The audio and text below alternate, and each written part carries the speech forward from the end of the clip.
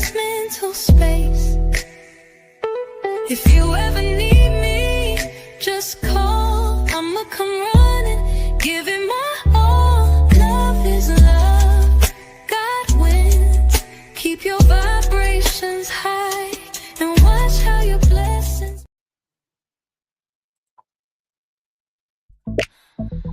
Welcome to our tea.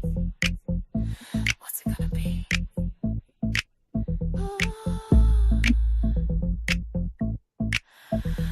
I'm thinking we can serve your tea hot. We can make it ice cold. We can put it in a shot.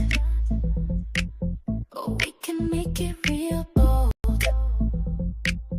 Oh, oh, beef on top of beef. Oh, yes. Yes, it's giving messy, real mess. We having black tea.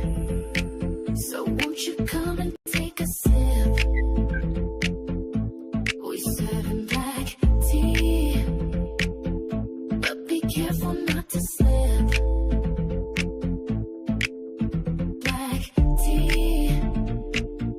Taste the drama real good. Do you want some black tea? In the YT neighborhood. Truth is moving on them streets. But it's caught between them lies. Who be grifting, who cheats? Who be sending round them spies? Beef on top of beef all day, every day. Troublemakers put on display. Do you want some black tea? Won't you come and take a sip? We serving black tea. But be careful not to slip. Black tea. Taste of drama real good. Do you want some black tea? In the YT neighborhood.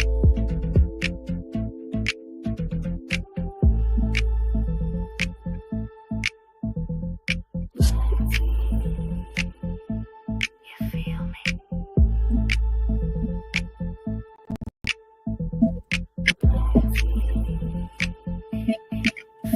Black tea. Won't you come and take a sip? We serving black tea. But be careful not to slip.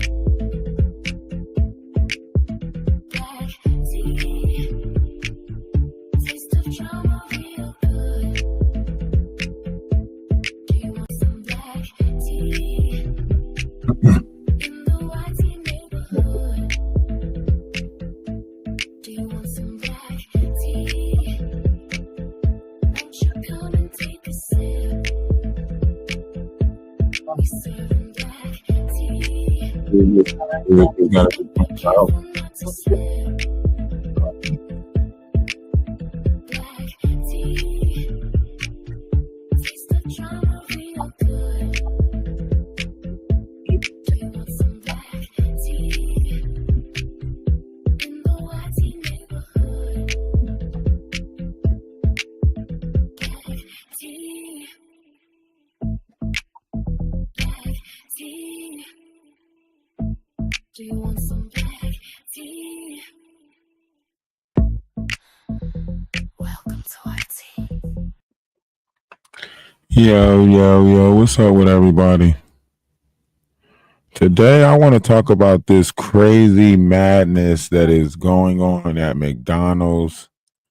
I mean, it's not going on at this particular moment, but it did take place at a McDonald's in Detroit.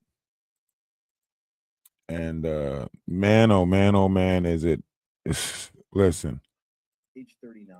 mother unalived. Let's get into it. So we're going to take a listen and then we're going to discuss it after we take a listen. You a gotta single get mother the of stuff off the 6 table who and had then I'll worked at the talk with East the Point thing McDonald's because in I don't know Michigan for where the over a spot is decade at, but was serving as a shift manager. so we're gonna when she listen had to a couple of verbal dispute videos. with one of the employees, and she asked her to go home early for the day. The 26-year-old female McDonald's employee Afeni Muhammad later returned wearing a mask, armed with a knife, and stabbed Harris multiple times. Police have arrested her. Afeni Muhammad made a series of Instagram videos on her being sent home 2 days in a row and her past encounters with the McDonald's manager. She also made her last 2 Instagram stories on this morning. Putting negative energy in the air, talking about people, gossiping about people. It's not funny, man. That shit gonna have to stop. She's a bully. I'm telling you. She's a bully. She brings a lot of negative energy in there. She always panic when it's a lot going on, and then she try to manipulate that and make it seem like we ain't doing something right, but we are working really hard and doing great. It's just the fact that she panicked, and I caught her a few times making a mistake, and she tried to hurry up and play it off. You know, nobody's perfect. It's fucking McDonald's. It happens. You know what I mean? Like, sometimes, like, somebody might get confused. So fuck, it gets busy, yeah. But she needs to stop playing like she don't be making mistakes. I be catching her. So her all that animosity and shit that she keep putting in the air and stuff, then trying to tell me I'm always snapping on people. No, that's false. No, I don't snap on people. I don't go in there doing that. I tell her, no, I make peace. That's what I'm doing. I've been creating peace. So all that negative energy that she's bringing in there and trying to manipulate it, no, that's going to stop. All that negative shit she's saying about, her personal gains, and she's talking to us like that. Funny. My door ain't having. I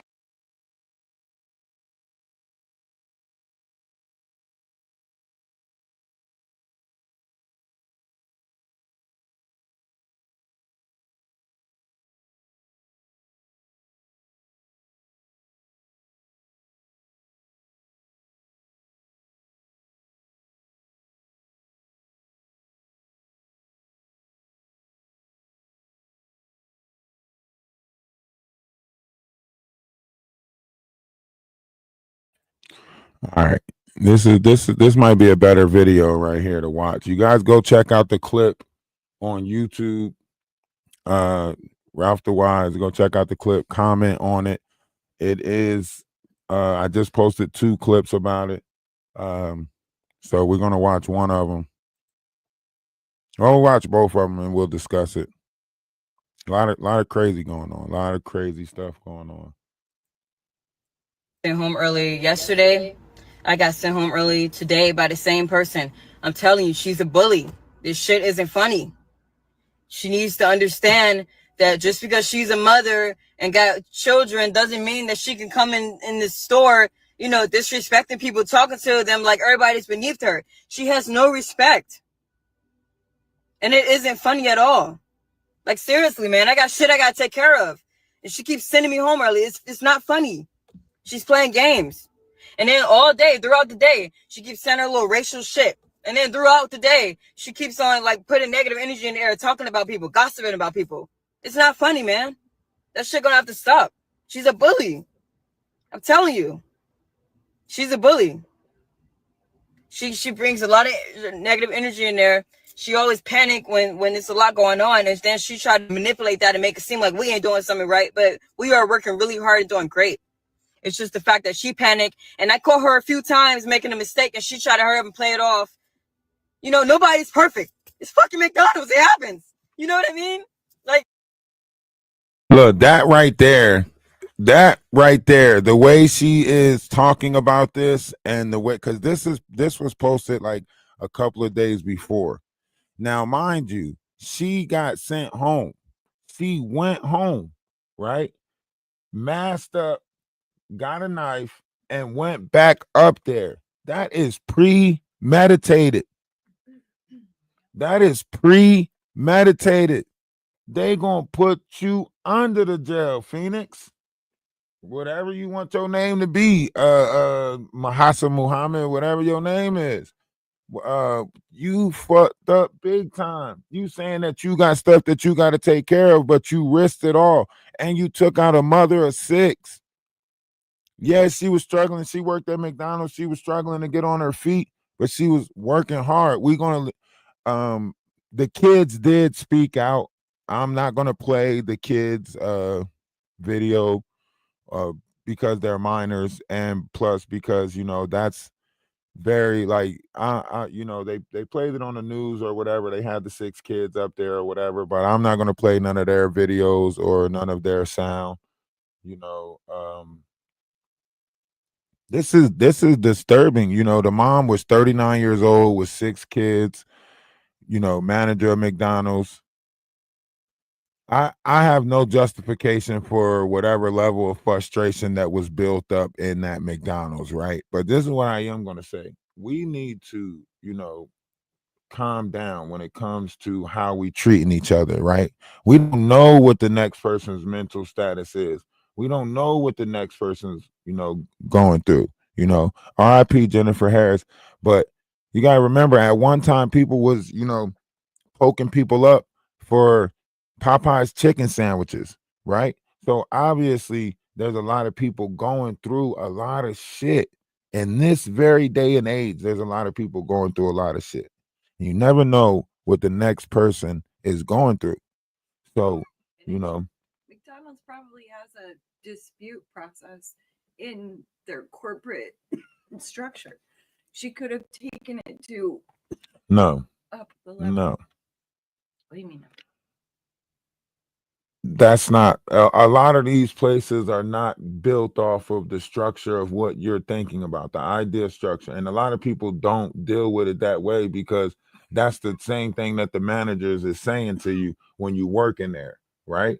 Call corporal, right? I'll give you the number, right? These are the things that the manager is saying. Like basically saying, like, you think corporal gonna care about the shit you talking about? I've been working for them for 5-6 years. You think they're gonna care? That's the type of shit that the manager's hitting you with, on top of sending you home. You know what I mean? On top of having the power to send you home, on top of having the power to make you do the fucked up job, on top of having the power to blame shit on you, right? Now there's a process, you know, you get a verbal warning, written warning, but this wasn't those type of disputes. This was a manager feeling a certain type of way, choosing this person to keep on sending this person home. She said this was her second day getting sent home. She said she come in on her days off to try to make up the hours. You know what I mean? So this was an ongoing altercation with this particular manager. Now, I'm not justifying her behaviors. I'm not justifying how she went about doing it. But obviously, this shit was bothering her. She went home. Her last 2 posts was, one said, not today. Like, I'm not dealing with this shit today, right? And then the second one was a laugh, right? Now, mind you, in person, I know that if somebody angry start laughing, listen, you just did some diabolical shit in your mind. Mm-hmm. Now, the only real question is whether you going exactly. So you either going to start talking about it or, you know, ain't no telling how disturbed this person was. This is why I'm saying, like, we got to, people say that bullying makes them stronger. But what is bullying doing to the person's mental? Mm-hmm. These are disturbed people already. We got a lot of spectrum-based adults in this world. Some people don't even know how to take a joke. Right. You know what I mean? And a lot of people are just serious and stern in this world. You see how it is when we go places and I be laughing at everybody. I make jokes with everybody. Around that age group, for whatever reason, a lot of the people that were coming across. Y'all tap the screen and share the live, TikTok. Let's open up the door for the conversation. Tap the screen and share the live. They're just kind of serious, like very serious. But that's how it is in this world, though. It's like, you know, people lost a sense of humor because everything is what they're watching. It's based off what they're watching, right? So if all I'm watching on TV, people getting a purse snatched, people getting beat up, people getting jumped, people, you know what I mean? If this is all I'm watching on TV, ignorance, right? When I go out in the world, what world am I perceiving? Right. You're looking for the ignorant people. Right. I'm not watching Barney. If all the raindrops was lemon drops and gummy bears, oh, what a day it would be. Then you'll see a bunch of motherfuckers standing outside with their mouth open wide.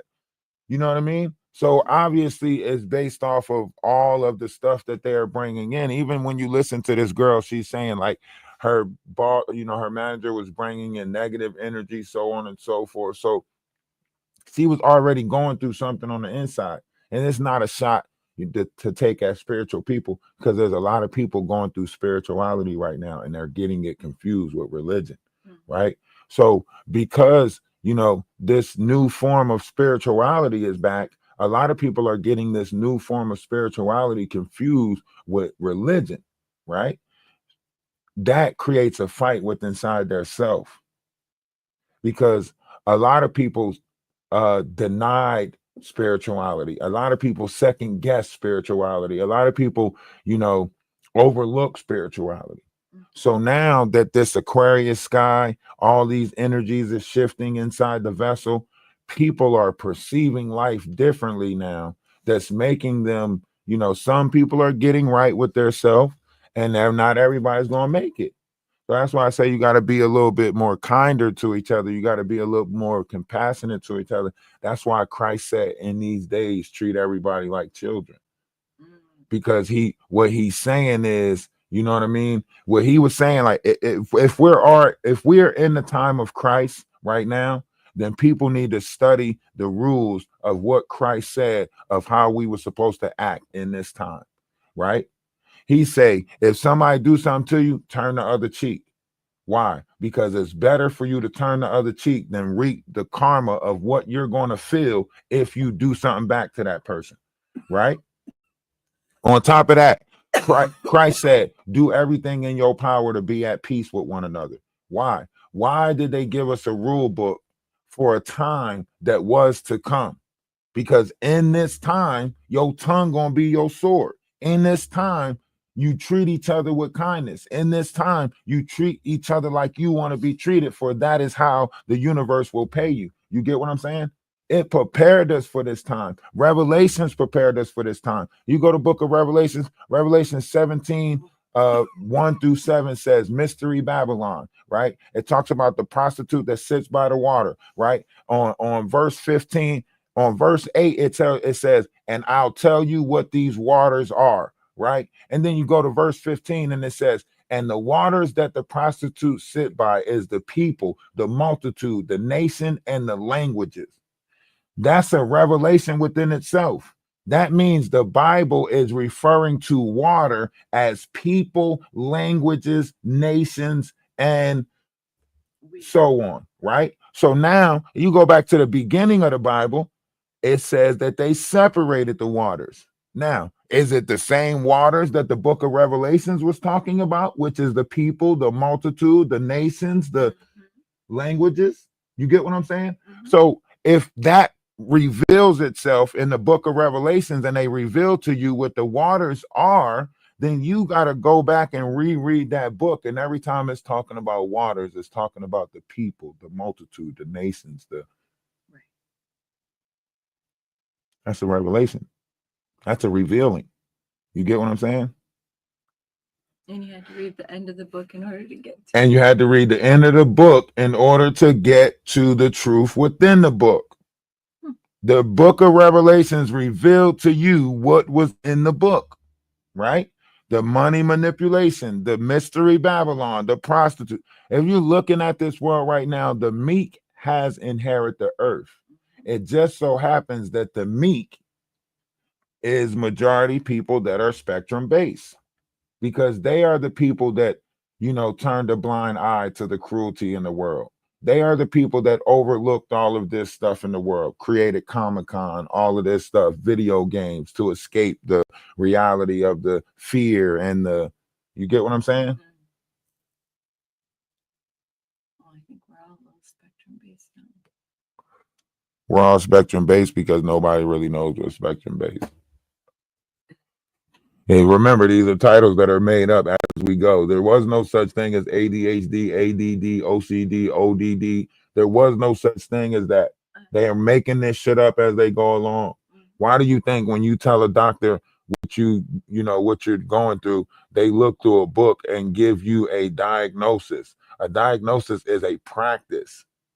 It's not saying that that's what you really got. is saying that you're diagnosed with this. Would you know what that means? We think. Yeah. So you don't know? We think. Based off of what you're saying, yeah. And then they say if you have any side effects, come back. I came here so I wouldn't have to come back. How the fuck you give me something that possibly gonna have me coming back? But that's why I say, like, people gotta want to do better. People gotta want. But that's why I say, even right now, our nervous system is changing. A lot of things is changing, and this situation says a lot right here. This McDonald's situation. And I'm sorry that I, rambled off and ventured off into a different direction. My apologies. So let's go back and take a listen. Sometimes, like, somebody might get confused. So fuck, it gets busy, yeah. But she needs to stop playing like she don't be making mistakes. I be catching her. So her all that animosity and shit that she keep putting in the air and stuff, they're trying to tell me I'm always snapping on people. No, that's false. No, I don't snap on people. I don't go in there doing that. I tell her, no, I make peace. That's what I'm doing. I've been creating peace. So all that negative energy that she's bringing in there and trying to manipulate it, no, that's going to stop. All that negative shit she's saying about, her personal life, all of that. No, she's bringing all of that in there and then playing games saying she's going to take her belt off and beat somebody. Y'all act like my kids in here. No, we ain't your kids. Respect us. Stop talking to us like that. That shit is crazy. I'm telling you. But to get sent home 2 days in a row, man, and I came in on my off day to make up my time, and she still sends me home early, it's not funny. Somebody will have to do something about that. It's not funny. It's not fair. It isn't funny at all. So, she could keep being a bully if she wants to, but that shit is going to catch up to her. Because it ain't funny at all. It ain't. Now, she was going through it. Do you hear me? She was already going through it. She was already fighting them demons. For real. She was already fighting them demons. Because it's the way she talking. You got to think how she's talking. She's saying, like, she was coming in, manipulating the energy. You know what I'm saying? This, that, and the third. So, and you go back and you look at some of her other posts, you go back and look at some of her other posts like Chucky and stuff like that. Like, this person was already going through something. Now, I'm not justifying, I'm not justifying any of her lash out. And trigger warning for the people that's on YouTube right now that's about to watch this video. Trigger warning for the people that is on YouTube right now about to watch this video. This is a video from the drive-through window. The person that was in the drive-through window did get their, their weapon out, fired in the air, trying to stop the altercation, but they were recording from the drive-through window, and this is what they seen from the drive-through window. So trigger warning for the people that's on YouTube right now, where I'm about to play this video at. For the people that's on TikTok, you will hear the sound from it, and you'll hear the news person in the background that is speaking. So make sure you put F1 in the comment section, tap the hell out of the screen, and share the live with at least 5 people. All right. I know that sounds like a lot to do, but it's early in the morning and you ain't doing shit anyway. You got your coffee, you know what I'm saying? So hit the follow button, make sure you join the team and share the live. Let's get these shares up. I'm trying to get at least 25 shares right here. You see it say 5 shares. I only got 5 shares. Y'all can't see what I'm pointing at, but it just say it's 5 shares right here. So if we can get some more people to share the live, I'm pretty sure we can bring some more people in here. And a great conversation will come out of this, because some of this stuff need to be talked about. A lot of people are going through things mentally and can't talk about it. A lot of people are going through things, feelings, emotions wise, and can't speak on it. And this energy is building up somewhere, right? This energy, this tension is building up somewhere. And, it's now trickled down to, the lowest points of poverty, right? The households, right? It's crazy out here right now because so many people is going through it, right? Everybody is having that I can't take it no more. You know what I mean? The YouTube is DaWise, Ralph D-A-Wise on YouTube.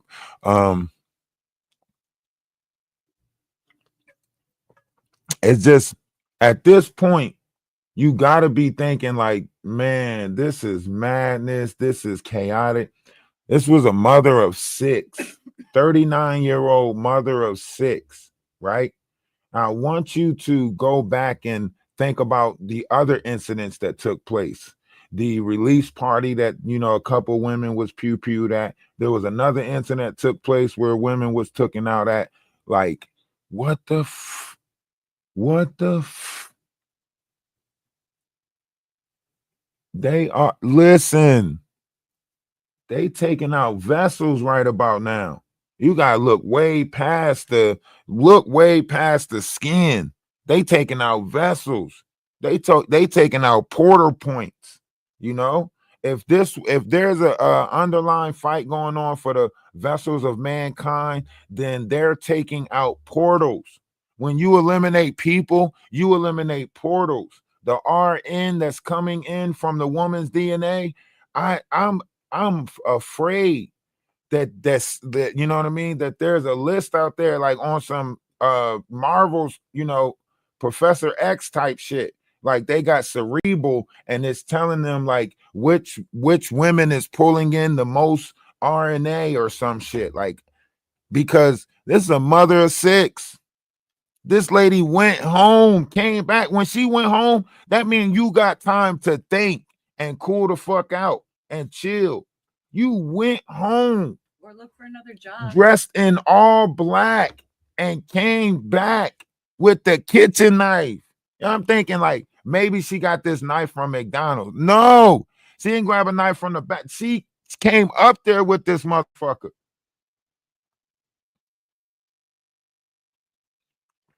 And days later, she's saying stuff like, somebody gonna have to put a stop to this. This gonna have to stop, so on and so forth, right? Not days later, but days before that. Days before that, she's like, this ain't fair. This is gonna have to stop, so on and so forth. Somebody's gonna have to put a stop to this. That means that if anybody was paying attention to this person, they seen this energy build up. Right? That mean the friends around her seen this energy build up. That mean the people around her seen this energy build up, and nobody talked her into a different direction. That's why I speak to people differently. That's why I don't talk to people and encourage the fuckery. That's why when I see somebody disturbed, I try to tell them, hey, listen, that's not it. A lot of people gonna tell you, shit, I'll give you a ride up there. Oh, you going up there? I'm pretty sure she had somebody that she was, and they was like, shit, I'll take you up there. And it's crazy. So TikTok, make sure y'all come over. If y'all want to see the video before I play it, go over to Ralph DaWise on YouTube. Ralph DaWise on YouTube. Click the link tree and make sure y'all join the Discord too, because it's stuff that's in the petty pocket that's in the Discord. It's videos that's in the petty pocket that's in the Discord that you can check out. If you like to keep up with spirituality, if you like to keep up with the madness that's in the world, so you can know what to navigate around, so you can see how people's emotions are getting the best of them. People are operating off of feelings and emotions and not logic, right? So if you want to keep up with that, keep track of that, so on and so forth, then come over to the Discord. Make sure you get over to the YouTube. We are also talking about the Nicki Minaj situation and the stuff that she posted on Instagram. So that got kind of crazy over the last couple of days, her going against Jay-Z and Rock Nation. And now she's on Kick. So she's about to, Nicki, listen, make sure y'all hit the follow button if y'all want to keep up with what's going on, because there's so much going on right now. Nicki Minaj going over to Kick, Ray J, I guess he got a song out for Amber Rose, that's my bestie, but we ain't gonna listen to that song. You know what I'm saying? We go listen to my song if you want to listen to a song. Go listen to the song we put out, because the Atlas family make music too. So you go to Spotify and you go to Atlas Family Music Productions and you go listen to our songs. And if you got music that you want to get out, every Friday we're gonna be hosting, open. Today is Friday. Shit, we might have to do it tonight on TikTok. We might have to do it tonight. Open panel for people to come up, and we're going to produce an album for somebody on TikTok. The winner, gets put on Spotify, and so on and so forth. And promoted. killed in a workplace stabbing. My mama died trying to take care of us. A McDonald's manager killed in the middle of the morning rush, and police say it was another employee who did it. Employees described the terrifying moments inside a McDonald's after He a went worker back with attacked a the manager shit. with a knife.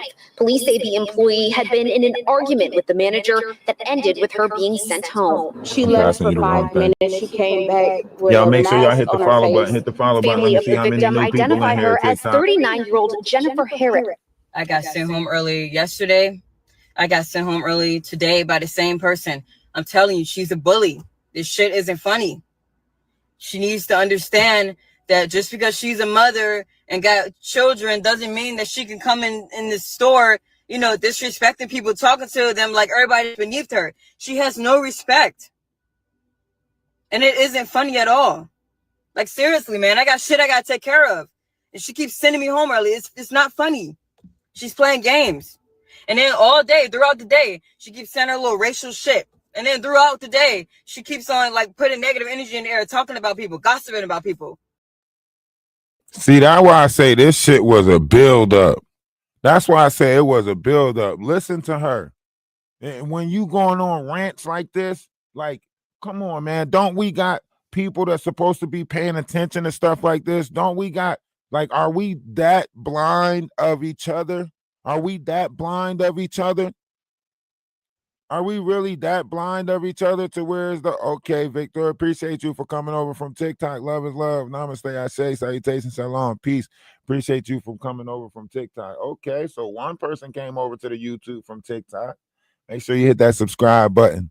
We will be pushing for monetization again in September because, you know, due to some people on YouTube that's hating on our page. Never mind. That's another long story.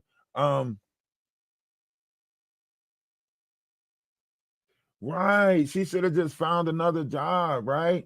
I'm gonna let your comment be seen.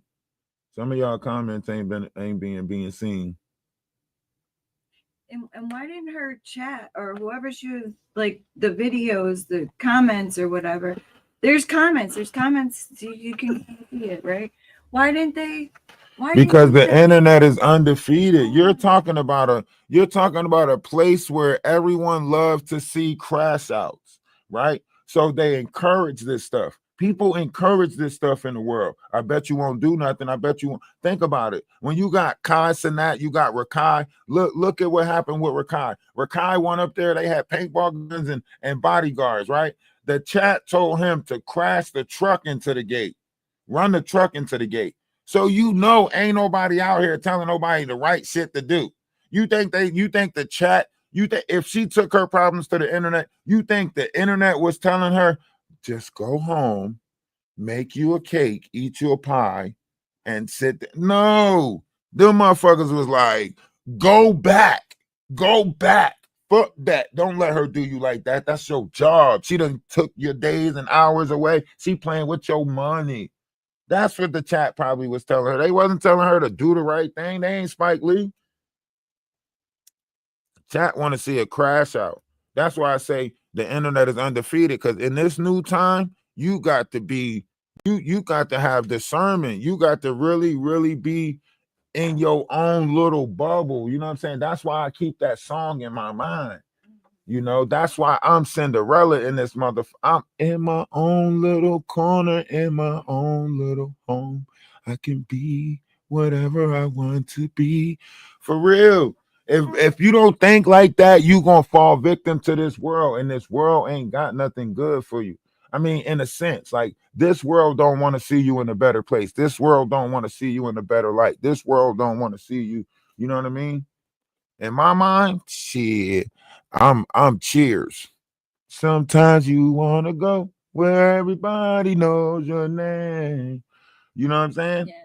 Like I just keep that in my head. Like that's where I go in my head, because that's the places I go. That's why I'm able to deal with people with kindness. Yes, I have my moments in my sanctuary where you're gonna see me walk around talking out loud, talking my shit out loud.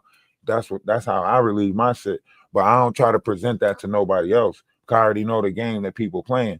People want you to say something so they can have a reason to lash out. What's the first thing somebody say before they hit you? Say something. Say something else. Do it again. They can't hit you without the justification behind it. You get what I'm saying? Their mind won't let them process it if they just hitting you for no reason. You get what I'm saying? So they have to make the justification in their mind before they do it. Just like her. You know what I mean? You say, I can't find the video. They might be taking down a lot of videos right now of this situation. You got to remember, somebody is not here no more. You know what I mean? So they might be taking down a lot of the videos. I have some of them in the Discord, and I'm playing some of them on YouTube right now on my Ralph DaWise page. It's probably part of the investigation now because she posted. It was premeditated because she talked about it for. Well, I'm pretty sure they confiscated that dude's Chat GPT. I got sent home early yesterday. I got sent home early. That's no day. Someone else posted. Play it off. I talked. Hold on. Okay. Because it ain't funny at all. In a workplace staff. Yeah, see? Right here. This one got it in it. Partly the video. I got it playing right now on YouTube. So you can come over to YouTube right now and catch it. Ralph DaWise. That's Ralph DaWise on YouTube. So, but this is sad because she went home and black, like put it on all black, masked up, and came back. Like, what the how, like, think about it. And you already did a video days before where you said, I don't care if she got kids. I don't care. So you already knew she had kids. And in them videos, she was saying, the manager was saying, like, how she had to pull her pew out on her kids, this, that, and the third. So she was saying all of this stuff already about her mom. About the mom, you know what I mean? The mother of six, right? She was saying that the mother of six was already disturbed because she was coming into the workplace telling stories about how she had to do this at home and how she had to pull the pew out on her kids and this, that, and the third, right? And that's why when the kids was talking about it, that's why the kids said, you knew our mom was, struggling. You knew our mom was, just got out of, rehab or, whatever. So that's why the kids were saying that, because the kids were saying, like, despite all the shit, you know what I'm saying? You knew what my mom was going through already. You know what I mean? And I could say the same thing, because when I was younger, when I was a kid, my mom was an addict, right? She hid a lot of stuff from us and we was blind to it. We didn't want to open our eyes to it. When we seen her with the beady eyes, when we seen her, you know what I mean? We wanted to be blinded to it. We wanted to be blinded to it. That's our mom. You know what I mean? So even with her kids being older, their kids, the love that they have for their mind blinds them to it. You know what I mean? Like, so they saying, like, we knew our mom had problems, but she was the greatest mom. You know what I mean? Yes, because that's your mom. Anybody's, you know what I mean? So this girl already knew that this mom was going through it, having hard times. She's saying she's mad because the mom was bringing all her negative energy from home into the workplace, treating them like her kids at home. Yeah.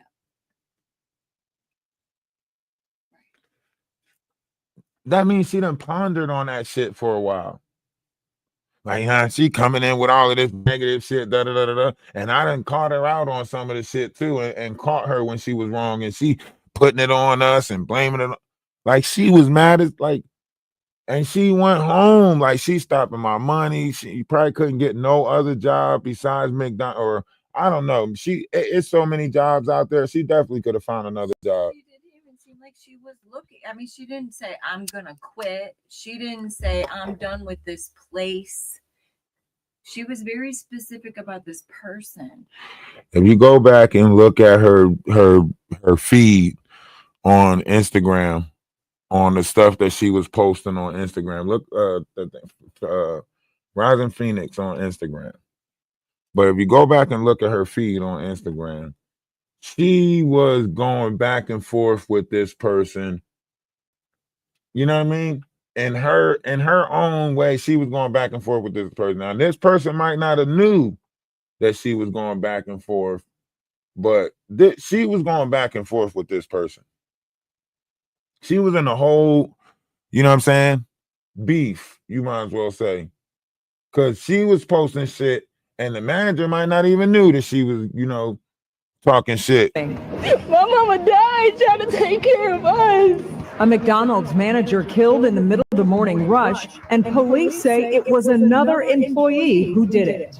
Employees described the terrifying moments inside a McDonald's after a worker attacked a manager with a knife. Police say the employee had been in an argument with the manager that ended with her being sent home. She left for I ain't 5 minutes. She listen. came back with a mask on her face. She left, came back with a mask on her face.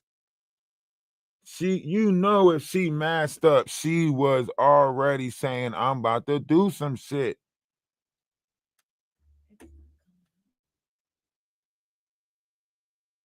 Yeah, when sales are slow, they got to get people off the clock. That's coming down from corporal. In any company, like wherever you work at, fast food, even some of the other places, you know, when you at the warehouse and you got production coming in off the trucks, if ain't no trucks coming in, y'all got to go home, you know. So it's you know, but she's saying like she was targeted, like the manager kept sending her home specifically, and then she would walk around with, you know, saying racist slurs, you know, slurs or whatever the case may be, you know. So even if she went to corporal was not going to fix that. She wasn't going to be able to call corporal and say, I got sent home 2 days in a row. Corporal going to look at the store numbers and say, yeah, you know.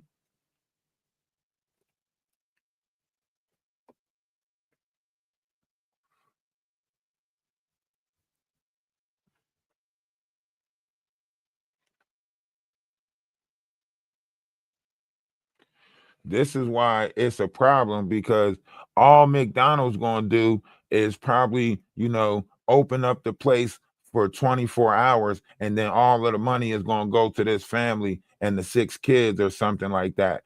The city probably do something around that McDonald's, and then all of the money will go to the kids. You know what I mean? You know, GoFundMe's are probably already put up, you know, for these kids, for these 6 kids, you know.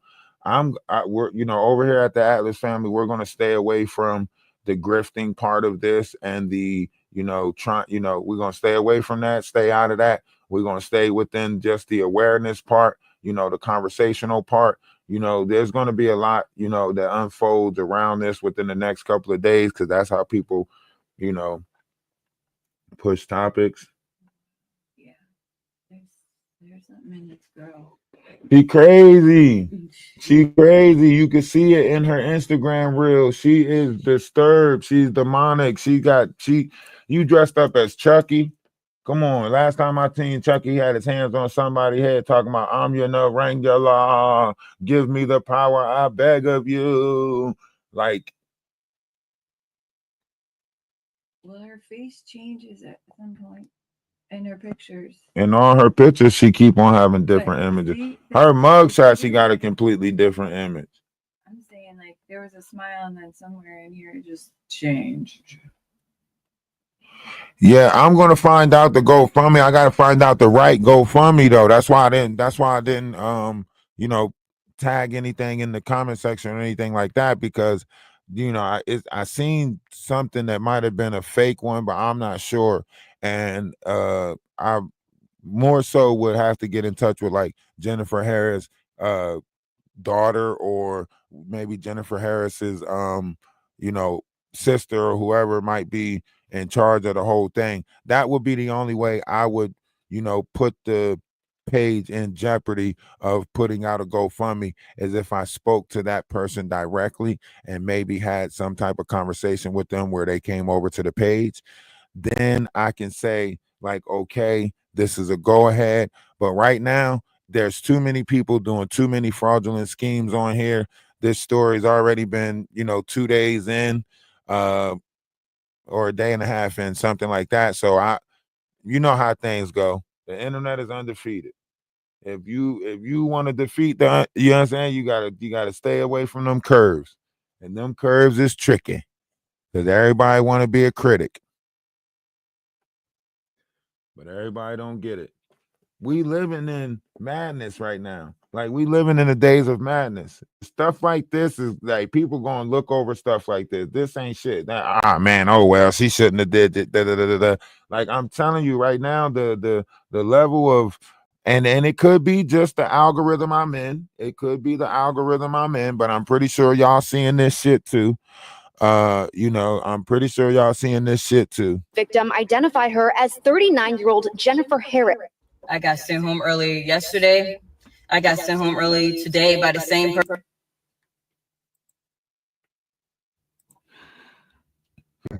She worried about getting sent home. She out here taking lives, worried about the wrong shit. Jennifer Harris, Worried about a motherfucker sending you home. Look at this shit. Muhammad. Afeni Muhammad. That's her name. Afeni Muhammad. This happened on 9 Mile in Detroit or in Michigan, wherever 9 Mile is at. East Point. Oh, East Point. A whole unit targeting 15-year-olds. Hold on. What? That's what I'm saying. McDonald's, though. Nah, this girl was like 26.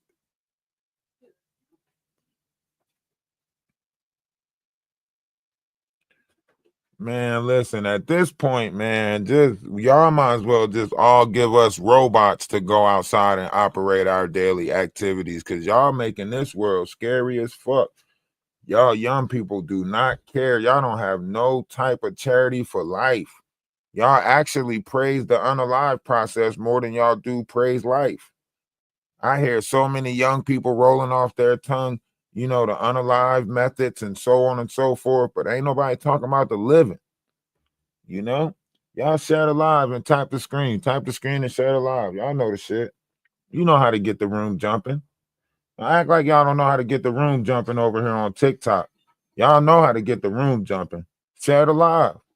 Push them shares out. Make that shit pop up on people's page. Appreciate the follows. And join the team. Hit that heart me up here and join the team. All you got to do is hit the heart me, join the team. You going to claim some gifts. And all you got to do is type something in the comment section. You going to claim some gifts. Y'all know how TikTok work. And we got to start a better program out here, man. Some more positive shit got to start coming out of this, man. I understand we got to look at the negative because controversy is selling right now. But the conversation around it should lead to some positive. Like, if you go back and look at this person's Instagram, and I implore some of y'all to go back and look at this person's Instagram. Her Instagram is Rising Phoenix, but man, you're going to see a lot of disturbing stuff. Like, because I looked into this before I wanted to talk about it. I was like, let me look into this. And I looked into the 39-year-old mother of 6 side too. And she's got, some stuff, she's been struggling with some stuff, going through some stuff and everything like that. And this whole situation is just this just goes to show how corporate America don't pay attention to anything that's going on. Like, you got altercations that's taking place, buildups. These are energies that's buildups. That little girl was slow. Well, she ain't fast. She ain't fast. If that's what you're saying, she ain't fast. Let's get the likes up. We got 6.7K likes in here. Let's get it up to 10K likes. Would you look at the share count at 38 already?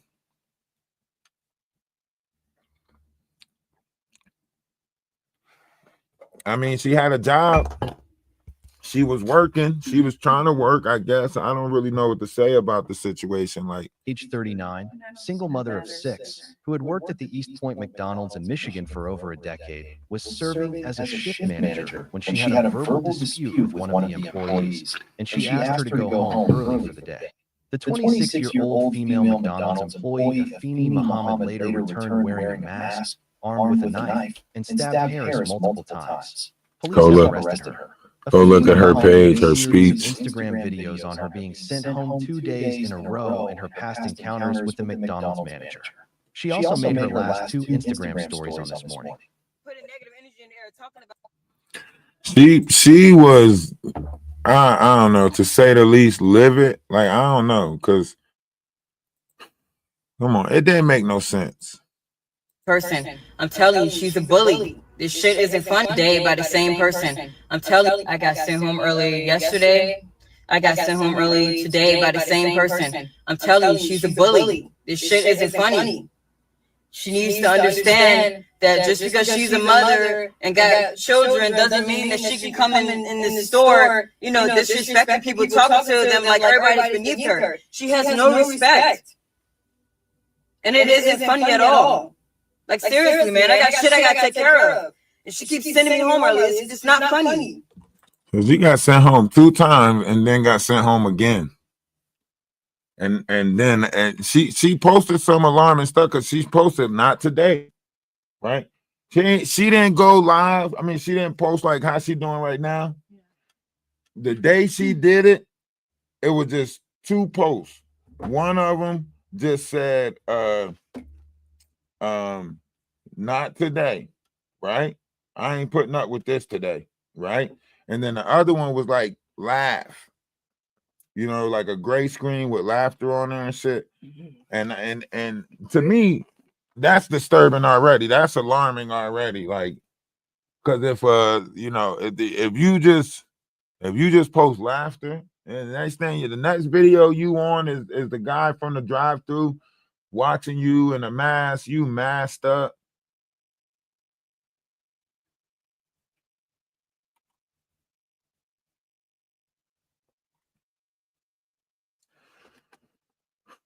I mean, she gonna have to work in the child hall now.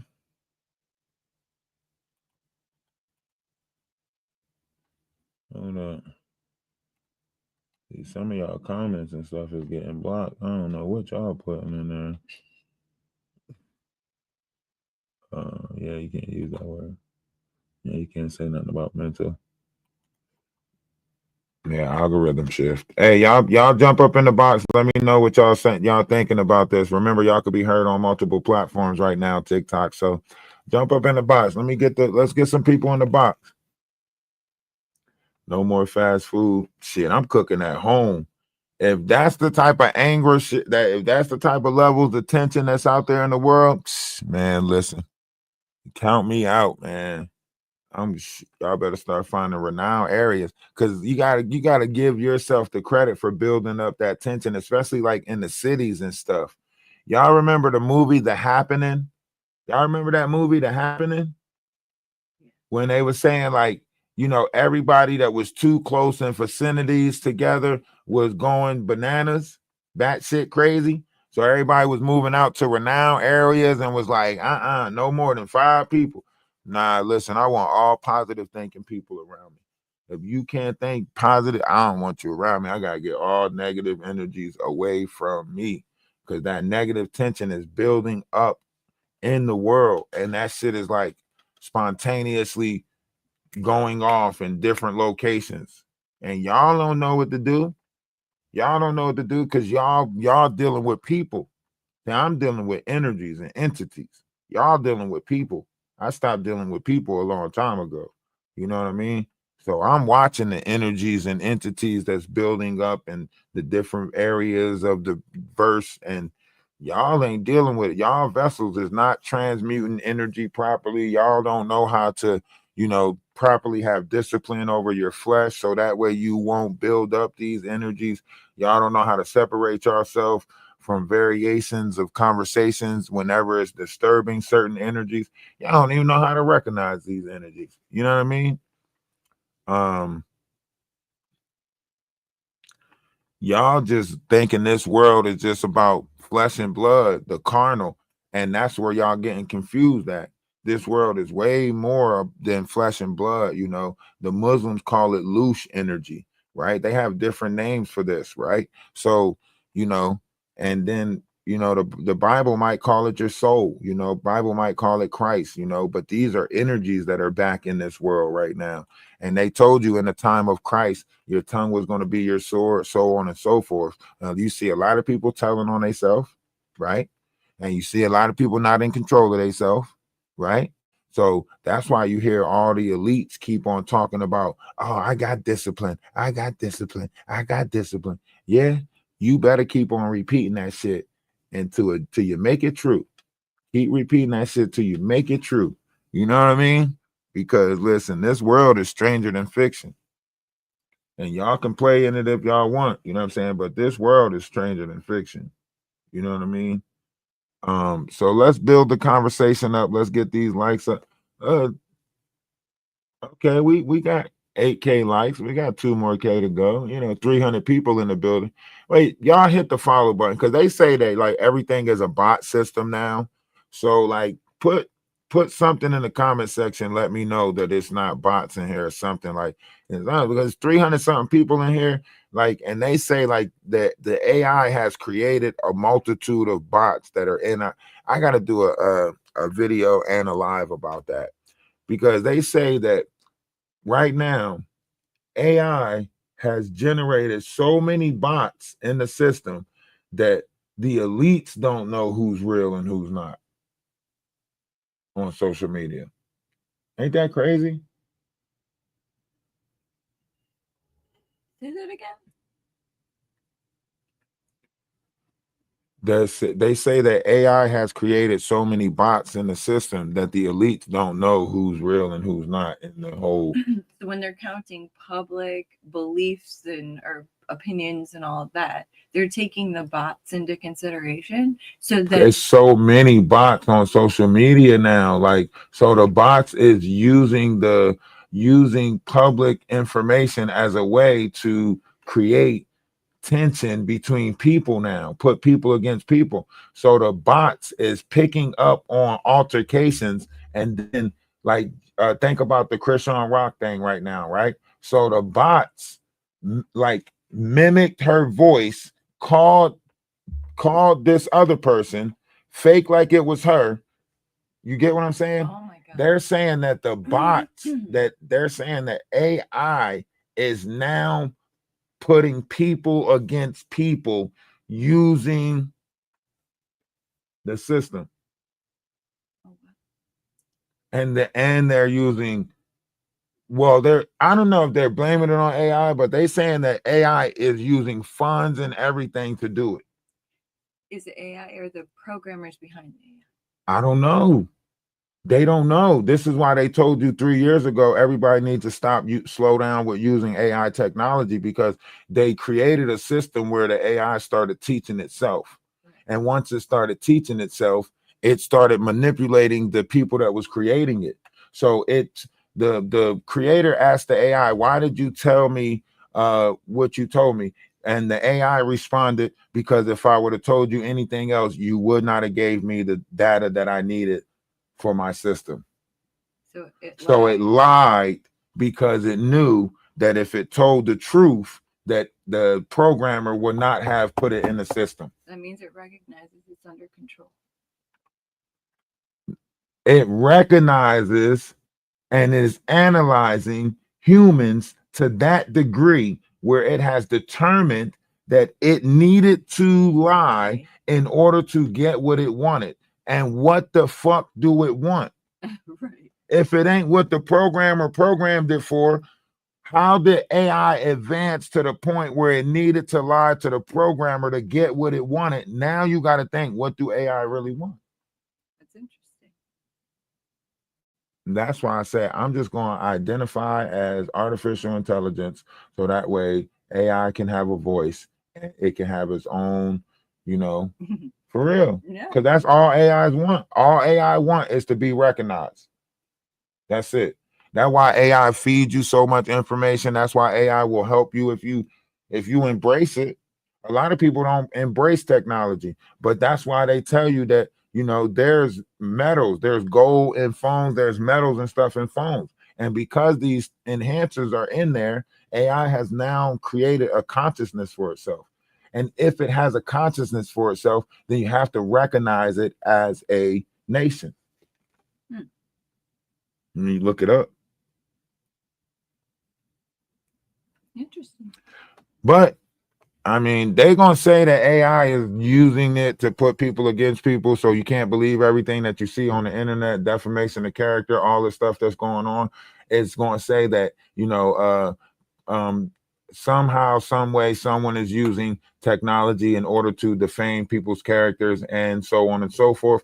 I mean, look at the situation that's going on with Nicki Minaj and Jay-Z right now. So 50 Cent posting these pictures about, you know, Jay-Z, and Nicki Minaj followed up and posted the pictures about him, you know, regarding this alleged son and the story. So 50 Cent posted that Jay-Z, you know, and the judge granted Ramir request to move forward with this case, and the judge has demanded that Jay-Z respond by the 18th.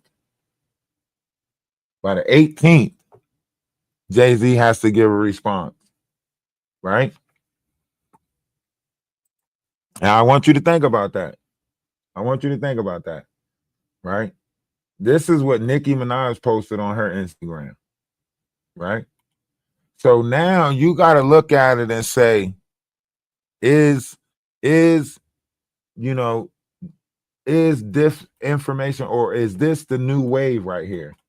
Because now you got to have some level of governingship over this before you can put out this, because this is a alleged situation that's been going on for how many years now?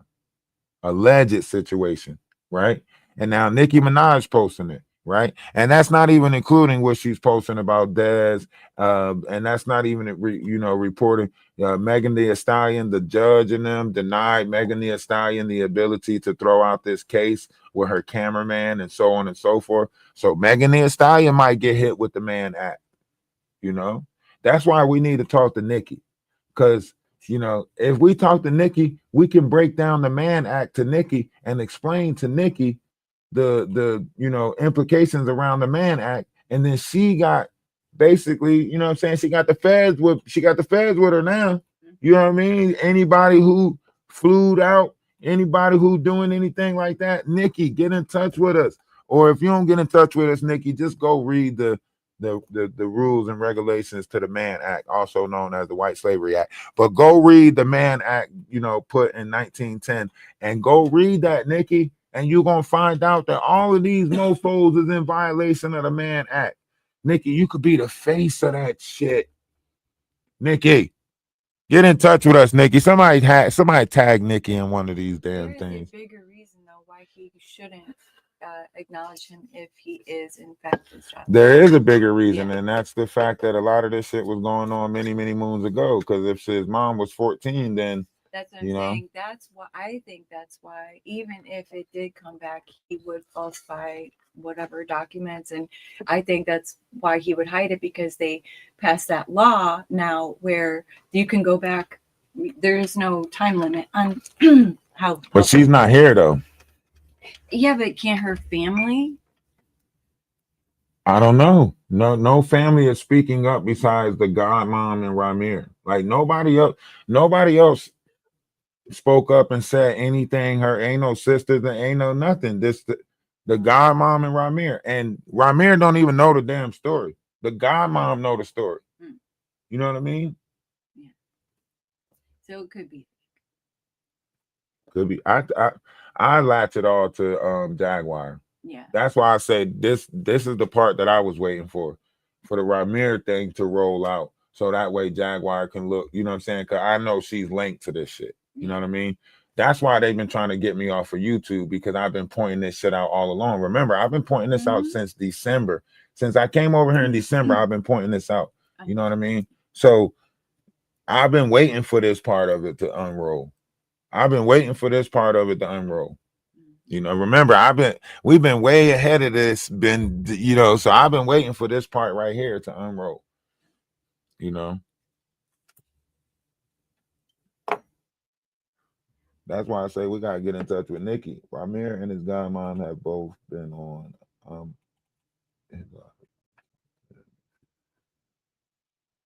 and his godmom have both been on. I'm saying, that's what I'm saying. Ramir and his godmom has been on. It ain't like a sister of hers came out. It ain't like another family member of hers came out. It's been Ramir and his godmom. It's always Ramir and his godmom. A 34-year-old and his godmom. This nigga ain't Timmy Turner. I mean, you know what I'm saying?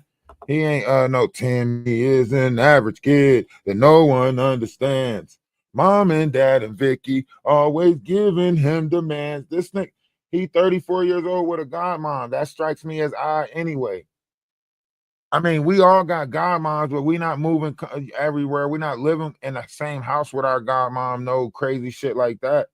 You know, y'all got to realize this not his godmom. It was his mom's godmom. If you ask that lady, how did she meet his mom? She gonna say, oh, I met her when she was 11 years old. She just ran into my arms and was like, you're my godmom. And from that point on, I've been her godmom. So if you knew her since she was 11 years old and you her godmom, that's mean you the one that drove her to these parties when she was 14 years old. You the one that was getting her around. You groomed her. And y'all not even looking at it. That's what I'm saying. You're not looking at it. If you go to the Sean Atwood show, it was 2 interviews on the Sean Atwood show.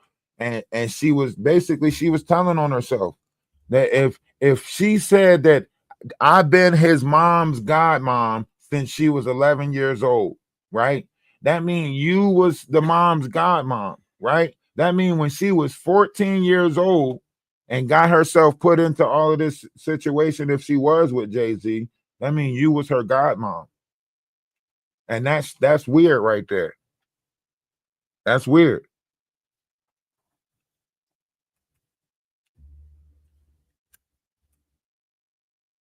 And then when she had a kid, she made you that kid's godmom. That's weirder. She ain't had no best friend at the time that she could have made her kid's godmom. I guess you was her best friend. Double godmom. And now the kid is moving and living with you. And come on.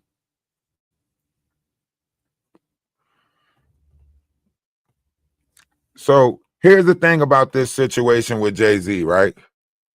They already did a like a while back. They did a test. Jay-Z and them got Ramirez and them DNA, right? And this thing got thrown out or whatever, and her house got a lien put on it in Philadelphia, right? And they already, dealt with this, right? This lady moves to New Jersey and then refiles in New Jersey. That's what this is. This is her second refiling of this. The first time was in Philadelphia, right? Where she got hit with like fraudulent schemes and some more shit. So she's fighting a fraudulent scheme case in Philadelphia. So she need a judge to move forward with this case in order to take that as evidence for the other case to say that she wasn't doing fraudulent shit in order to get the lien taken off of her property in Philadelphia. See, that's what y'all not realizing. The godmom is just doing this to get the lien took off the property that's in Philadelphia. And then she said, after that, it's up to Ramir whether he want to continue moving forward or not with the paternity test. See, I looked into this situation too, and it gets very, very, very, very odd. And it's just funny that they happen to live in Philadelphia, right where Jaguar is from. Happen to live in New Jersey in the same area as Jaguar says she was from. So I think that's funny, I think that's funny that the godmom is connected to Jaguar. So yeah, this whole situation gonna get blown out the water.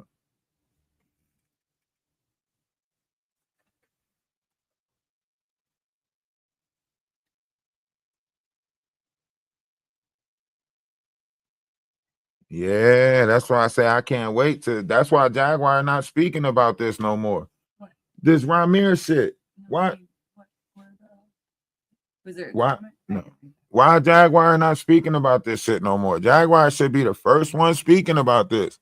She should be holding a campaign right now about this. Has she been live? No. I don't know. How would I know? What? Because she comes up on your algorithm. I don't be checking for her.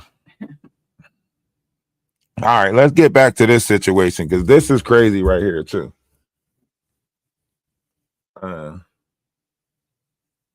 Yeah, I ain't seen none of her lives in a while. Not talking the way she used to talk. Her lives right now is trying to make it seem like, oh, because she been silenced. Jaguar been silenced. They took that page away. She can't. They know that you know how you've been talking shit about somebody, and then that person be on to you, and then you kind of like try to stop talking shit. So now that they on the Jaguar, she like trying to not talk shit no more. She kind of trying like hush up and shit. Like, oh no, nah. Where that loud ass voice at?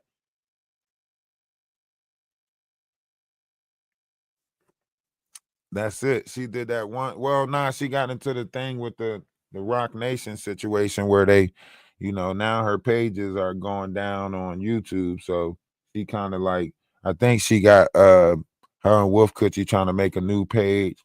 They're just trying to make new pages right now and get the hours accumulated on the new pages or whatever they trying to do. Yeah, it's very weird. What's going on? You're in the box. What's up with you? I'm great. Yeah, I was looking for someone discussing this topic. I think it's very interesting. What's your thoughts on it? Oh man, so much on this, right? Looking at the buildup of it, I'm pretty sure, other people that was working there probably, had some stuff to say about this.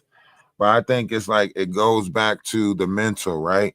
How disturbed people are. You don't know who's going through what. You don't know what the next person's limits is, or when they at that edge, what's their last straw? I think society in general, it affects us in this negative way overall. I think it's unbearable to a certain extent. I think we all have our coping mechanisms. I think it affects us negatively in our mental spaces to a degree, right? For certain people, that degree, it exhausts itself. When I reflect on this situation, you know what I think about, bro? What? I think about that Luigi situation when old boy went after the CEO. This echoes that to me, but on a lower level. I really don't distinguish it that much. I don't agree with what old girl did, not at all, but I understand. Does that make sense? It makes sense in a sense of like trying to get that she was at a breaking point, but the break doesn't make sense. Because think about it like this.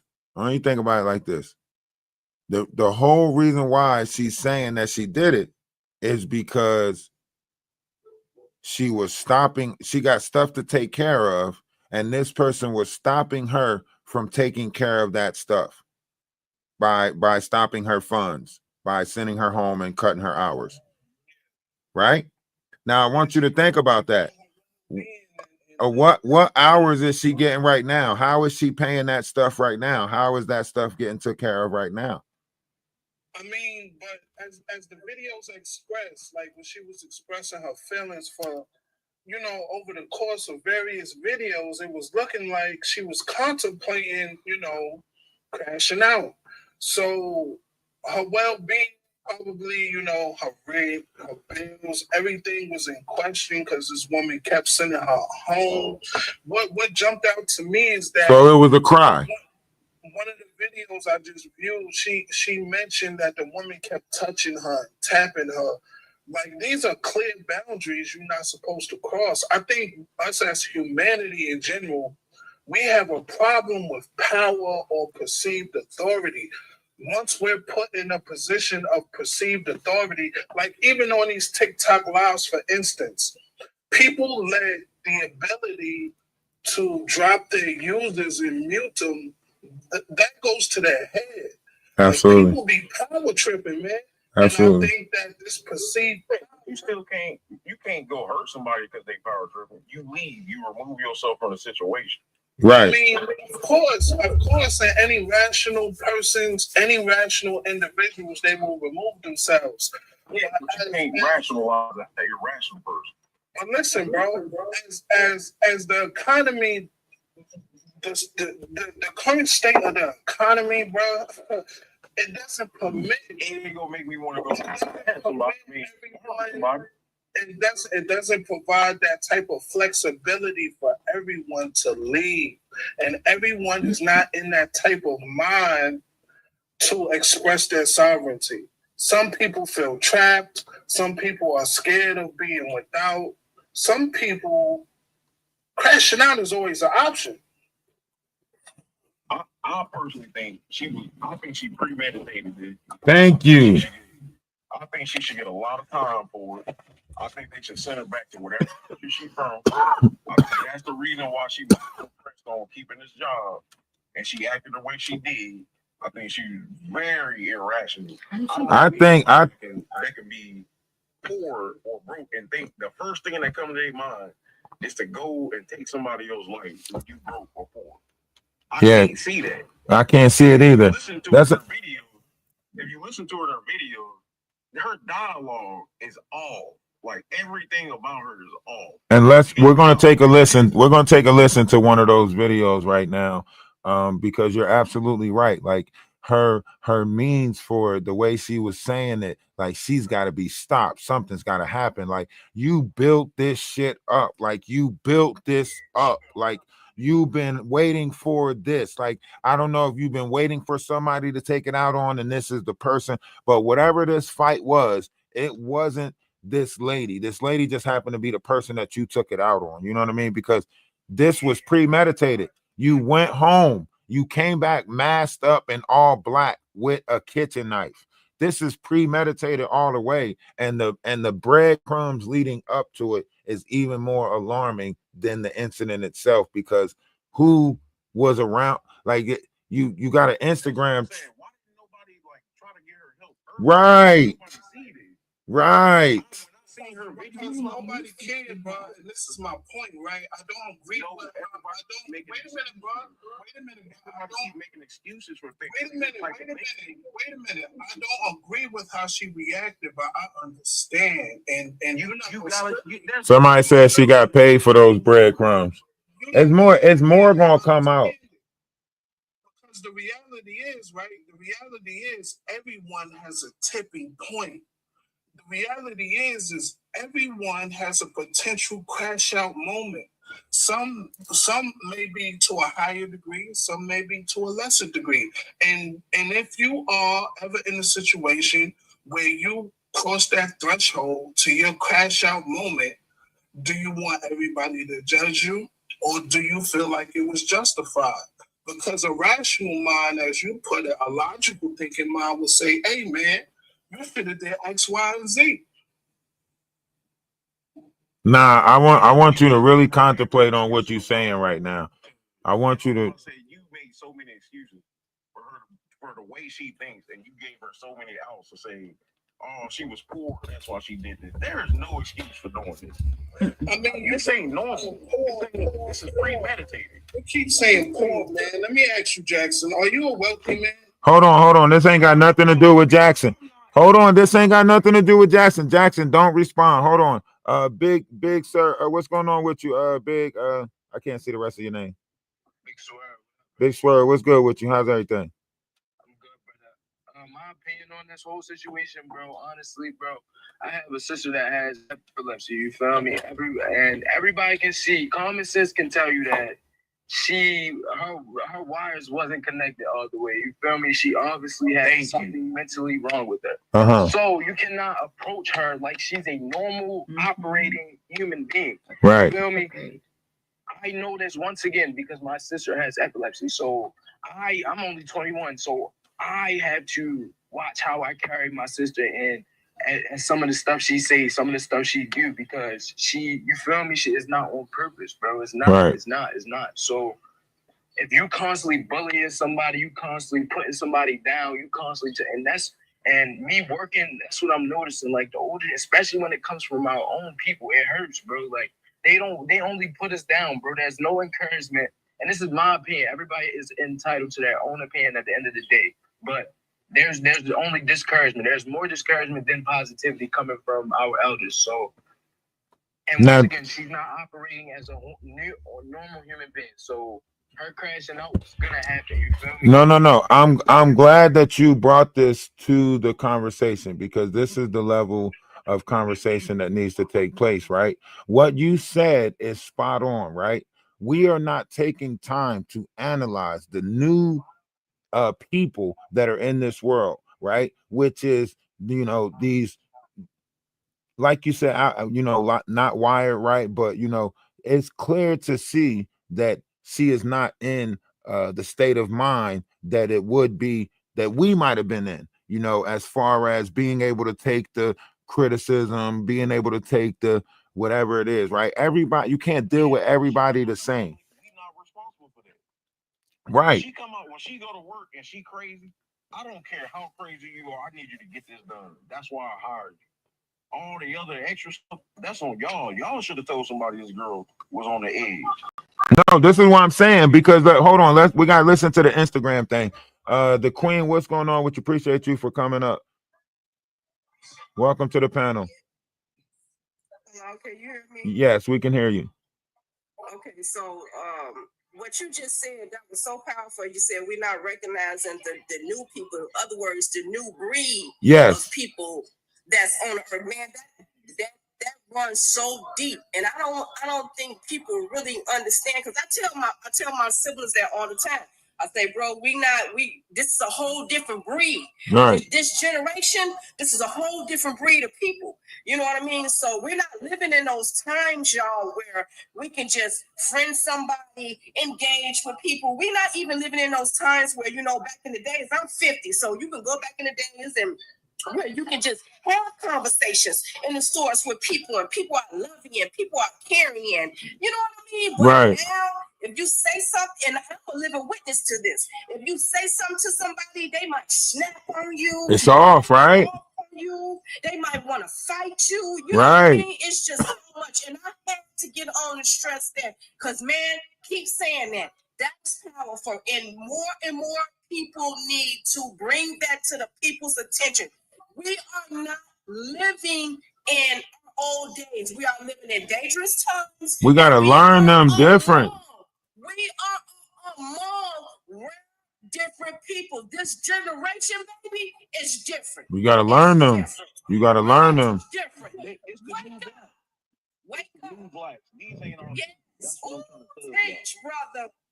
But let's listen. Let's take a listen. Let's take a listen, because what they're doing is they are using certain variations of verbiage, right? You got to listen to their verbiage, but you got to listen to how she put this. Everybody got to mute their mic so we can hear it, but listen to how she puts this. I got sent home early yesterday. I got sent home early today by the same person. Queen, you got I'm to mute telling your you, mic. she's a bully. This shit isn't funny. You got to mute it because you got a lot of background noise. That just because she's a mother and got children doesn't mean that she can come in the store, disrespecting people, talking to them like everybody's beneath her. She has no respect. And it isn't funny at all. Now I want y'all to really think about that. She said, just because she's a mother and has children, this has nothing to do with the job at hand, right? Because I'm a mother and I got children, that has nothing to do with the job. I'm trying to get you to do your job. I'm trying to get you to understand corporate America, right?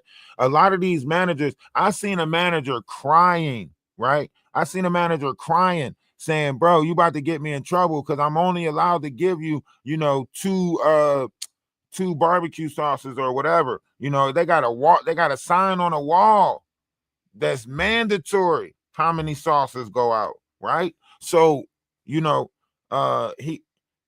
when you think about this, when the numbers are low, they have to send people home, right? So the manager is going to choose based off of who she wants to be in there comfortably with, right?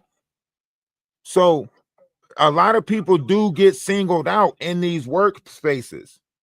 If you ain't coming in doing your job properly, if you, man, listen, I'm gonna get somebody else in here that's gonna do it and make the day run smoother, right? So this is one of the people. They not getting that. They not understanding that. They not understanding that, man, this is not your home. You came here to do a job. You came here to get something and get out of here. You're not worried. You don't need to be worried about who like you and who don't like you. That's what I'm saying. Like her having 6 kids at home, her having a rough life, got nothing to do with the job that I need you to do in this workplace. Corporal, right? Make it make sense, right? And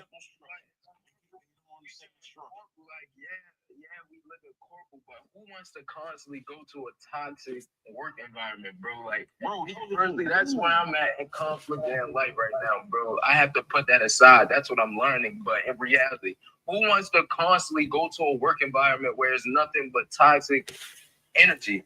okay, let me ask you because hold on because the situation.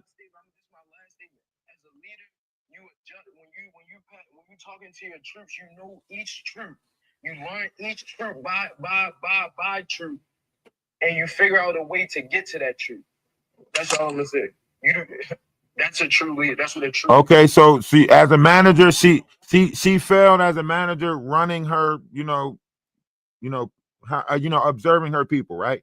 But her manager job has nothing to do with her life, right? We're talking about a life, right? Ain't like this girl crashed out and got her fired, right? Bro, essentially, fundamentally, we talking about corporate America, right? We're talking about corporate America. No, he was saying. Wait a minute. Let me get this out. We were not Let me talking get this about out. This is the context that I think it should be put in when we talk about managers, supervisors, or any position of authority within the organization. I'm talking about life. I'm talking about a life. Let me get this start out right. We're talking about corporate America. We're talking about managers and supervisors who represent a company. They are the representation of a company in a certain sector, a certain branch, in a certain fucking foundation, a store, a restaurant, etc. You are representing corporate America, which is essentially white supremacy. Okay. You gotta watch the verbiage of the words that you're using. But we're not talking about that. See. Hold on. Listen to what you're doing. Stop. Go ahead. Go. Just want to finish the thought, brother. Then you can say whatever you got to say. All right, go ahead. But I'm just saying you can't use certain verbiage. But go ahead, finish your thought. Supremacy, right? Look, see, I just asked you not to use certain verbiage, and you repeated it. I changed it for you. I won't repeat it at all anymore. All right, don't repeat it. That's all I'm saying. The majority of these companies are a representation of that. So when you acquire a position within these structures, you are a manager, a supervisor, a CEO, a VP, a president, whatever the case may be. You are at a lower level of representation of that. It's no different than the plantation in the field hand. All right, now you are a representation of that. Okay. You enforce their policies and their procedures, right? Okay. So there are no feelings involved when it comes to that. There's no respect involved. So when people go there as employees, hold on, Jackson. Hold on. Stop. Go ahead. So when people go there, You gotta wrap this up though. There is an environment that deteriorates everyone's mental health, especially people of color, because this is not our natural environment, right? So it impedes on us, right? It deteriorates us. We have to go there. We gotta be fake. We gotta be a whole different person than we naturally are, and it deteriorates all of our mental health. So when instances like this happen and you want to pick it apart and judge it, you want to pick it up. oh, she was poor and she was this and she was that. You are thinking in a systemic fashion. You are thinking with the logic of the system, right? So you have to draw a line. Which side are you on? And now, to bring this home, I don't agree with what this sister did. I do not agree, but I understand. And none of y'all gonna strip me in that understanding. And I agree with Big Swerve said. Y'all don't recognize the new breed of people. They don't think about levels or systems or I'm poor and you rich. To them, we all the same, as you should be. And you should have respect for everyone, right? But other people, they think systemically, it's levels to them. Okay. You said you was gonna make your point a long time ago. Now, hold on, stop, Jackson. Stop. Let me go real quick. I dislike the fact that you try to tie, Big Swerve to your way of thinking, right? Because that was wrong within a sense. He's not talking about no type of, suprism or anything like that, right? You're using an old fight to hold on, stop. That's not what he said. Stop. You had your turn to talk. Now somebody else is talking. We respectfully let you talk. Let us get this. It's a big panel. Let us get this, right? So how you went about that was wrong, right?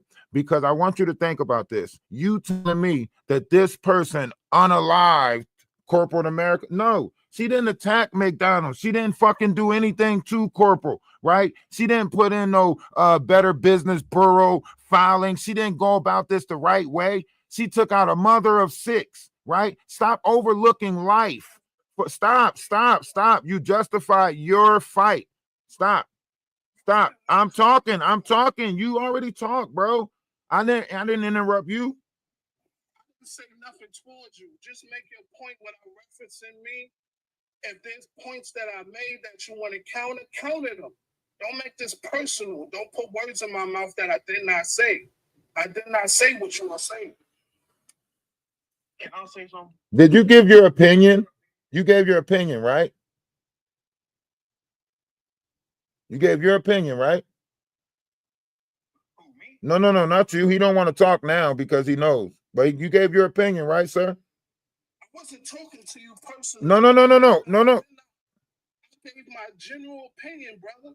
I'm not here to argue with Okay, you gave your general opinion, right? So this is my opinion based off of the opinion that you gave. So my opinion is a reference to your opinion.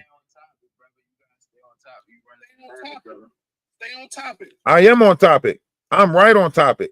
I'm not here to argue with you, bro. Okay, so why do you keep cutting me off? I didn't say nothing. Why? I'm trying to finish what I'm saying so I can land my plane just like I allowed you to land your plane. I did not say nothing. You keep cutting me off. All you have to do is mute your mic and let me finish talking. Respect. I'm giving you respect, but you're not giving me respect. Make that make sense. Your response wasn't respectful. It was an attack. It was not an attack. Stop trying to make it seem like you getting attacked just so you could play the victim now. You came up here and tried to justify this crash. You know what? I'm not even about to respond to you. Can anybody else want to speak? The teacup. You got me on teacup. I got to drop you if you got me on teacup, queen. Anybody else want to speak? I do. Thank Go you, ahead. Energy Eventless, Go right ahead. for allowing me on your panel. Can you hear me? Yes, we can hear you. Go right ahead. This is not the result of systemic corporate America policies and how Black people struggle within them. This is a situation where this young little hood rat was raised without any respect for people. She's never had to follow instructions. She's never had to have consequences for her behavior. And that's kind of crap that you see all the way through high school when they're little with the attitudes. Big Swerve, you got to come off a teacup. Attitudes, and they grow up and they go into America, period, into the job market.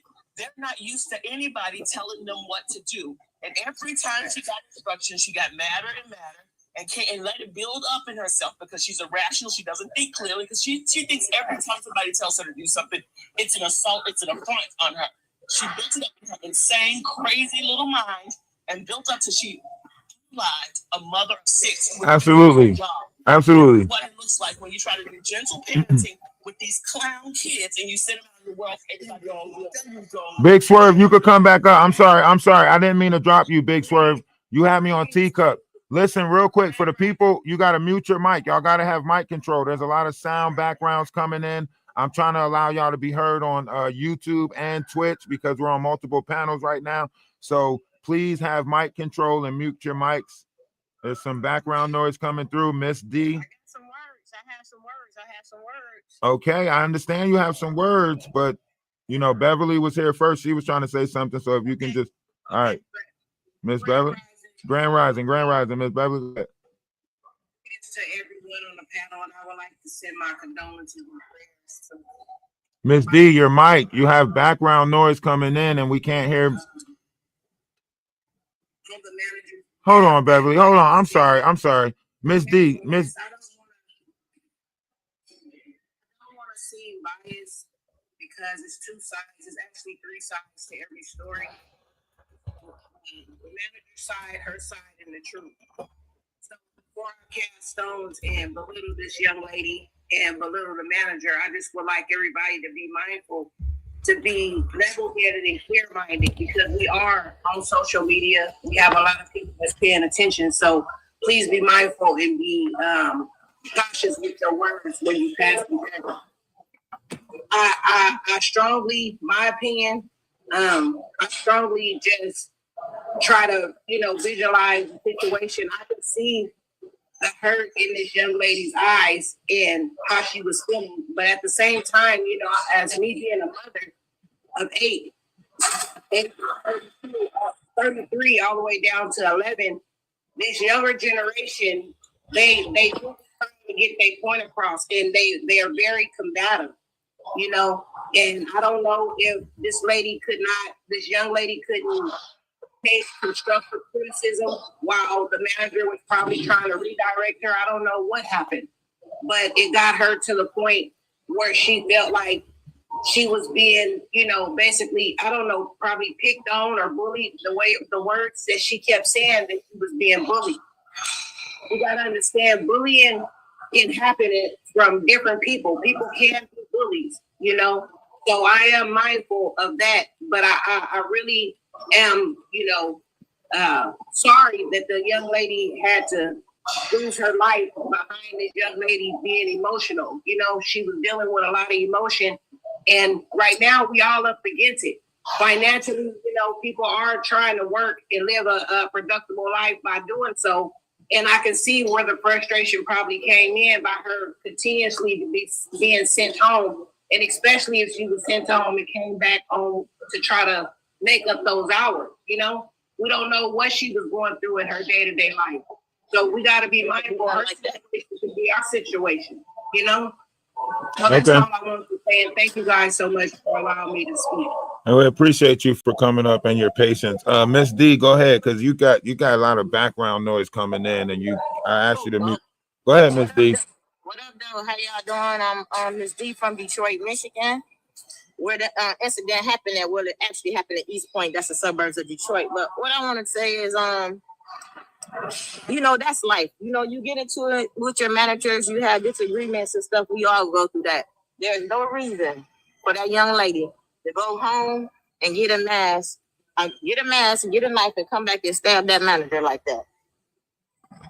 It's unacceptable. And I have some words. I've been to Huron Valley. That's a prison in Michigan. We only have one women's prison in Michigan, Huron Valley. She will be at Huron Valley. And I promise you, if y'all gotta come off a teacup. Y'all gotta come off a teacup. Hold on. Okay. You gotta be mindful of your words. You are on the internet. I am also in Michigan at this time. I'm familiar with a lot of stuff.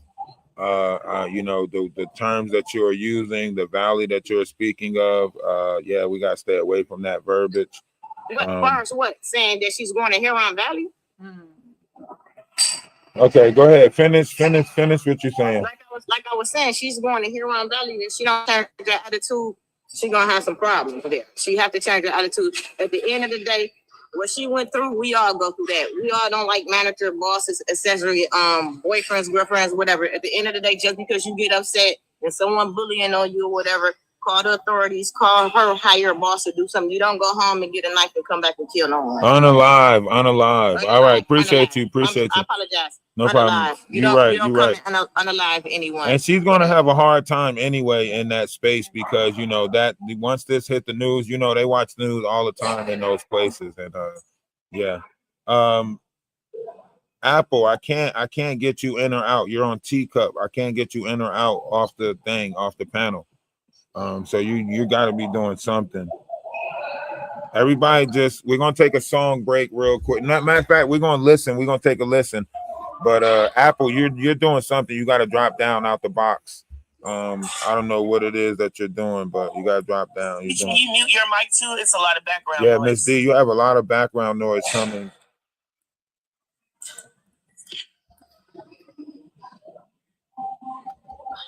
Morning, everybody. Miss D.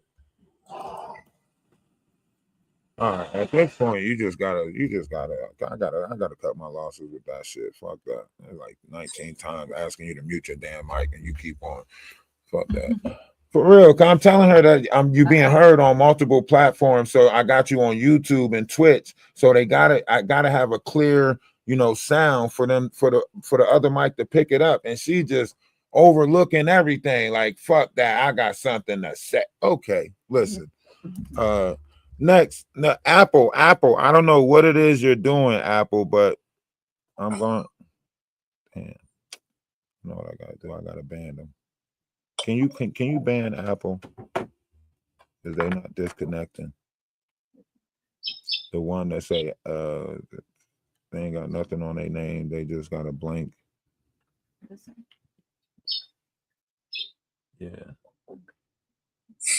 Yeah, but ban that person. That person's doing something wicked. I don't know. They got me on teacup and I can't get rid of them. I can't drop them. I mean, they're not just on a phone call. I have a question, sir. Go right ahead. Actually, do anybody have anybody got any statements from any of her co-workers or anybody else that may have had a complaint about being bullied? Because in her rant, when she's explaining, you know, her being bullied, she's like, she's talking to us. She's talking to us any kind of way, and she's more so. She's not just singling herself out. She's saying that the manager was saying that she's going to take off her belt and do something to them. So has anybody heard anything from any of the co-workers or any other employees? Not at this particular time. The kids did speak out, and I'm going to play a recording of her speaking of what she was saying, like, you know, because okay, so for everybody that's new coming into the room, make sure y'all hit the follow button. But for everybody that's new coming into the room, so the incident that took place is she was posting on her Instagram 2 days before, you know, a couple of days before, she was posting how this manager sent her home 2 times. She was like, I got sent home today by the same person, you know. So make sure y'all tap the screen, share the live while this video is playing. Make sure y'all hit the FYP, put it in the comment section, you know, so it can keep going. But, you know, hopefully the sound is good and y'all can hear it. I'm going to turn it up a little bit. So this is what she was saying. So let's take a listen. She was saying the manager was bringing her personal problems from home. I've seen other videos, but they're taking them down, where she was saying like the manager was telling them how she had to pull the pew out on her kids and how she, you know, so on and so forth at the house. So but so far I'm only hearing her, you know. I haven't, you know, got in touch or seen nobody else's videos about it. You get what I'm saying? Like, seriously, man, I got worth taking a life. No, it's nothing. Nothing's never worth taking a life. But let's take a listen to what she's saying. Take care of. And she keeps sending me home early. It's not funny. She's playing games. And then all day, throughout the day, she keeps saying her little racial shit. And then throughout the day, she keeps on like putting negative energy in the air, talking about people, gossiping about people. It's not funny, man. That shit gonna have to stop. She's a bully. I'm telling you. She's a bully. She brings a lot of negative energy in there. She always panics when there's a lot going on, and then she try to manipulate that and make it seem like we ain't doing something right, but we are working really hard, doing great. It's just the fact that she panicked, and I caught her a few times making a mistake, and she tried to hurry and play it off. You know, nobody's perfect. It's fucking McDonald's. It happens. You know what I mean? like sometimes like somebody might get confused. So fuck, it gets busy, yeah. But she needs to stop playing like she don't make mistakes. I be catching her. So her all that animosity and shit that she keep putting in the air and stuff, then trying to tell me I'm always snapping on people. No, that's false. No, I don't snap on people. I don't go in there doing that. I tell her no. I make peace. That's what I'm doing. I've been creating peace. So all that negative energy that she's bringing in there and trying to manipulate it, no, that's going to stop. All that negative shit she's saying about, you know, her personal life, all of that. No, she's bringing all that in there and then playing games saying she want to take her belt off and beat somebody. Y'all act like my kids in there. No, we ain't your kids. Respect us. Stop talking to us like that. That shit is crazy. I'm telling you. But to get sent home 2 days in a row, man, and I came in on my off day to make up my time, and she still sends me home early. 26, 26, I think they said. It's not funny. They said, I think 29, and no, the mother of 6 was 39, and she was 29, I think, or 26. The one that committed the murder. The unaliving. She's 26, I think. I think she's 26 or 29, somewhere. I think it was 26, if I'm not mistaken.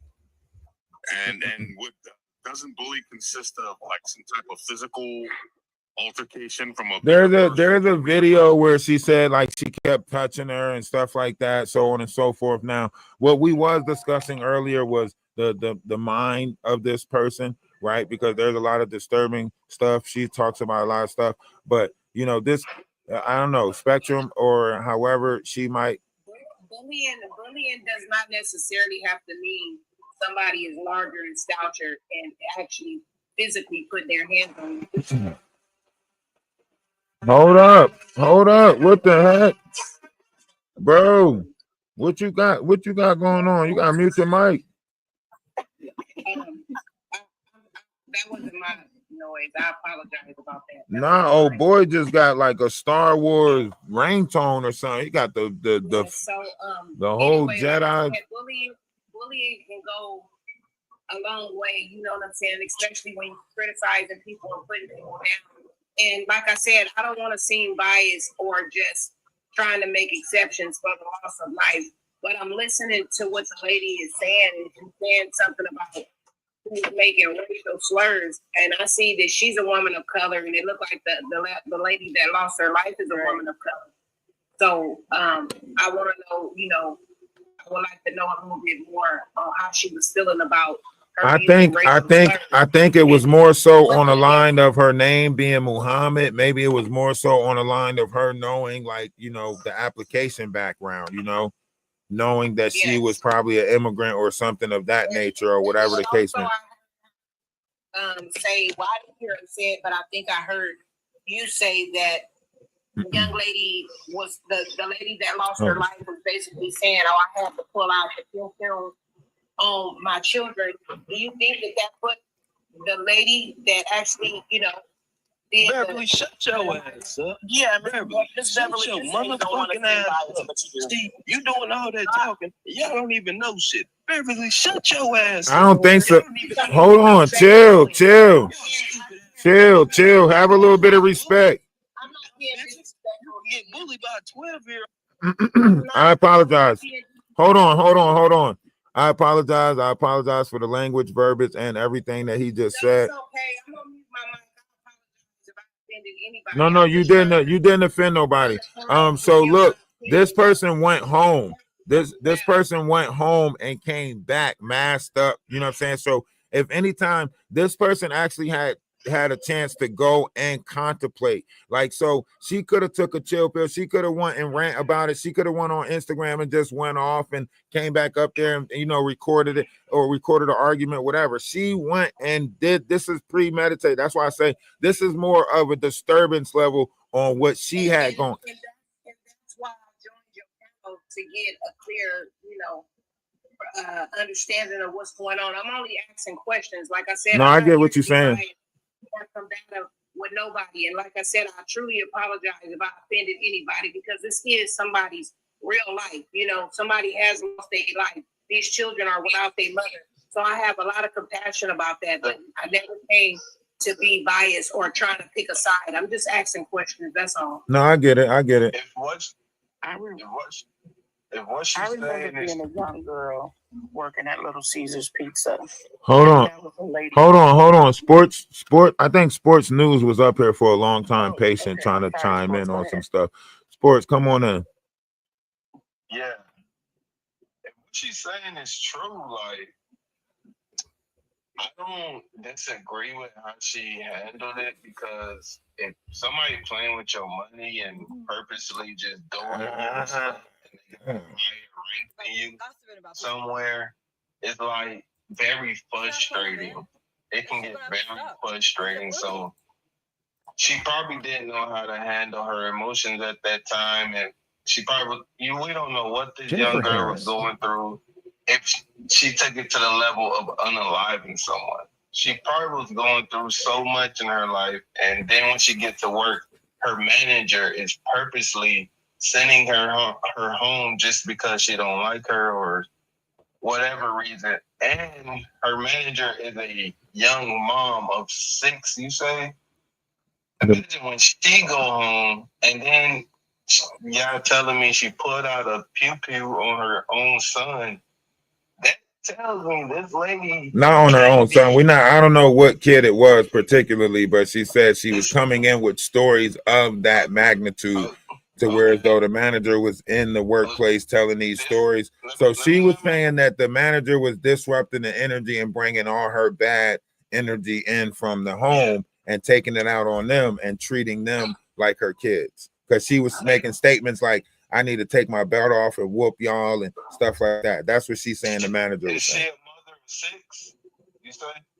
The manager is a 39-year-old mother of 6 by the name of Jennifer Harris. Yes. Yeah.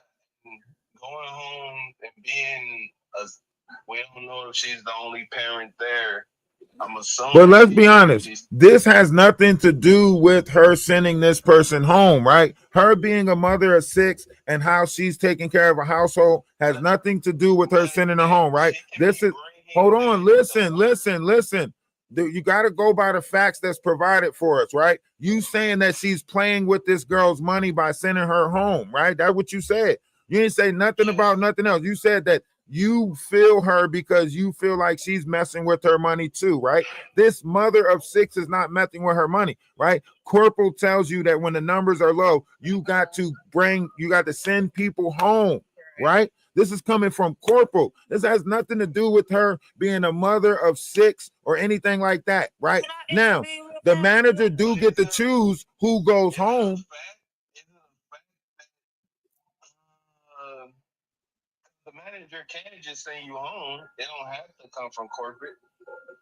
Yes, you're Exactly. right. The manager can just send you home. You're right. And why would you send the same person home over and over, denying her out? To her rationale. You can tell she's difficult to deal with. I would have sent her home. Thank you, ma'am, for saying that. The only reason why she did it because she knows she's being treated. Maybe other people didn't want to work with this person too, and the manager, and they was going to the manager saying like, I ain't gonna work with this person. If this person stay, I'm not staying. We don't know what was really going. Don't even bother nobody. Other people are just jealous of them. They would take it to that level. Y'all keep saying that people who feel like they abuse should stop and take a feel like and analyze things. Y'all not saying that abusers need to stop being abusive. Exactly. Stop abusing their power. Y'all saying she could have let that. The girl could have found another job. No, her manager could have sat down and talked with her about helping her get her hours instead of intimidating her all the time. That lady asked for her own job. She didn't even know.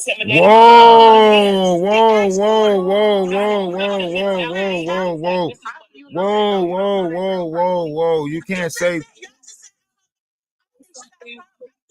Why would you play with somebody like that? Well, why would you like that's it? That's what I'm saying. Like you're justifying. We're not trying to get you to answer everybody. We're trying to get you to stop. We're trying to get you to stop. We're not trying to get you to answer everybody. Stop. We're not trying to get you to answer nobody. Your justification. About to be a victim themselves. I'm just trying to help y'all out. All right, hold on. We need to take a song break because y'all, the way she talking, they about to be a victim themselves. Look, everybody F1 in the comment section. Y'all need to calm down. This is a conversation. This is not a place for you to come in and lash out and take out whatever frustration or anger that you dealing with. That's the same thing that's happening right now. We trying to prevent that by having an intelligent conversation about that shit. If you don't know how to control your tongue, if you don't know how to control your verbiage, this ain't the panel for you. Just stay in the comment section and listen. All right. So we're gonna take a song break because my YouTube is tired of y'all chaos too. And this is not how we operate. We operate with intellect. So the people on my YouTube is saying, look, we need a song break. Y'all already used a bunch of verbiage that ain't even what? Come on, calm down. It's just a conversation about some shit that's happening, is going on in our community and is going on in our world. That's why they say we can never deal with nothing because we can't even have a conversation about shit to fix it.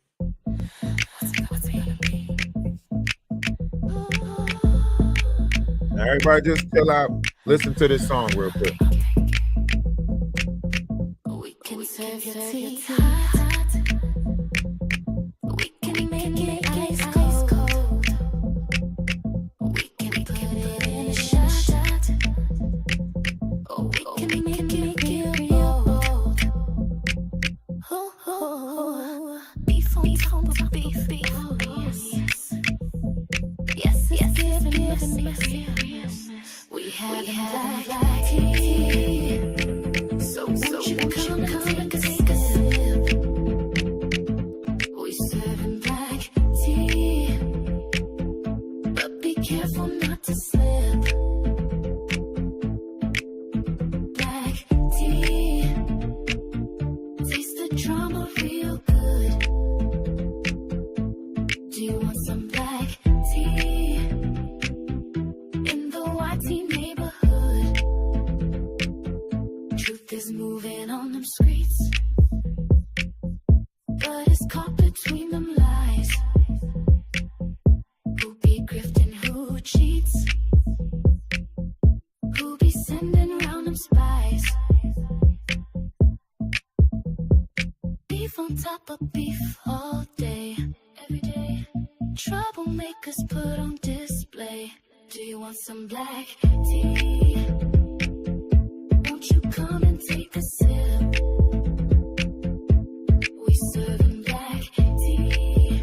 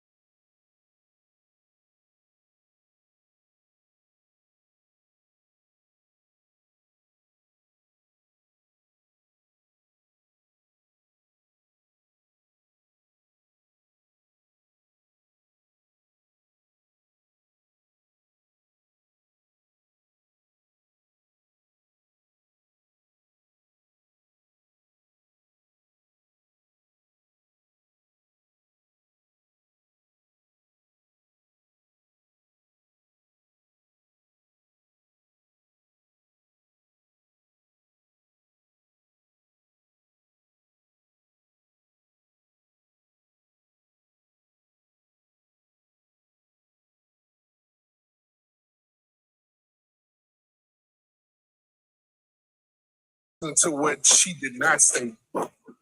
It was 1,000 different things this young lady could have did before she did what she did. I did not hear her say she tried to sit the manager down and talk to her. I did not hear her say she went to corporate.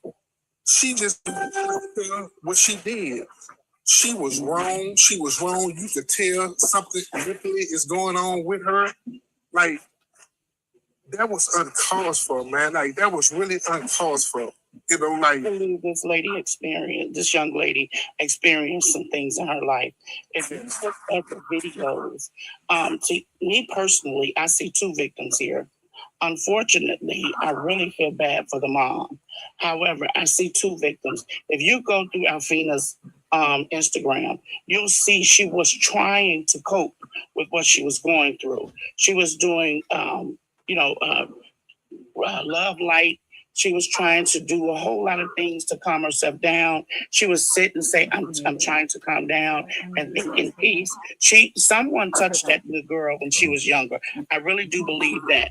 The mask shows me that she was hiding behind something. She was trying to hide. So I think what happened is she was bullied, but unfortunately, she took her anger out and just snapped. And I remember when I was a young girl and I worked at Little Caesars Pizza in Chicago, and there was this lady. She was she was jealous of me, and she was ridiculously mean. She would send me home because she could. But you know what? I didn't want to work no way. So I would gladly go. And then she would call me, you don't have to come in today. You know, she would do things like that. People can't handle that. We have all different type of people, all walks of life. This young girl seemed to have nobody. And coming from where she's came from, looking like she's went through so much, it was just a matter of time before somebody better check on Wayne, because she may have unalived him too. So it just seems like something was going on with her, and she had no one but that Play-Doh in her house to come and reach a level of sanity, and she never got there. So while everyone is looking at the young lady that was unalived, I understand, but I see two victims. I do. I see two victims. It's just unfortunate it ended up with someone losing their life. Yeah, I agree. A equal playing field. This is not two victims. This is an assailant. Official rising. This is an assailant and a victim, a clear victim. There's a delineation. Whatever she went throughout her life, it's not that manager's problem. And if we have people making it to adulthood who cannot manage their emotions, we have asylums for them. And that's what You know what mental illness is. she's undiagnosed.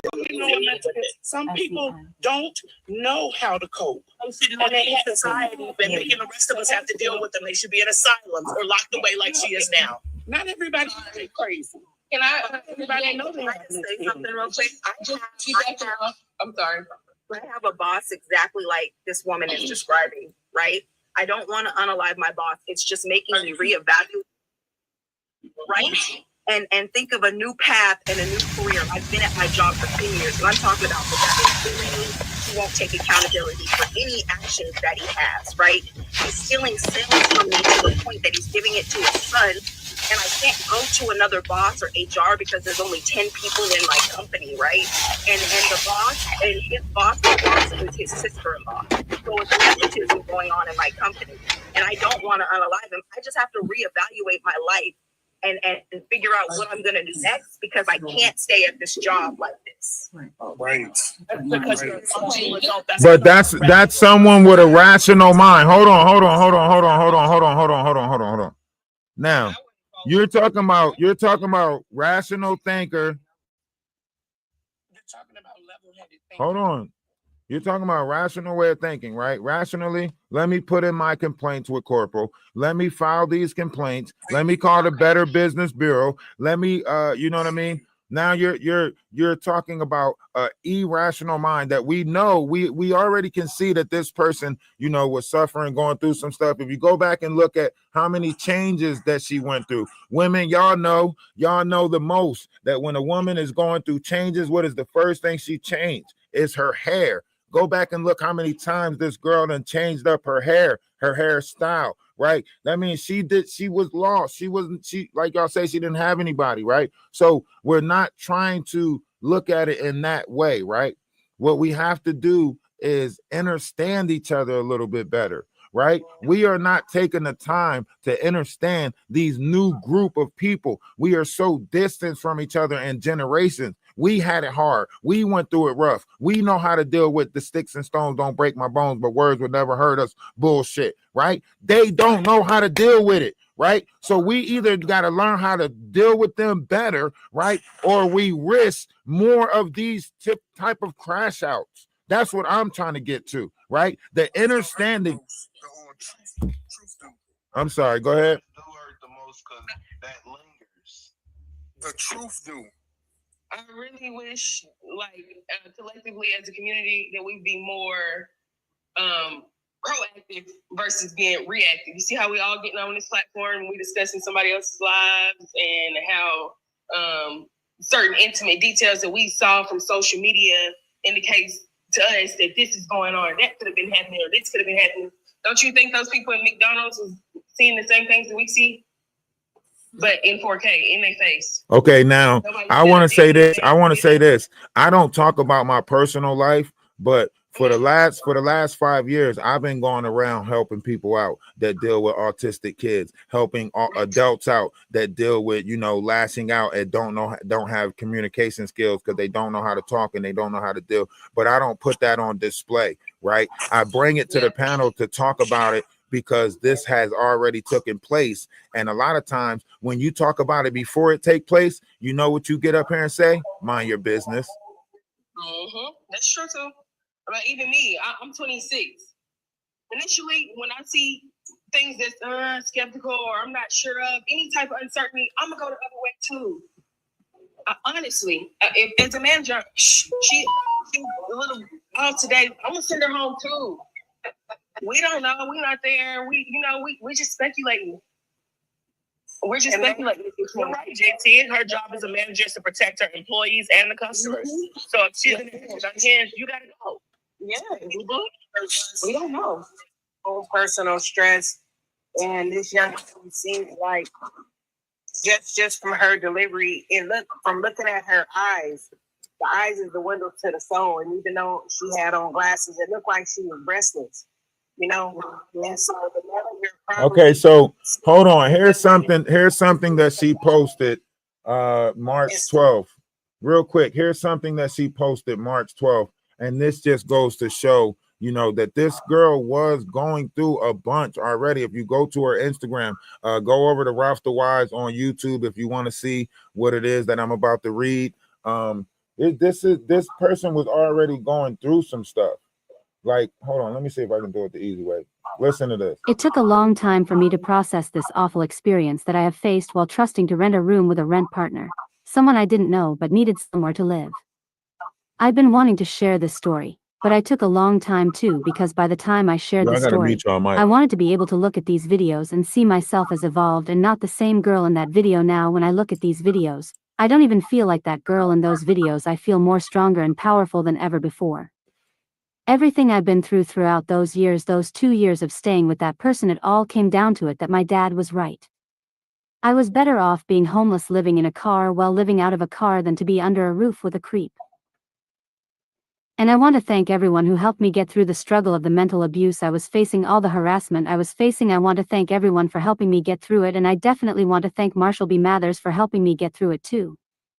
When I say I felt so embarrassed and vulnerable, I waited because I knew one day when I had that perfect moment I would know, and today on Juneteenth is the perfect moment. So thank you everyone for supporting me and helping me get through this. It wasn't easy, but now I never felt more live. And whoever that girl was who he harassed at his job, I want her to know, she don't have to feel ashamed. She did the right thing speaking up, and she shouldn't feel guilty at all that Wayne Fisher won't be working there anymore. Chains collision. See? She was already going through it. She was already going through it. This shit was a build up already. She was already posting stuff like on. I'm sorry, go ahead. I'm sorry. There's a lot of people walking around undiagnosed. Like, there's people with mental disabilities that aren't diagnosed yet. And it seems like she had a break, because that's drastic to go home and grab her probably while she just sent her home instead of just trying to fire the young lady. Maybe she's seen that the lady was probably dealing with some mental health issues and being combative and not, trying to do her job in a correct way. And the manager just probably like, okay, well, send you home. Yeah, because she also kept saying that they were sabotaging her. So like she was saying like they were setting her up to, But that's paranoia though, because now she's trying to link her life. She's trying to link her life traumas to say that, people are, putting these obstacles in her life because she's the, this is what you're seeing right now on the internet with these people who coming into the mindset of I'm the chosen one. They've been watching me since I was a kid, so on and so forth. You're seeing this a lot more now in this new generation. She's a star seed. Right. You're seeing a lot more. Hold on. Before you speak bad about star seeds and start trying to don't do that, because I'm in that collective, right? I went through my struggle in my mind about what was going on in my mental, and I had to realize the battle was being taken place inside of me and not on the outside of me. Internal, but so she brought it to but that's what I'm saying. But that's a lot of people are not in control of this mind of theirs. That's true. That's where we're right back to the mental, right? If you keep on lashing out based off of feelings and emotions, or your response is based off of feelings and emotions, then you're trapping people in the world of feelings and emotions. This new breed of kids, they don't operate how we operate. We need to get them back to the old breed of kids. You can't get what you saying. Scrap them. You can't. Listen, hold on. What is always was and always will be. If it exists now and it always exists, you can't get something back to something, because that means you're trying to eliminate something that exists. And elimination don't exist. You think she should have been roaming free? Listen to what I'm saying. I'm telling you that we need to, if this is a multitude of people, this is only one persona, right? This is only one persona, right? We got to find a better way to deal with each other. Delusional and crazy. I know, but why do you not? Hold on. Do you not know that you sound delusional or crazy? Keep cutting people off right now when you're not even trying to listen to the point that I'm making. You act like I'm defending this person when I'm telling you we need to deal with each other better. I know, but what I'm saying is we need to deal with each other better so we can stop this level of madness. You just said something outrageous. You just said eliminate them. We need to get them back to the old way of people, huh? That's some fucking Hitler shit to say if I ever heard it. What I'm saying is that what we're doing now and how they're being weird, how they're being confused, and how they can't deal with life, it's not working. It's clear. If anything, she needs help and guidance, not people judging. No, she needs jail time. She's getting. You do too. Understand. Hold on, chill. Do we need another song break? Because y'all, come on. I could rotate the panel. I could rotate the panel and get some people up here that want to have a. I'm sorry. Go ahead. For the people that didn't say anything, can y'all chime in? Can y'all come in with some different, level of conversation or something? Because I'm not up here to scream and yell at my screen. I ain't open this panel to yell. I see so many people talking. Go ahead. Hold on, Beverly. She said she see two sides. I ain't hear you yet. Come in. Okay, I see two sides of the story, and the reason why I've seen two sides of the story is because I've been that person in place of what that young lady went through. But at the same time, she could have handled it differently because I had to handle it differently. You see what I mean? But I do get what you're saying as a host. You can't know what the next person's mental state is. It comes not just in the form of an employee. It can come in the form of a customer coming here. You don't know what their mental state or what they was going through at the time. Right. The most sane person going thing. You see what I'm saying? So you don't know how you affecting that person. That's my first thought. My second thought is there's a such thing called workplace violence, like hostility, like you creating a hostile environment. So as a boss, you're supposed to be the top person, set example, and delegate yourself in a way that the person that you telling things understands that they not being picked on. From what I'm receiving, the girl wasn't receiving her boss in a right manner. You see what I mean? In a professional manner. And I'm not saying that the boss deserved that. Not in any respect. I'm not saying that the boss deserved that. I'm saying that the way she delegated herself towards that girl, the way the girl received her, led to this, especially if she was mentally insane.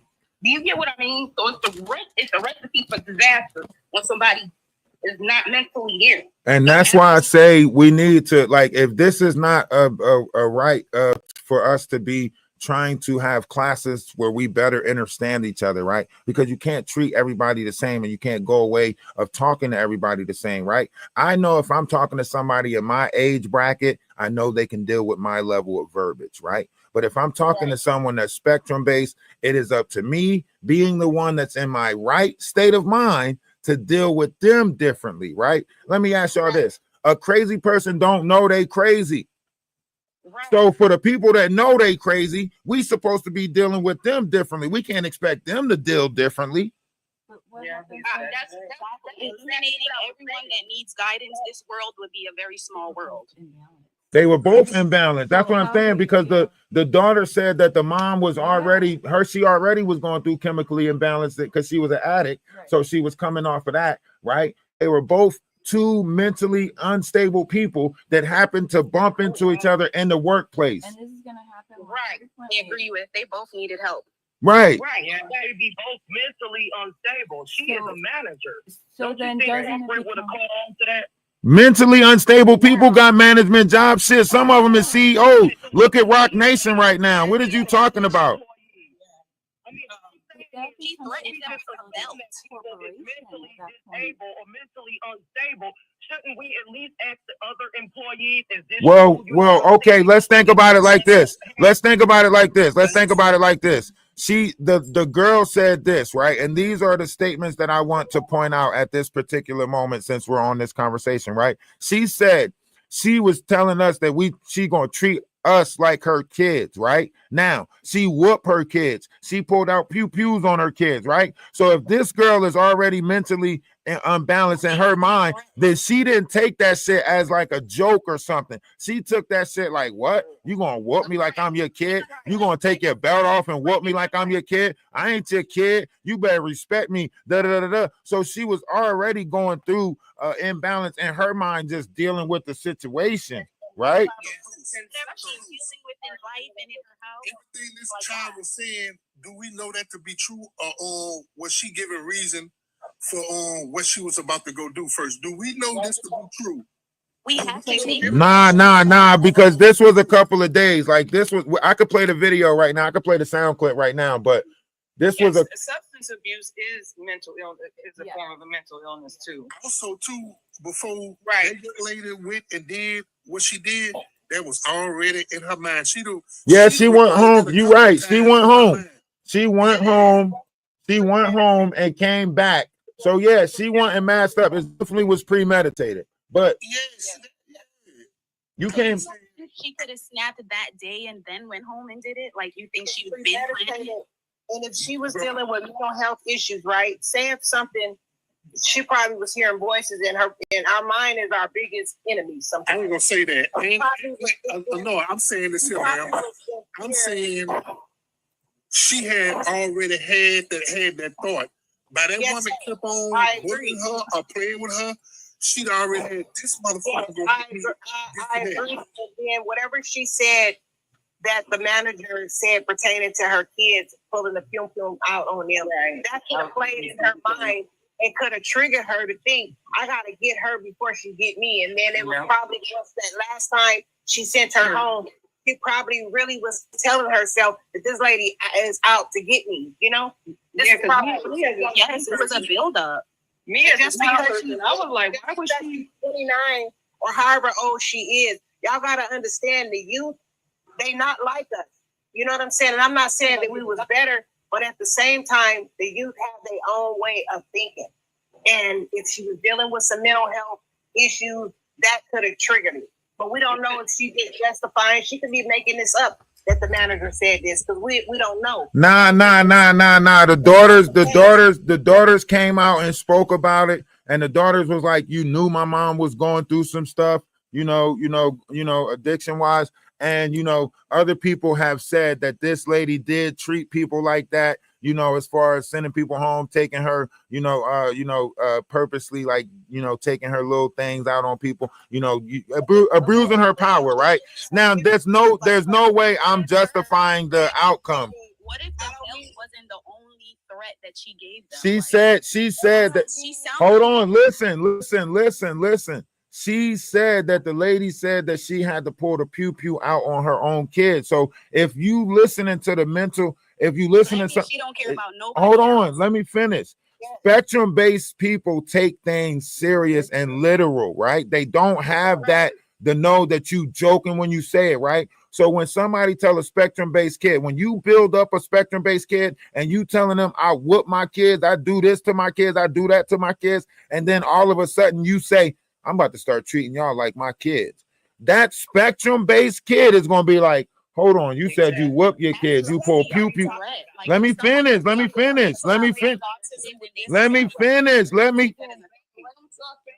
the fuck? It's like everybody, I don't know. Right.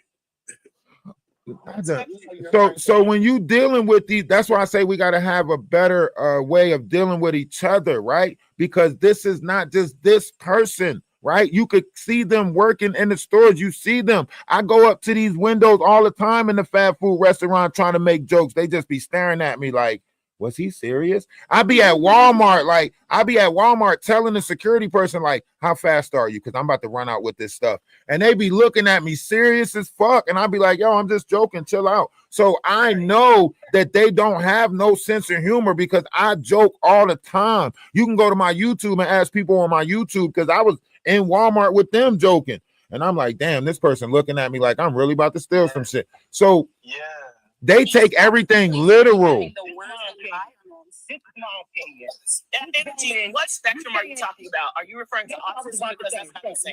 No, I'm saying that we don't know who's spectrum because they made up these terms, right? But just being a little bit off. You got ADHD, you got OCD, right? Some people have a problem with authority, taking ODD, neurodivergent. Term for like generalized mental disorder. Well, no, you got neurodivergence. You got people that can still function, but their mind don't pick up on social cues, so on and so forth. There's a lot that's around that particular when I say it, because I deal with people in my real life. Like I was working with autistic kids at Bancroft Neural Health. Like I really dealt with people, like, you know what I mean? If you think about, we're gonna deal with just the facts here. Okay. This woman said that she was already mentally disabled. She pulled a pew pew on her kids. Her kids confirmed that. And also she's treating everybody in the workplace like her kids. So if this is how this girl thinking who came in there unalived her, you already think that she is a dangerous woman. Okay, I'm trying to give this woman the benefit of the doubt. So you knew she was a dangerous woman, okay? And yet you still go home, put on a ski mask, and come back with a weapon to deal with so-called dangerous. Right, that's what I'm saying.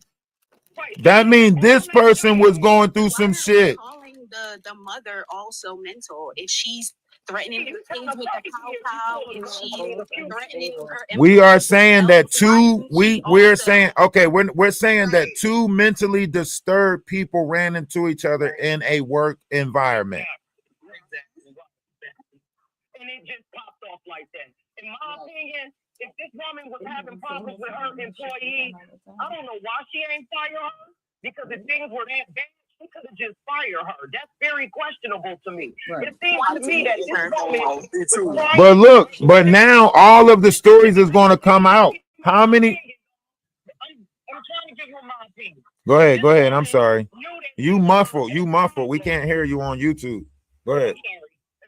Can y'all hear me now? No, you good over here. They just can't hear you on the other platform.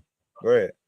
So if this woman was trying to help her, it seems like the manager knew some type of issues that she was dealing with, because she called her in for extra shift. Okay, I don't know what happened between her and that time where she had. No, she did. The manager did not call her in for an extra shift. Someone else put. Hold on. y'all gotta remember how working world works, right? If someone else call you in on that manager's shift, right? So someone else, she filled in trying to get to time, and it just happened to be on that manager's shift. That manager probably been sending this person home trying to say that they don't want to work with this person, already knowing that it's going to be an altercation with this person because they already see the tension. So the manager is like, you got to go home. You got to go home. When you looking at the hour chart, you want to do the best for what's best for the rest of the employees, right? If this person was already messed up, Kelsey, what's going on with you, Kelsey? Now, I want y'all to know, hold on, let me put Kelsey in the big box right now, because I want y'all to understand, like, Kelsey has been on TikTok for a minute now, right? And Kelsey can attest to this level of mental thinking because Kelsey has been on here. Kelsey has literally went through the ringer already, thinking, you know, people's watching her, so on and so forth. And here Kelsey is right now, right? So Kelsey, can you speak to the people real quick, just a little bit, just to give them your take on this situation and mental health and everything? Yes, Butter Love, I'm very unstable. Secondly, with my mental health has been a trigger or a factor. And mentally, I don't find people watching me a cure, and therefore, I think, me personally, I done dealt with the traditional hypocrisy and hypocrites. And then because of, and look, them same hypocrites taught other people to be just like them, but not classified as hypocrites. Only to get out there that have my parents, and look, they taught me that incest was a problem. And these, and I got a joke for you. That same incest that we go by. Be careful with your verbiage, Kelsey. And that's crazy to do. And look, them hypocrites gave my family, all of them, and not just yours. And look, my daddy, my mama, a device too to see everything that they can see. And if I was to bend down, and they had my mama's still living, if I bend down today and look down at a period, she gonna be able to know what color it is. And besides the fact that she even used to bleed in her lifetime. Okay, hold on, Kelsey. You got it. All right, Kelsey. You talking about the wrong stuff, Kelsey. Never mind, Kelsey. All right. Never mind. Never mind, Kelsey. Let's rotate. Somebody else come in. Somebody. Nah, we just. I was just trying to give them example of, you know, mental health and how, you know, so on and so forth. Thank you. Appreciate it. You did a great job, Kelsey. You did a great job explaining exactly what it is that I was trying to point out. Some people are functioning. Some people are functioning in this world with a little bit of mental, you know what I mean? That you still gotta deal with them properly. Kelsey is in this world. Now imagine if we were just like, man, get out of here. You doing this, you doing that. You can't embrace them like that. We all gotta learn to deal with each other different because they here, right? Love you. I love you, Kelsey. Love you so much, Kelsey. Love you for, you know, coming up and giving us your insight. You know, I appreciate everything. But that's what I'm saying. Like, we as the rational, we got to deal with people better. Y'all can't keep on trying to force them to up their mind, strengthen their brain, strengthen their wit. If they ain't got it, they ain't got it. This is a new breed of people that we dealing with. Exactly. You can't pick on it either because that's not gonna help. Like, right. This is what I'm saying. Education might let me interject. My name, I'm sorry. Hello, all blessed people. We all said I am Go Get It. Now, I work in the mental health field. Granted, I don't have a degree in it, but I believe that this was a more of a okay, Kelsey, appreciate you, Kelsey. Young lady. It was a spiritual warfare for this young lady. Because if you listen to the dynamics of how the whole situation was transgressing and what she was saying, so basically it was almost as if she was a spiritual sleeper spy, which something spiritual foul entered her. And this mother of 6 was a target spiritual. So that's why she was always saying, you know, the struggles she was going through and the things that she was doing, and about her family and about how she, how she was treating to a certain extent, I'm going to agree with you, and then a certain extent, I'm going to say no, right? Because you can't say like we all fighting demons inside of us. That's why Solomon gave us the 72 demons of the soul of man, right? So you can't sit here and say this is spiritual, right? Don't put this on spirituality, right? She was already going through something within inside herself that was of a demonic nature already. Both of them might have been, right? Because you got one that's already chemically imbalanced with substances. Hold on. Let me finish real quick. Then you can ask your question, right? Fighting demons and spirituality is not the same thing. So don't put the demons that people fighting on spirituality. As I practice my spirituality, I come to the realization that everything is within, right? I try my damnedest not to bring anything outside of myself when it comes to my spirituality. This is why the Bible says you are supposed to pray with inside yourself at all times, right? So do not keep on making these demonic entities seem spiritual, okay? Stop making it seem like they did this for spirituality. They are not fucking, this is not happening for spirituality, okay? People are fighting demons, and we've been fighting demons. Just because people don't want to recognize the demons that they fighting or don't want to give the demons a name, don't mean they're not there, okay? I agree to disagree, but however, as I was saying, this individual, this young person, is dealing with something more sinister. Okay. So the manager, we don't know. The We manager. don't know. We, as a people, we are on the outside looking in. So Okay. internally, she's dealing with something that is not. It may be physical, and it could possibly be spiritual. We don't know. But I want to ask you all a question. Do you see yourself as individuals having as spiritual beings having a humanistic experience, or humans having a spiritual experience? No, see, hold on. Hold on. I got this. You came to the right place. You're asking the right questions in the right place, because I want to tell you the trick of this. What you're doing right now is not only gaslighting, but it's a manipulation of words, right? You're playing the spell that is in the words, right? None of these words exist when we existed, right? So you are a multi-dimensional being sharing a human experience, and in that human experience, y'all created these titles called religion and spirituality. That shit don't exist outside of man's world. You can't come in here and play no words with friends. They got apps for that, right? So we're going to stick to the topic of conversation, which is mental and the disturbance that we experience in this world. You're not about to attach that to spirituality. You're not about to even... Nah. I answered your question. We are... Hold on. I answered your question. Multi-dimensional being. I answered your question. I'm about to re-answer it. We are multi-dimensional beings sharing a... Let me finish. Look at how she cutting me off.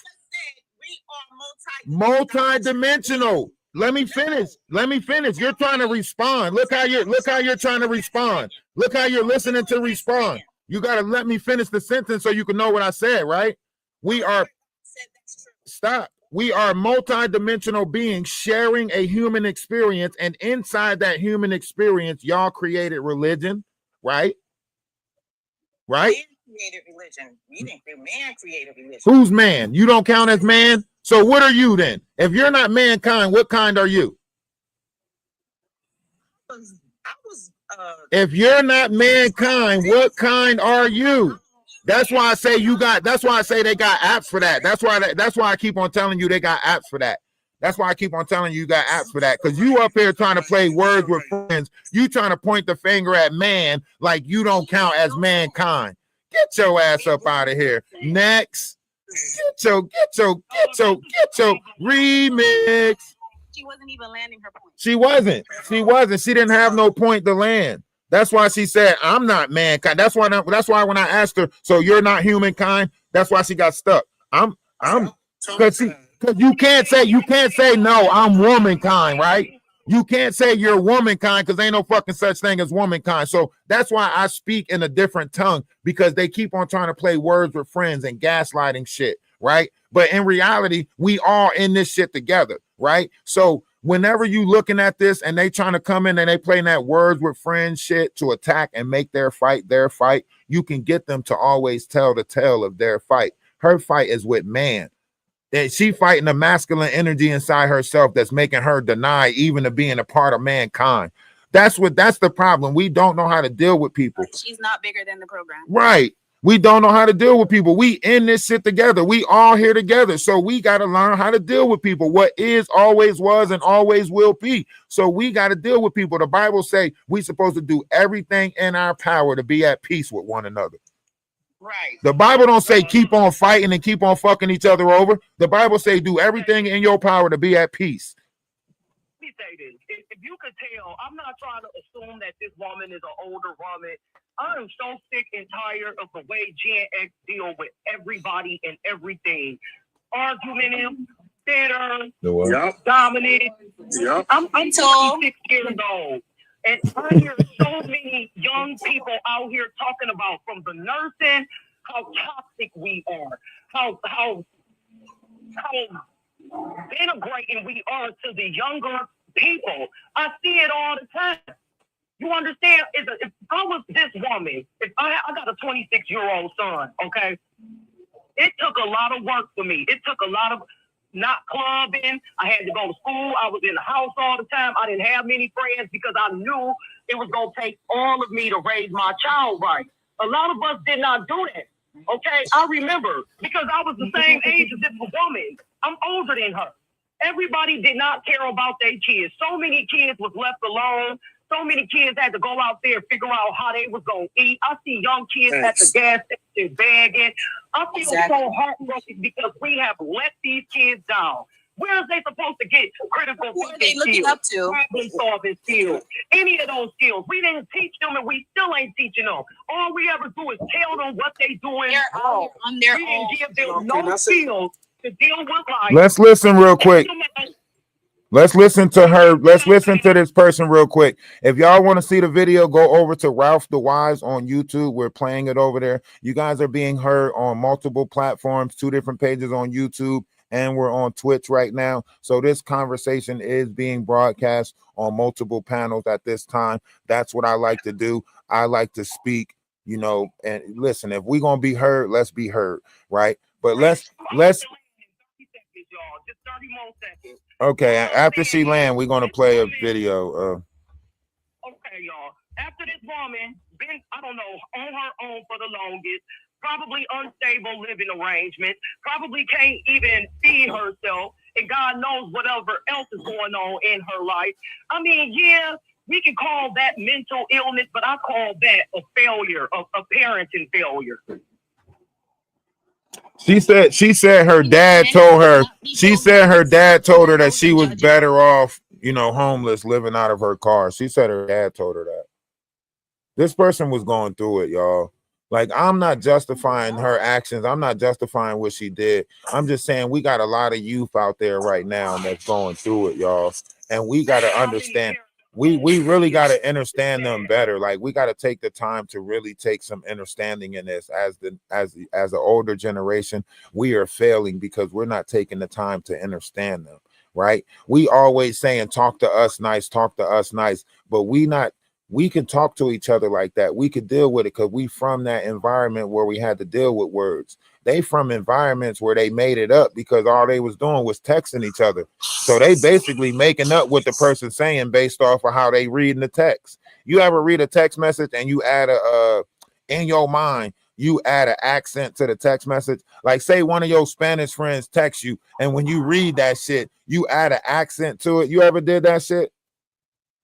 Yeah, you could assume somebody have an attitude just by, you know. Just by reading it, you could take that shit out of text. When you read it, like, hold on, did they just now all caps? Hold on, you yelling at me? And they got eye problems. They can't see. That's why they type in all caps. Everything big on their phone. You talking about, is you yelling? Hell no, I can't see the letters. I'm sorry, sweetie. I didn't mean to make you think I was yelling. You know what I'm saying? So it's all types of miscommunication going on out. You know what I mean? Fam, you want me chiming in about something? Yeah, come on right in. Man, I wanted to touch what the last person was just saying. Well, everything she just said as well. You got to think about the mutuality and respect. You know what I'm saying? Because we still got that false mind state, like, oh, you're supposed to automatically respect me, but I can do what I want to do, and I ain't gotta respect you. And that's where these kids are seeing this disconnect. I was brought up like that. You know what I'm saying? So I know firsthand experience. Like, I'm not gonna respect nobody that's not gonna respect me. I was taught that from my grandparents, because I guess they seen the toxicity in that culture. And what was well, how do we get out of that do as I say, not as I do mindset? How do we, like, we as Gen X, we got to be able to learn something from the youth. We got to learn how. I know y'all want us to lead by example. I know y'all want to see us doing whatever it is that we telling y'all to do, but where's the bridge? How do we bridge this gap? If there's any young people in here that would like to talking and mentoring. It starts with human decency. That's what it is. It's just clear. Right, but as an individual, I practice human decency. But how do we change it collectively? Yeah, one of so many. Like, be a part of that mindset. But what I do practice with my son who has mental problems too, I practice critical thinking skills.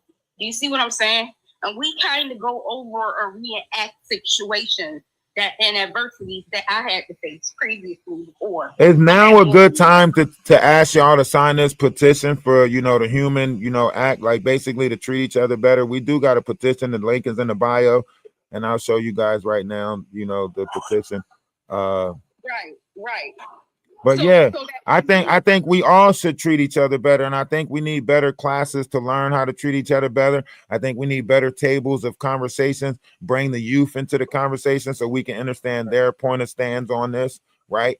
And I think we need to figure out these generational gaps. Mindset as someone that's been through life and learned stuff, and like they don't. Feel free to check it out in the bio. The link is in the bio, and the link tree is the top one. Feel free to check it out. Feel free, please sign the petition. I do have the petition out. Feel free to sign it. But we'll get back to the topic because I know we got short attention spans. I'm an adult that suffer from ADHD, ADD, OCD, ODD, and a bunch of other shit. I went unchecked, and I had to grow up in 8 different group homes, 3 different foster homes before I got my understanding of this world and approached it a lot differently. So I am one of those people that can speak from this because my mom had 13 kids, my grandmom had 15 kids, and I don't know none of them. So I know like how lonely it is in this world. 8 different group homes. I went through shit inside myself where I was blaming myself. I kept on telling myself, why me? Why me? Why me? Shit didn't change until I started telling myself, why not me? And then you hate the world because of your circumstances until you learn different. And another reason why I joined this panel and I left and I just came back because how you guys feel in your interaction with this whole situation, that matters to me. What this young lady just experienced and the loss of life, that matters to me. I'm a mother of 8. So just by me having that many children, I done brought that many souls into society to have to live amongst everybody. So what I teach my children, they got to teach it to the outside people. So as a mother, I'm very mindful of the things that I try to display as a mother to my children. I'm not perfect. I had to grow up to get to this point, and just looking at how things is today, they have a term that they using for the youth, the YN. The females is the YNs too, not just the male, and these children is a product of things that they see. Children are a product of their environment. You know what I'm saying? And dealing with social media just in itself, a lot of these children feel like this is their outlet. They feel like they have a point to prove. They always trying to prove themselves and trying to let people hear their voice through social media, And I hope I'm not getting off a topic, but this is why I joined this panel because, like I said, I'm a mother. And how do you feel? I want to, try to understand it a little clearer because I got my own children. If I didn't have mentors, I would have been a totally different person the way I grew up. Just saying, like, mentors are very important. Guidance is very important. Like, you We used to have a Big Brother program. What happened? Did they eliminate? They must have eliminated a lot of stuff. Cause we used to have a Big Brother, Big Sister program. We don't got that stuff no more. They did. You're right, brother. They did. Before it's when it comes to youth, man, I feel as though we have stopped meeting them where they're at. Nah, sit them down right there.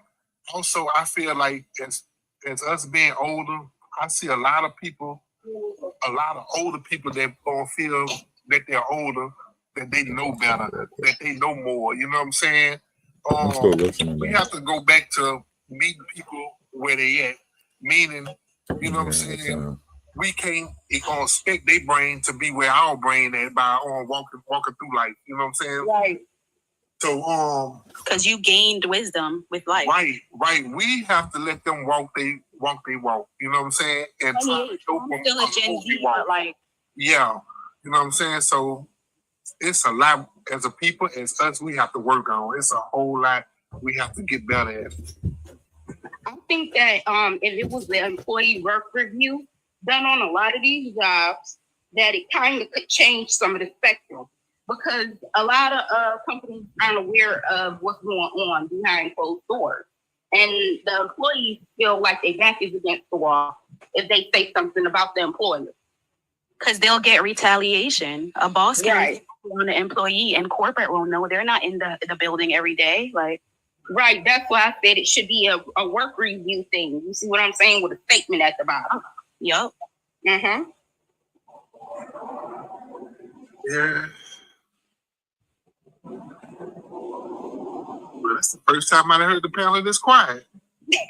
I'm 28, so I'm literally right in with the Gen Z. I know, like, it's really a different world. Like, it's not, and they don't have no guidance. And people is just judging them like, oh, why ain't young? So it's like they just doing whatever they want. We've all like been young before. From a spiritual perspective of this whole situation as well, that we are really in a spiritual shift, even though we're in spiritual warfare.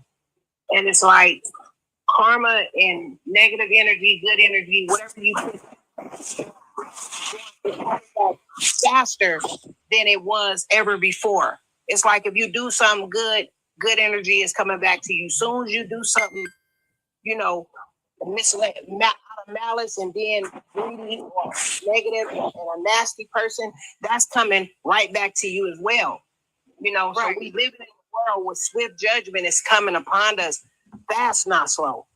You know, and so the blessing that you want to receive in life. I always told my son that if you want to receive the blessing, you got to be the blessing you want to receive. Now let's touch on that right there. What you just said. Now they already said that the Southern Ocean has sped up and changed the course of direction, which caused time to speed up. Right. So what they're saying is accurately right on point with what's going on in this world. Time does not exist. Time has sped up. That means our days are getting faster, right? So if something took place on the outside of us where we can see that, then something already took place on the inside of us. So if the poles are shifting on the outside of us, then the poles already shifted on the inside of us. And let's be honest, everybody not sliding down a good pole, okay? Right, exactly. Yeah. But there is a such thing of mental anguish and distress, and you can't sue people and win for it. You see what I'm saying? Let's listen. Let's listen, because I think this more is going to come out about both sides of this. But this person was already going through it. I already looked at their Instagram, seen a very long message on their Instagram, right? But let's listen to gossiping about people. It's not funny, man. That shit gonna have to stop. Oh, hit the like button. Let's get the 50K likes. Let's get the 50K likes. She brings a lot of negative energy in there. She always panic when hold on, listen. And then she try to manipulate that and make it seem like we ain't doing something right, but we are working really hard at doing great. It's just the fact that she panicked, and I caught her a few times making a mistake, and she tried to hurry and play it off. You know, nobody's perfect. It's fucking McDonald's. It happens. You know what I mean? Like sometimes, like somebody might get confused. So fuck, it gets busy, yeah. But she needs to stop playing like she don't be making mistakes. I be catching her. So her all that animosity and shit, And she keep putting in the air and stuff, then trying to tell me I'm always snapping on people. No, that's false. No, I don't snap on people. I don't go in there doing that. I tell her, no, I make peace. That's what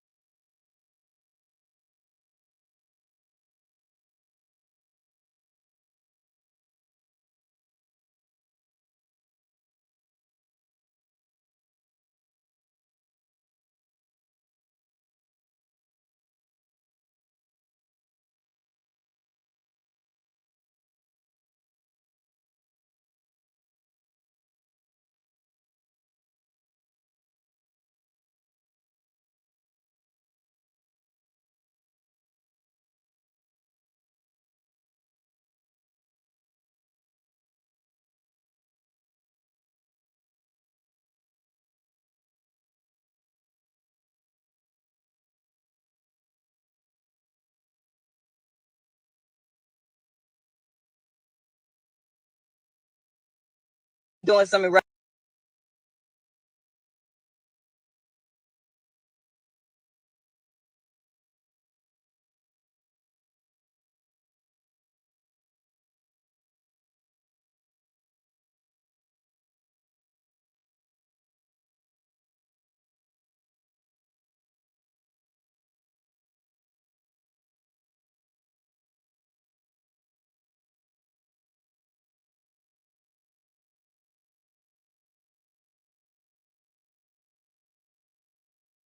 She laid her eyes on him and she started in on him. I'm sorry, YouTube. I'm trying to get y'all involved in the conversation. So I came from the conference meeting.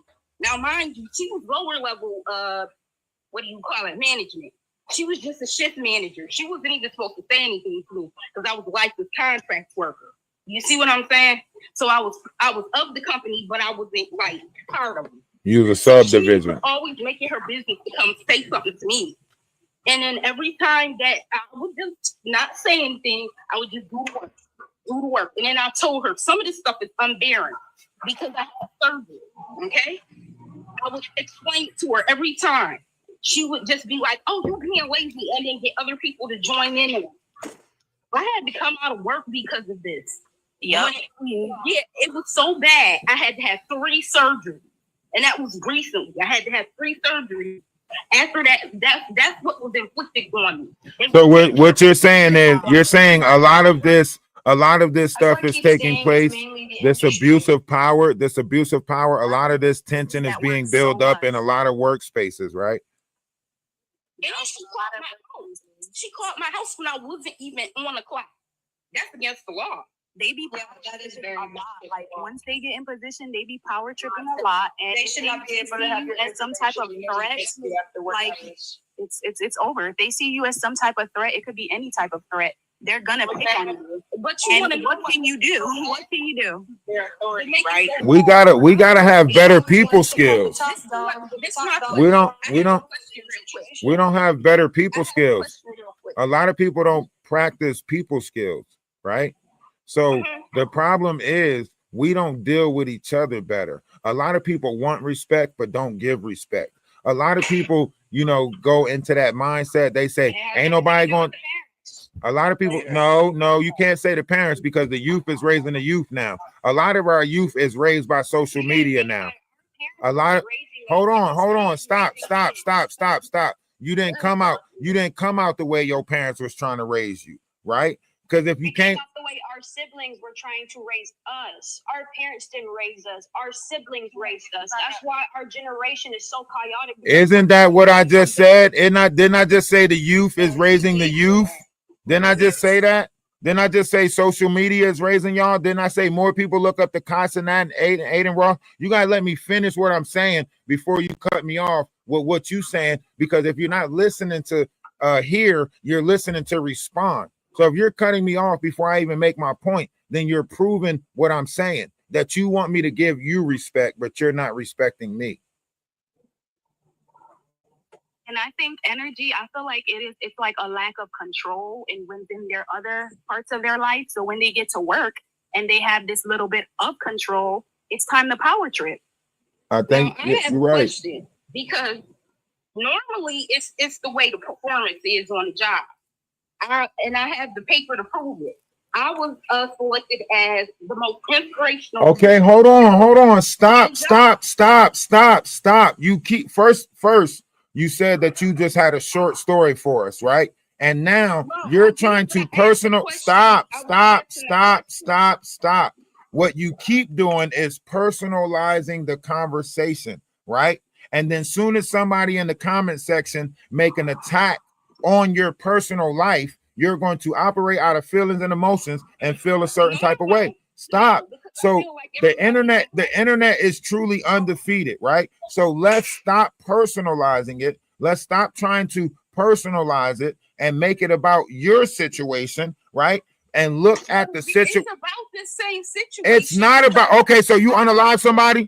Did you unalive somebody? I would never do that. All right, so it's not about your situation. You're a rational thinker. We're talking about an irrational mind versus a rational mind. But and I get what you're saying, and I'm saying that you are right in that context. But I'm saying that it's hard for me because I suffered a lot of mental anguish and a lot of depression behind it. Do you see how you keep on personalizing the conversation?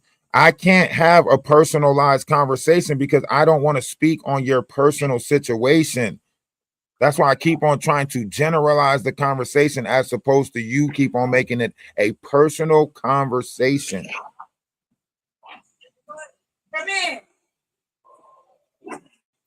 Okay, you teacupped us.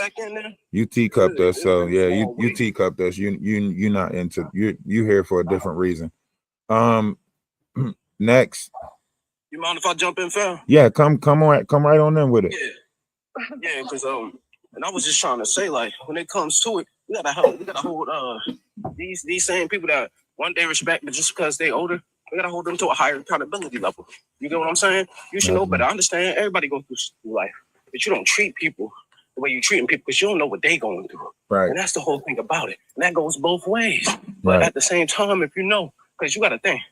Most people, when they get on these jobs, right, that they're using their disability, right, as a means of security for their behavioral, how would I say, quirks, whatever like that.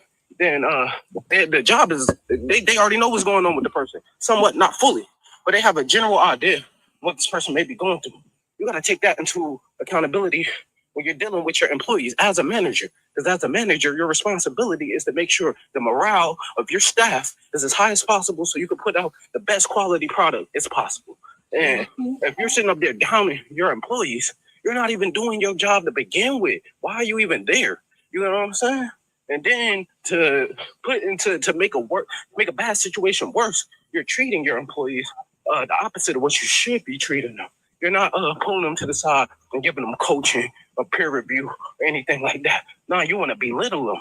Then when they get tired of your bullying, your constant put down, you don't know what this girl had been through before you came into her life.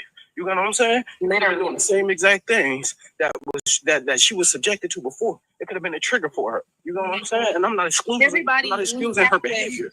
Hold on. I'm not excusing her behavior. But the thing is about it is we got to take accountability when it comes to how we treat each other. Point blank, period. Because we can keep on making excuses. Oh, she was tired. She's a mother of 6 and all that other stuff. But still doesn't change the fact that she was being a terrible person. And that's what led to her in the situation, being in the situation that she was in. Now hold on. Cause what you about to do, you about to start a riot. Now listen to what I'm saying. Like, start a riot about what? Hold on, Mook. Stop. Mook, your mic is echoing.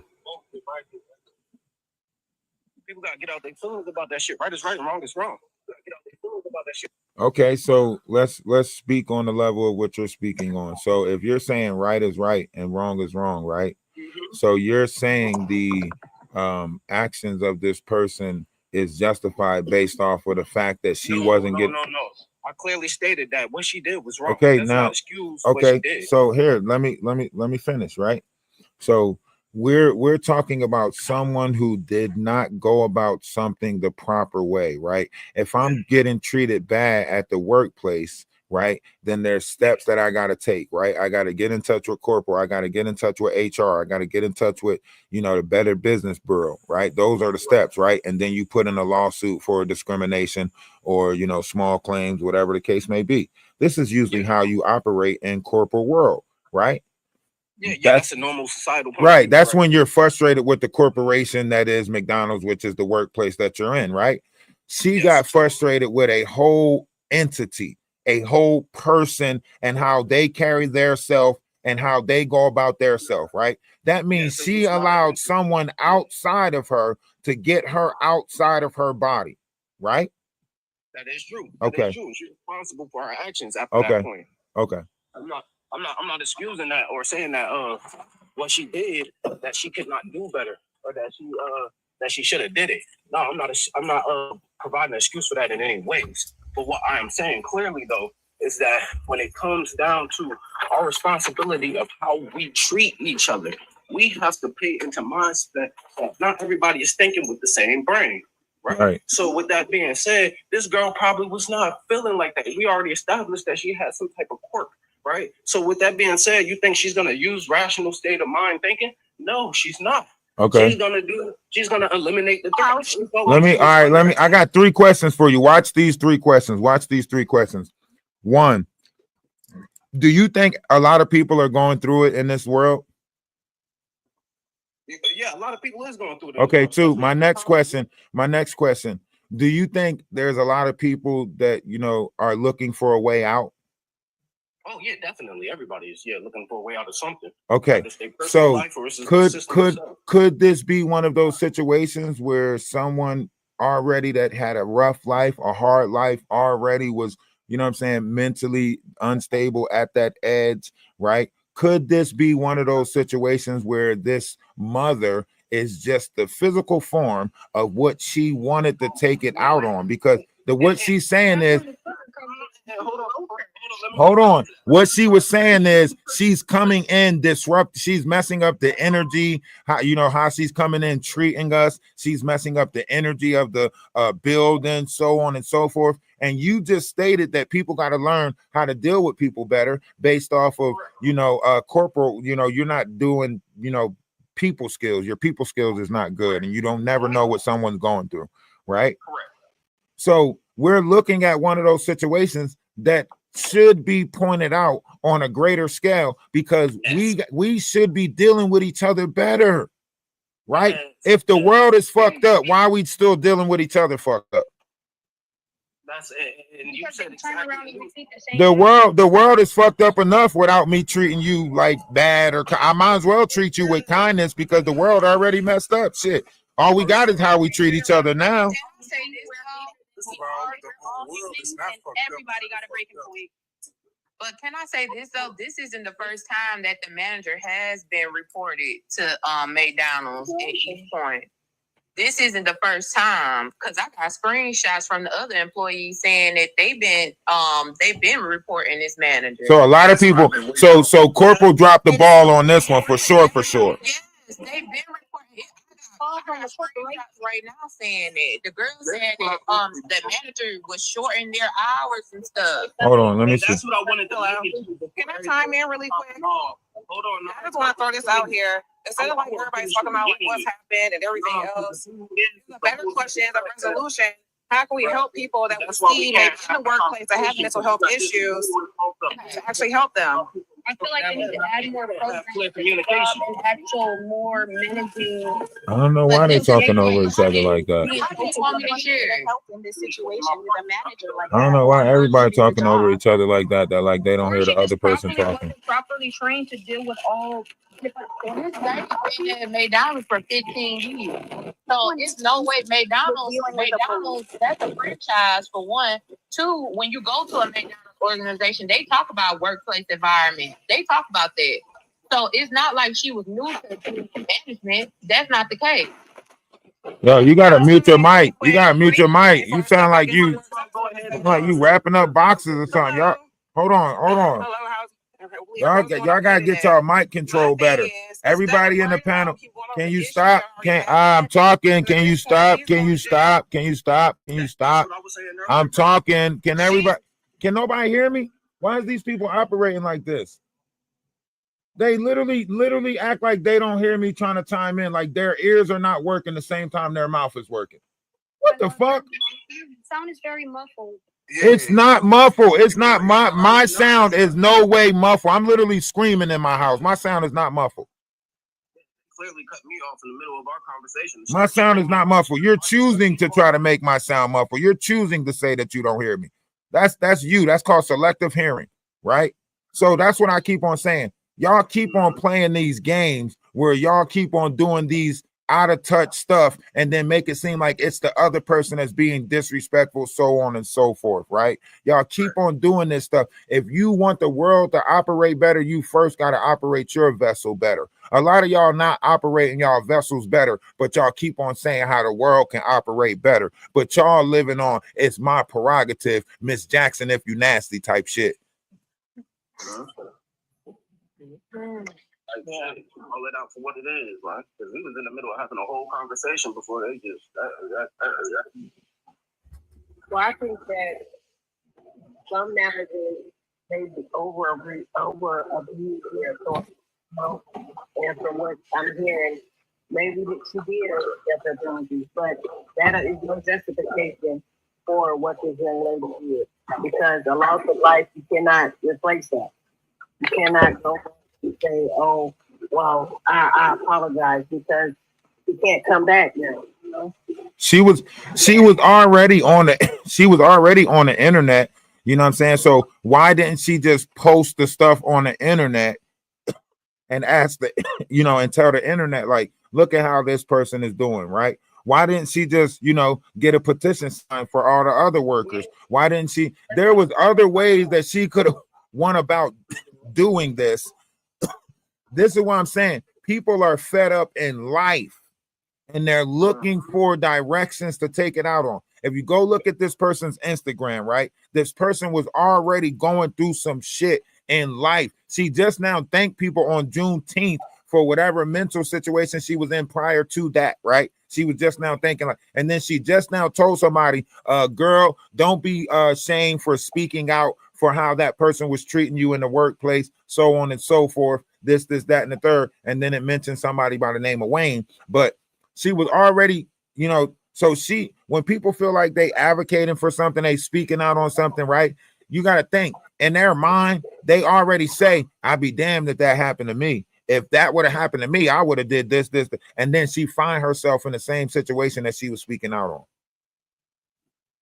You get what I'm saying? Exactly. So, however you looking at this, it's a lot of stuff that was going on for this level of buildup to exist, right? on top of the fact that the manager was doing what it is that she's been doing for the last decade because she worked there for however long, right?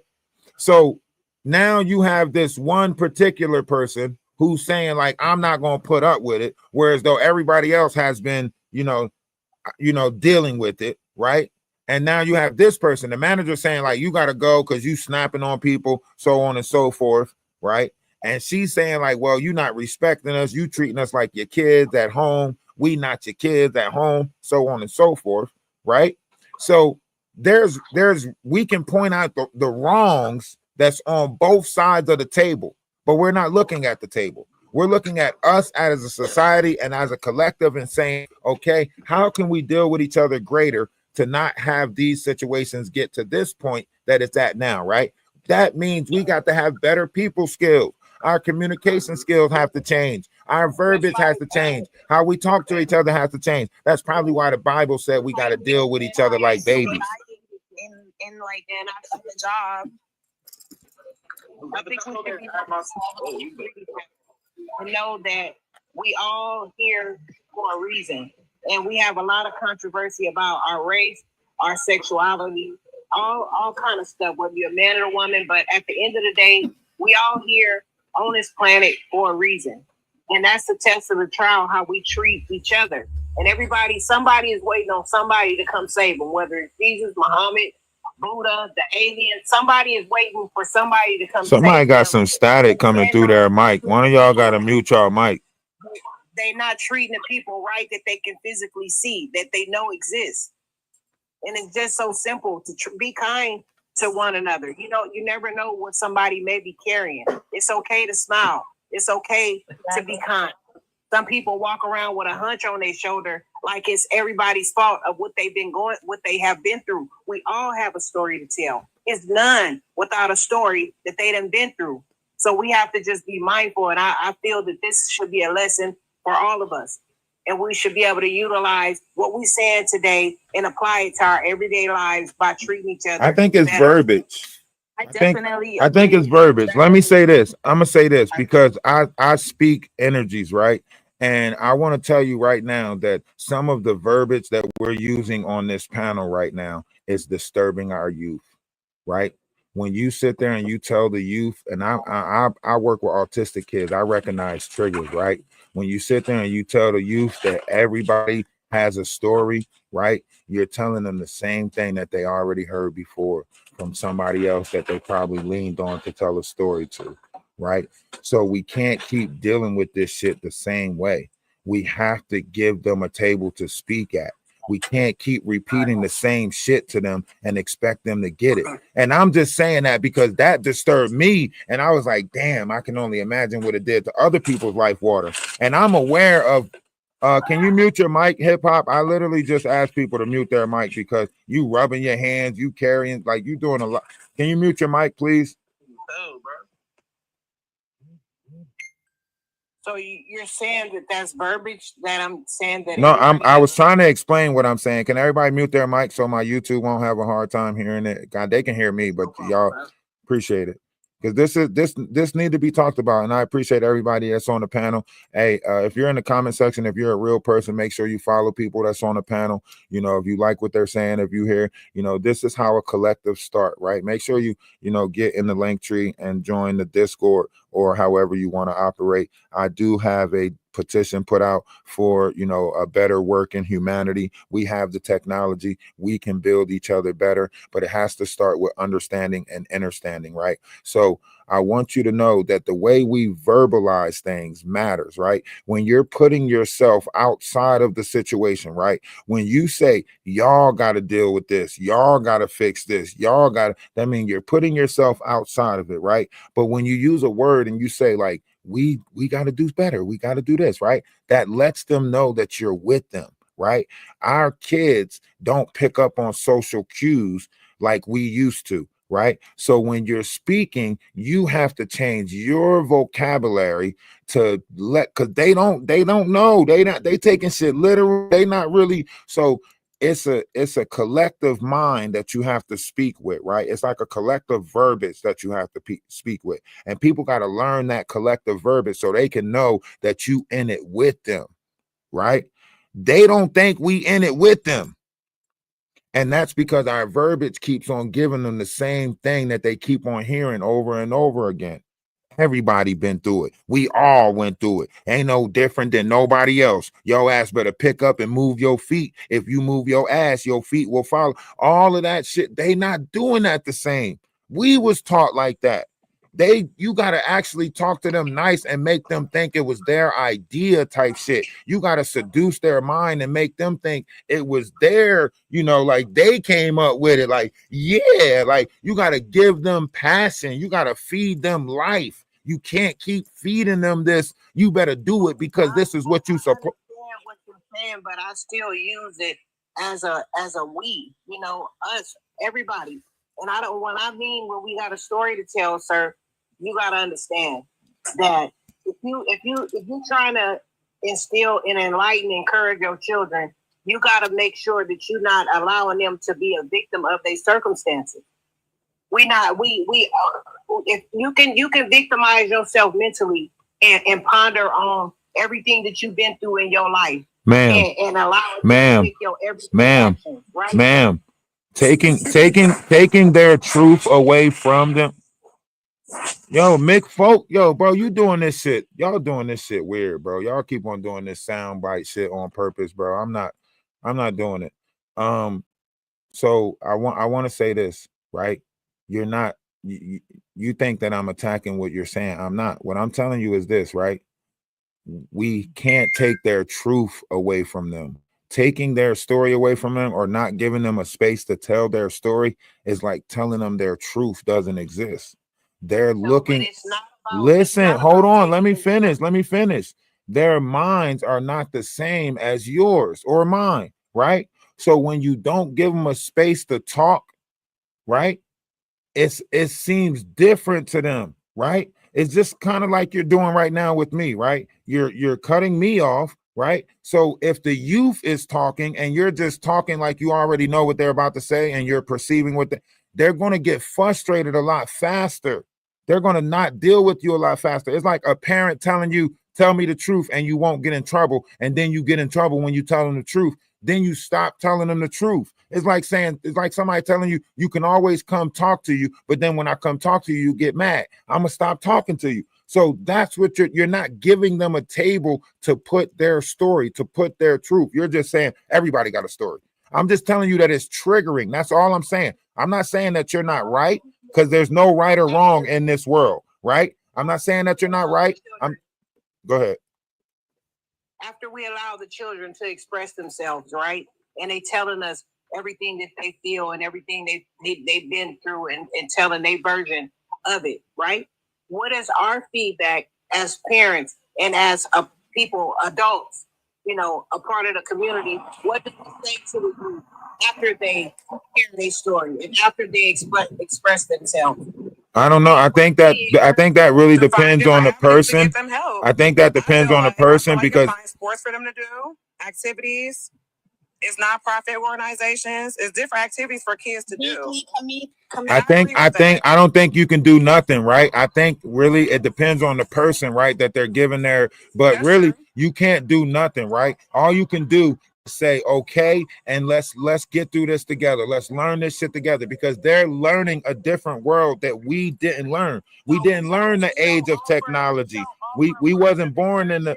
No, listen, you can give them advice. You can give them advice, but a lot of times you could put all the advice on the table that you want. Whether they pick up that advice or not is completely up to them. So it don't matter how much advice you give them. You say what? Words of encouragement is advice. Words of affirmation is advice. That's okay. You're right. She is right though. Encouragement and manifestation of words. All of that stuff is advice. All of that. You teach your kids to speak positively all of that about themselves. Ma'am. My son is 8. So when I speak to him and stuff, we speak words of encouragement. Watch this. Like Watch this. The only competition you have is the person in the mirror. Damn, and I feel like a lot of our youth and a lot of us as adults are not aware of that. that the only competition is ourselves. And I feel like if we learn to just focus on ourselves, like Michael Jackson said, the man in the mirror. Did you There is no see? competition You in the see what world. you just did? The only competition is You- yourself. How are you up here having a conversation where you're not listening to the other people that's conversating? You can't be listening. You can't be look. You're the only one who want to speak, and nobody else has the floor. So you have a black. That's the truth. You want to have a conversation and it's live and everything. You're not allowing people to hear yourself talk, man. You're not a godly class. This not even your live. This not your live. It's nobody's live. It is God's live. I think it does say host right here. How's she saying it's nobody's live? Hold on. I want y'all to think about this. She said it's nobody's live, and it literally says host right here. It says host right here. She talking about it's nobody's live, and it literally says host right here. Look at her respect boundaries. She want to say it's nobody's live because it's more comfortable for her to say. Go ahead, say. I've been letting people talk. Go ahead and talk. You want to talk? All right, go argue with your 8-year-old son then, because obviously you got an 8-year-old mindset. You need to argue with an 8-year-old because your mindset is on an 8-year-old. That's why you sitting on. That's why you operate in the way you operate, because all you could talk to is your 8-year-old son. Nobody gonna respect nobody that don't respect themselves, and that's what I was literally quiet. I literally was quiet, letting her talk, letting everybody on the panel get a chance to talk. She talking about, sir, you're this, and sir, come on, you got a different fight. Your fight not with me. I keep telling people your fight not with me. Go fight whatever it is you fighting because it's not with me. That's why I be quiet half the time. That's why I stopped talking. You know? They cut me off like 7 times. I was like, bro, I'm not about to keep doing this. Y'all go ahead and have the floor. Sounds stupid. Go ahead. So we were saying that, we got to deal with each other better as far as communicating and verbalizing certain verbiage, like our verbalization of how we use our words. You see, she made a lot of top one of y'all are echoing. Y'all got to mute your mic or get some. You're echoing. I don't know if you're recording. I don't know if you got a Bluetooth. I'm gonna drop you out the panel, so I'm not gonna really deal with ignorance. Can y'all mute y'all mic or have mute control? If you're not talking, can you mute up? You said, how do you do it? Here, I'll do it for you the first time. I'm sorry. So a lot of times we talk, and how we talk matters, right? So when you're looking and you're making, attacking words, when you say y'all, if I use that all the time, and I had to practice this myself, guys. I practiced this myself. I took eyes out. I took, the separation of words out, talking about you people, y'all. I took all of that stuff out, right? And what I did was I applied a we language, a collective way of speaking, right? So when I speak, I say we, right? Even when you go on my YouTube, you can ask the Atlas family. I always spoke with a we, right? We got to do better. We messing up. We in it together, right? Because I don't want nobody to think that I'm thinking that I'm better than them, right? The first thing when you put yourself outside of the circle is, who do you think you are? And you think you're better, right? Because that's how our youth thinks now. If you talking to me like that, then you must not be in this shit with me. And they want lead by example. That's why we're in the age of alpha. That's why we're under the Aquarius sky. That's why all truths must come to light. That's why you can't live in the darkness anymore. We can't go by to do as I say, not as I do. If you're teacupping, I'm getting you out the box. That means you on a phone call or doing something, and my numbers are going to drop. So if you're teacupping, you don't need to be in the box. You can say, excuse me, go handle your phone call, come back up in the box. You don't have to occupy that space.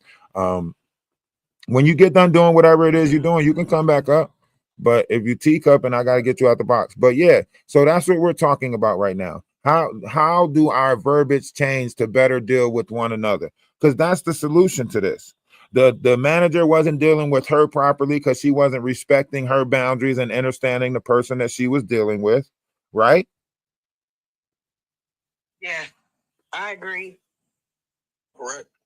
Yeah, and I thought that I did say we, because I'm not here to point the finger and take myself out the equation, even though I'm hundreds of miles away from where this incident happened. This is something going on in the community. It can be my community instantaneously. So I just want to be a voice for the youth. Like I said, I'm a mother of 8, and me dealing with my own personal journey and dealing with my children, positive affirmations and me teaching them that, and me teaching them to have self-love, self-confidence, self-worth, and also letting them know that everything that we seek from God is within ourselves if we allow it to be. Absolutely. That's the verbiage that I'm giving to my children outside of, I don't know you guys personally. Right now, So with that now Question. Can I you're right. You're really yes, you can speak. Go ahead. Hold on. Let her finish speaking, and then you can chime in. Yes, sir. Yes, sir. helped me in my household. It has helped me. So that's my advice as a collective. When I say not y'all, but we, us as parents, we need to make sure that we encouraging our children and trying to redirect them to the best of our ability. We cannot let society just have our children and have our youth, even though the society has a big influence on the children, especially social media. You can teach your children whatever you want to teach them, but they still have to go to school. They still watching social media. So it's a lot of influence on them, but allow yourself to be the biggest influence on your children to the best of your ability. Yeah, I agree. But how you doing? I don't want to stay on too long, right? But you make a great point, my brother. But my experience dealing with my son, right? At the end of the day, it's really just listening, because it's just like being a therapy. When you just listen, they're gonna basically tell you their problems, figure out their problems, and just do what's necessary to rectify their problems for the most part. And what I've seen with a lot of parents, right, they always just talking and talking and talking and talking. And the children's not listening because they're just talking too much, right? And they're not allowing the child to be able to voice their assessment of things, their opinions, how they feel, and we're telling them how they feel. So just to sum it up, right? Just for my son, right? I have my son in private school from day one. He's about to go off to college. He graduated this year. He's about to go off to college to High Point in North Carolina. So he's a great little dude. And what I've done is just basically listen to him. Listen to what he had to say, how he felt, his opinions about things. And while I listened, he was doing his own therapy just for me listening. He figured it out for the most part on his own because he was basically doing all the talking. But that's all I want to say. I just want to come in. I heard, how you all was talking. So it's actually my first time ever joined. I always just listening. I work. I'm off today. So I said, let me go ahead and just listen to what's going on. And the topic caught my attention. And I heard the young lady just talking too much, really. But you made a great point when it comes to we have to communicate different with the newer generation. That's just what it is. They're not our generation; they're their generation. So we have to have a whole new strategy when dealing with them. And from my experience, it was all about listening. Absolutely. And interjecting when you asked me to. Absolutely. Now I did give everybody follows, and I want to say kudos for you for being in your kids' life. We need more fathers in kids' lives, and you have a great point. Listening, not taking their truth off the table or not taking their story off the table, giving them valid, affirmations regarding their feelings and emotions. Beverly, you was right. Also, affirmations, right? Positive affirmations, right? Letting them know that they are growing into a good mind. You are making the right decisions, right? When you sit down and talk, it has to be a both-way street, right? So you have to be able to let them finish saying what they're saying, right? Chiming in sometimes is optional, right? But sometimes you have to say, okay, well, how did that make you feel? Let them finish their story and then let them assess the situation, right? And then give them, then you say, okay, well, if you did this, these are the pros, these are the cons, right? That's giving them a level of understanding that allows them to maneuver in a world that we are still trying to understand ourselves, right? Now, I used to tell my kids, like, do you want me to respond as a friend or you want me to respond as a dad? Because as a friend, shit, let's crash out. I'll drive you over there. You know what I mean? But as a dad, is it worth going over there fighting, son? You know what I mean? And I'm not going to bring my personal into this conversation, because I think when you personalize it, you're individualizing it, right? Everybody don't have the same mind. Everybody's not raising the same kid. Some people are dealing with spectrum-based kids, so on and so forth. So when you collectively speak, right, these people got personal problems on their table that we didn't have on our table. You get what I'm saying? Some kids been through it. They got trauma in their life. They're used to seeing trauma, so on and so forth. We done started this real world road rules. We done started love and hip hop. They thinking that the greatest relationship is a confrontational relationship, fisticuff. All of this shit became their level of excitement now. They're not in the same mindset that we are in, or was raised in the same world that we are in. Their world is completely different than our world. Does that make sense? Completely. I mean, they got furries out here. You could literally be a trans canine. You could be a dog if you want to, right? Okay, never mind. We didn't have that shit. We didn't. Is one step away or one interaction away from snapping, like for real, because like you said, we don't know who's dealing with what, walking around with what, and your interaction could be that snapping point or something, you know, to trigger them, change their life, whatever. Yeah, I think we make fun of other cultures, but I think as Black people, we should not normalize aggression and violence in the workplace either. No, I think right. We can't. You never normalizing aggression. That's one. Hold on. Because you make a valid point. Let's get on that right there. What you just said. Normalizing aggression in any situation shouldn't be right. We shouldn't normalize aggression. We shouldn't justify this shit. We shouldn't normalize it, right? It's anti-life. We're working amongst other cultures. When we get aggressive or we get to talking, you know how we get animated when we speak, and then that kind of puts other cultures on defensive. Like they're like, ooh, but we're passionate. We should not normalize aggression in the workplace. How do we change that? Speaking. I'm sorry. What?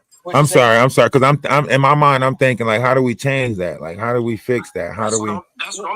We just have better communication and saying. Absolutely. Right. Steer clear of those type of conversations in the workplace, because maybe, in any situation you can be sitting there talking like, well, last night we went out, we did this, we did that. There's aggression in the conversation, and then when there's real threat, nobody's taking anybody serious, and then next thing you know, somebody is really sitting there upset and mad, and they go home, get a some serious stuff done took place. Yeah, some serious stuff done took place. Critical thinking skills are terrible, and the reason why critical thinking skills. Hold on, stop. You see what you just did?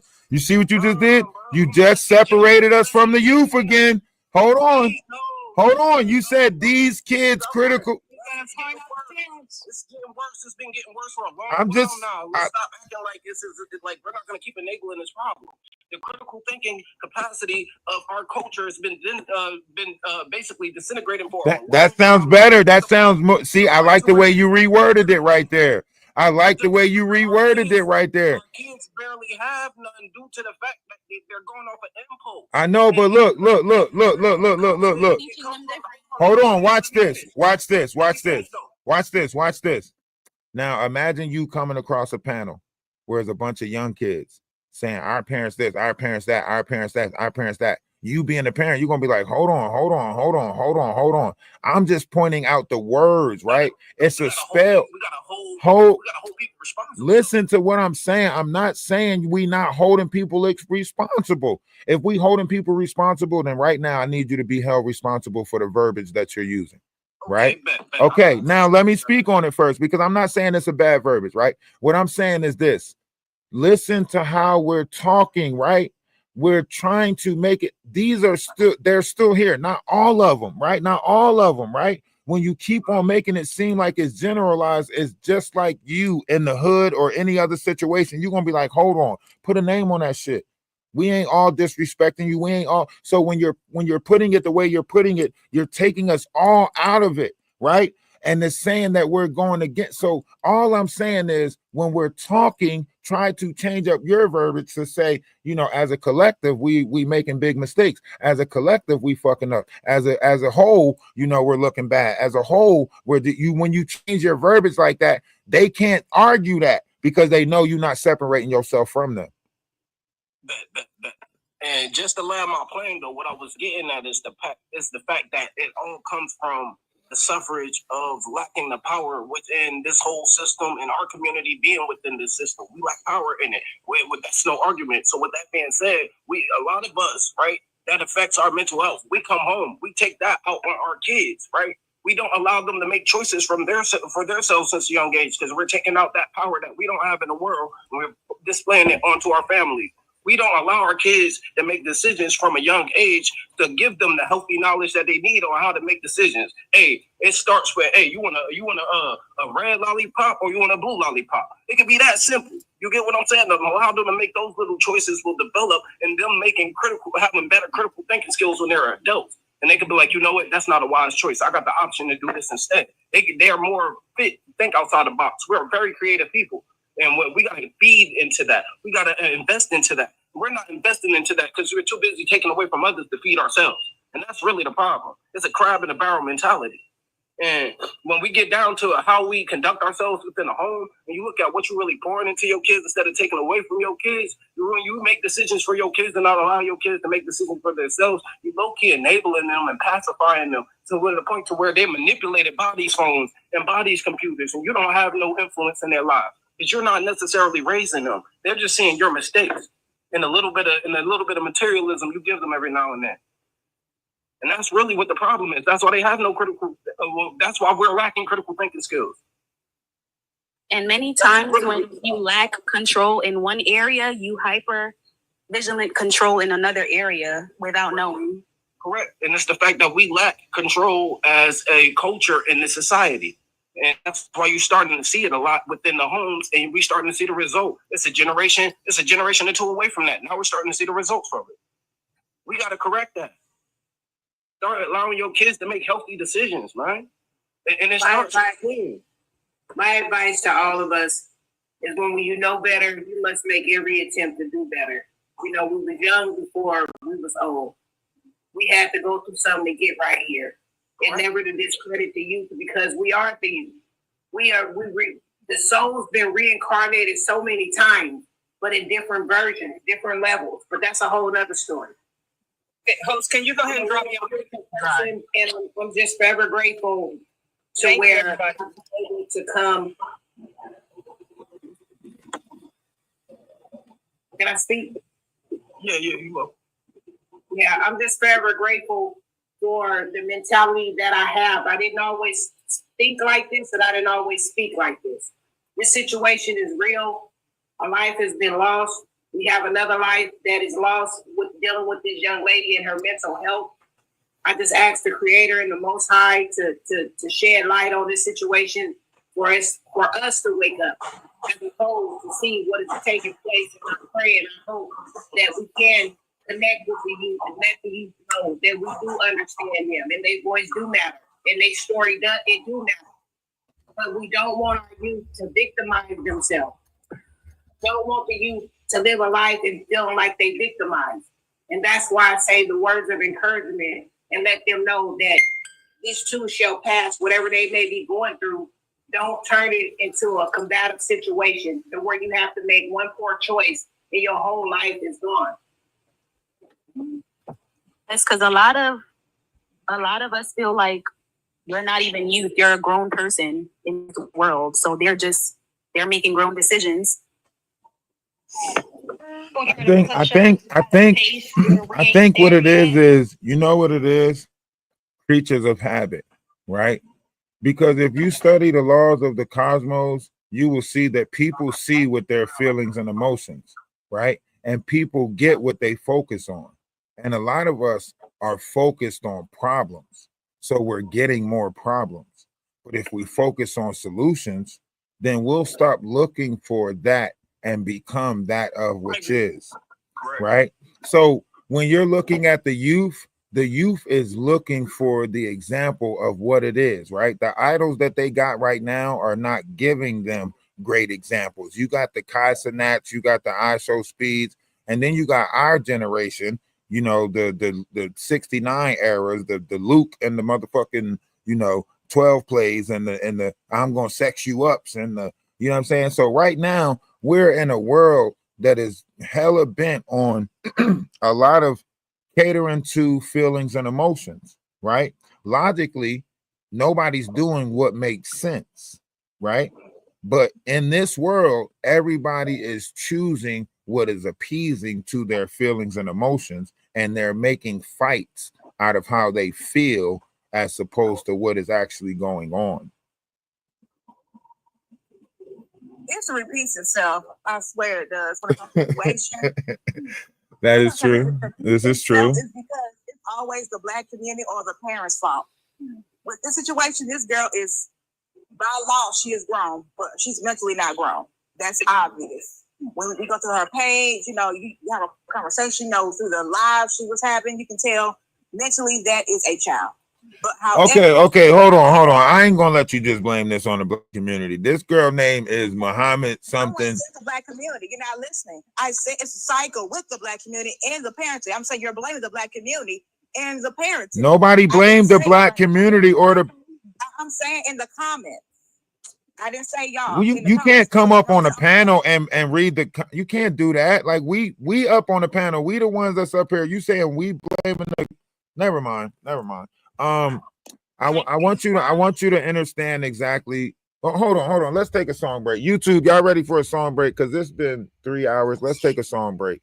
We do got music on Spotify. If you like music, if you just look up Duke Dennis on Spotify, because we took over Duke Dennis' name on Spotify. So just look up Duke Dennis. You're gonna see Atlas Family Music. And let's just get a little song break. But let's get the 65K likes in here. Tap the screen, share the live. Let's take a 3-minute song break. Mute your mic so the music can be heard. Snipper, appreciate it. Yeah, there we go. Clear the air. It's all our music right here. This is our music. Atlas Family Music Productions. We can take it places. We run a social media management company. Our greatness. Check us out on Spotify and other music applications. Moving on. Now it's time for work. Wave my magic wand. Match for the power ton. Let me show you how it's done. To terrorize you for fun. I'm sorry, I see you in the box. How you doing? Can't hide it. Tied down by your traumas, and now they won't let you go. You're a narcissist. A reaction is your aim. I'll just give you nothing. Watch you lose at your own game. You're a narcissist. It's always your way. It's your lane. Doesn't matter what I try to say. Decline. You want what's mine. Try to bring me down. Try to take me out. But you can't steal my shine. You always want to start a fight. No rules, never can you lose, no clue to why you always gotta be right. Tell me why you're so uptight. If it's all for show, gotta let shit flow, gotta let shit go. Can't dwell on it your whole life. Get back, I don't want your static. Nothing but a drama addict. Those repeated cycles. I have studied all your habits, but the way you stare at me, you savage. Try to pawn your pain on me. Return to sender with that package and trash it. Moving on. Now it's time for me to work. Wave my magic wand. No more dragging me through the dirt. Teach you right from wrong. Run you like a marathon. Once that truth turns to karma, you're done. Demon, be gone. You're a narcissist. Can't hide it when it shows. Tied down by your traumas, and now they won't let you go. You're a narcissist. A reaction is your aim. I'll just give it nothing. Watch you lose at your own game. You're a narcissist. It's always your way. It's your lane. Doesn't matter what I try to say. Divine. You want what's mine. Try to bring me down. Try to take me out, but you can't steal my shine. Try to take my soul, try to switch them roles. That destiny swapping, mocking, blocking shit. It's a no-go, all that ego doesn't fit. Only care for the glam, only care for the glitz. Way too grubby, but you wanna give gifts. Indian giver on a power trip. Acting like you rich. All the money in the world wouldn't change your attitude. Love bomb if you want, won't change my point of view on you as you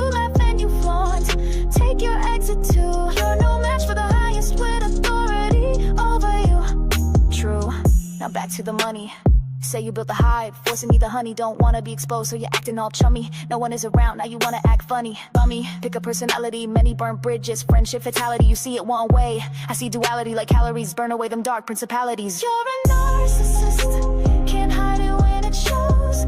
Tied down by your traumas, and now they won't let you go. You're a narcissist, a reaction is your aim. I'll just give you nothing, watch you lose at your own game. You're a narcissist, it's always your way, it's your lane. Doesn't matter what I try to say, decline. You want what's mine, try to bring me down, try to take me out, but you can't steal my shine. You're a narcissist, can't hide it when it shows. Tied down by your traumas, and now they won't let you go. You're a narcissist, a reaction is your aim. I'll just give you nothing, nothing, nothing, nothing. You're a narcissist, it's always your way, it's your lane.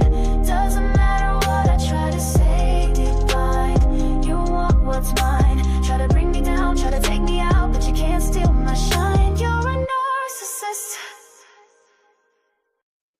So yeah, a lot of the artists and writers that we deal with, you know, they are, you know, the introverts. They are the people who don't know, they don't want the attention. They might have been victim. They deal with trauma. So we at Atlas Production, we put the music out there and keep them anonymous. You know, it's an operation because a lot of stuff is going on. People are, you know, being stalked, so on and so forth. So a lot of people are still trying to be a part of the world, but still remain cautious in this world. So Atlas Family Music Productions and Atlas Family Studios just put the stuff out there for them as a collective.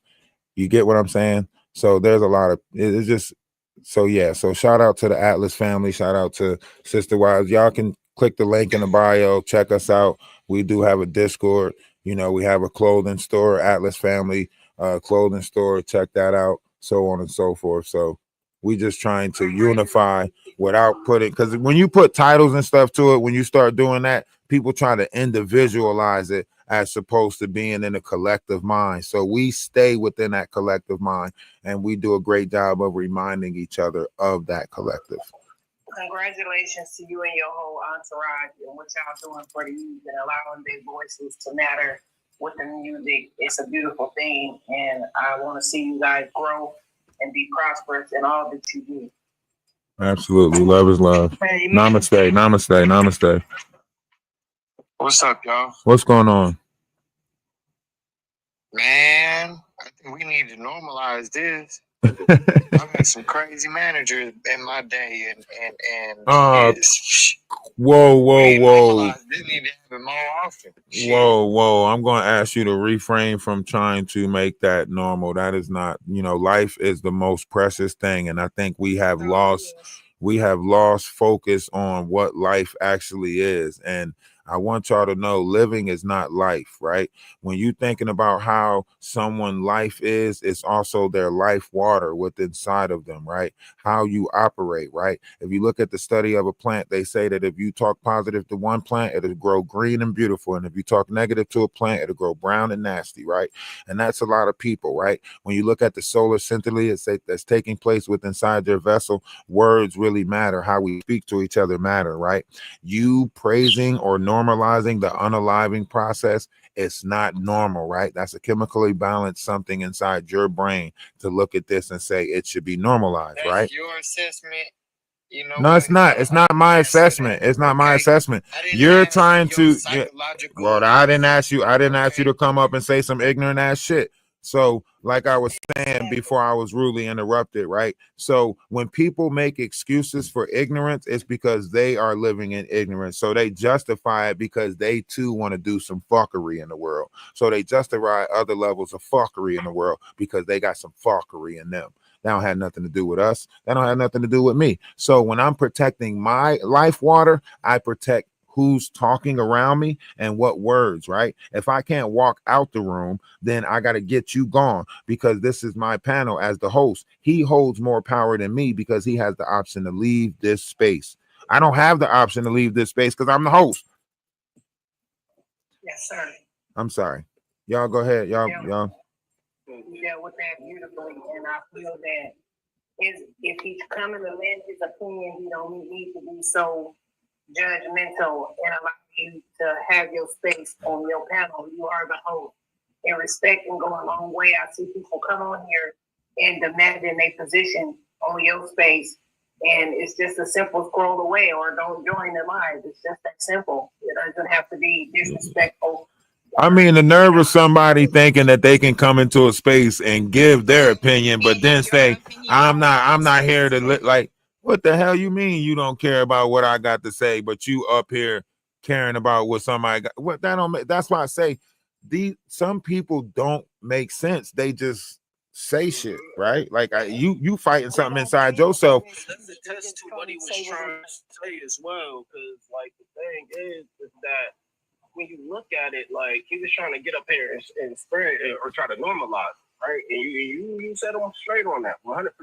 But the thing is, I was afraid that it would how could I say, come to a point where people would start thinking like, yeah, this is what we have to do now. That shouldn't be the situation to begin with. And that's the thing, because look, you got to remember, everybody is looking for a fight. So they're looking for anything to justify that fight that's taking place inside of them. You know? And like you were saying about, he wants you to give your own opinion on what he just opinionized on your platform. Like you said, before you really interrupted you, sir, I remember what you were saying about the plants. If you speak kind to the plants, they'll grow in a different way. And that's just as well as water. Water is very conscious. And if you speak to the water in a certain type of way and freeze it, you will get a different result opposed to being nasty to the water, saying harsh words, and you freeze it, it's gonna freeze in a nasty type of way. But if you say kind words, the water will freeze beautifully. And that goes to the same way with your life water. Like that's why the affirmations and saying positive affirmations to self. You want to reconstruct your innermost being. We're 70%, I believe, of water internally. So 76.6%, absolutely.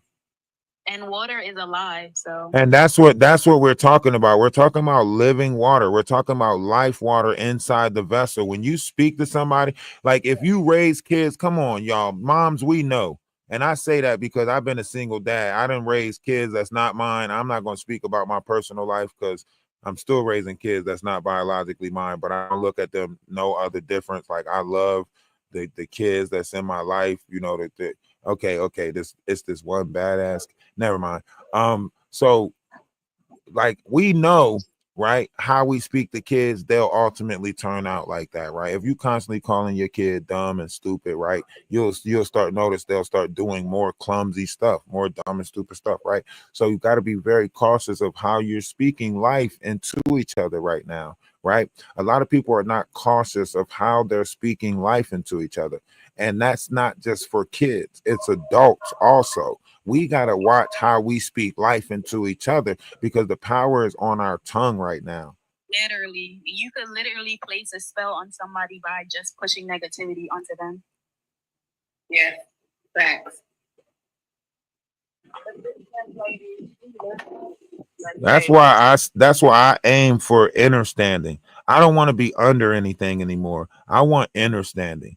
You know what I mean? I want to understand. Like, so I take the time to analyze, you know, I'm not like dissecting people or nothing like that, but I take the time to analyze, you know, people and their verbiage and what they're going through so I can better read them. Like, I can tell you guys right now on this panel, I can speak to a couple of you on this panel right now, and I know some tension that you're going through right now. If somebody on this panel right now, they going through something in their relationship and they need a safe space to be able to talk. And I don't know which one of y'all it is, but I'm feeling that shit. And I don't think you want to say anything. I think you just want a safe space that you can be in, right? And I'm feeling that, and I don't know who it is, but I try not to speak about the energies that I feel because I read energies. I don't deal with people. Y'all deal with people. People comes from the Latin word persona, and persona means mass, and that mass is the energy that it's masking. So I read energies, you know what I mean? And That's it. You know what I mean? Energy never lies. It don't lie. It don't lie. So Who it is? Speak up. no, don't put yourself out there, because see, that's why I ain't want to say nothing in the first place, because y'all always trying to make somebody stand up and stand out. Nah, I'm joking. We have to communicate. They got to come into their own way of communicating. Everything is not on our timeline. It's on their timeline, because we're not all on the same timeline, because time doesn't exist. So I can't, you know what I mean? I'm just glad that they, you know, feel comfortable enough to come into this space and sit, you know, for the time being, you know, and that's a good thing, right? When you're creating good space for people, right, to say that they're free to say what they want to say, and you know you're in a space where you're going to be protected, right? A lot of people bring you to their space, and then when you say something, the host lets you get attacked and all of that shit. We're not doing that over here, because we all trying to reach a certain level of understanding with one another. But I did have something to say about the prompt. But why are you going to tell on yourself? I'm not. Go ahead. Say what you're going to say. I'm sorry. Go ahead. Oh, thank you. The prompt. So I just got done watching her speak about her frustrations with this lady that kept sending her home. And as I continued to listen to her, she started saying things like, it's going to come to an end.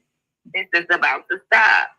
And then the blank stare in her eyes. She said she has to be stopped. Like, she put it on herself to do it. Yeah. And I'm listening. I'm like, oh my God, this girl, she you know, she set up premeditated. She asked to say what she was gonna do.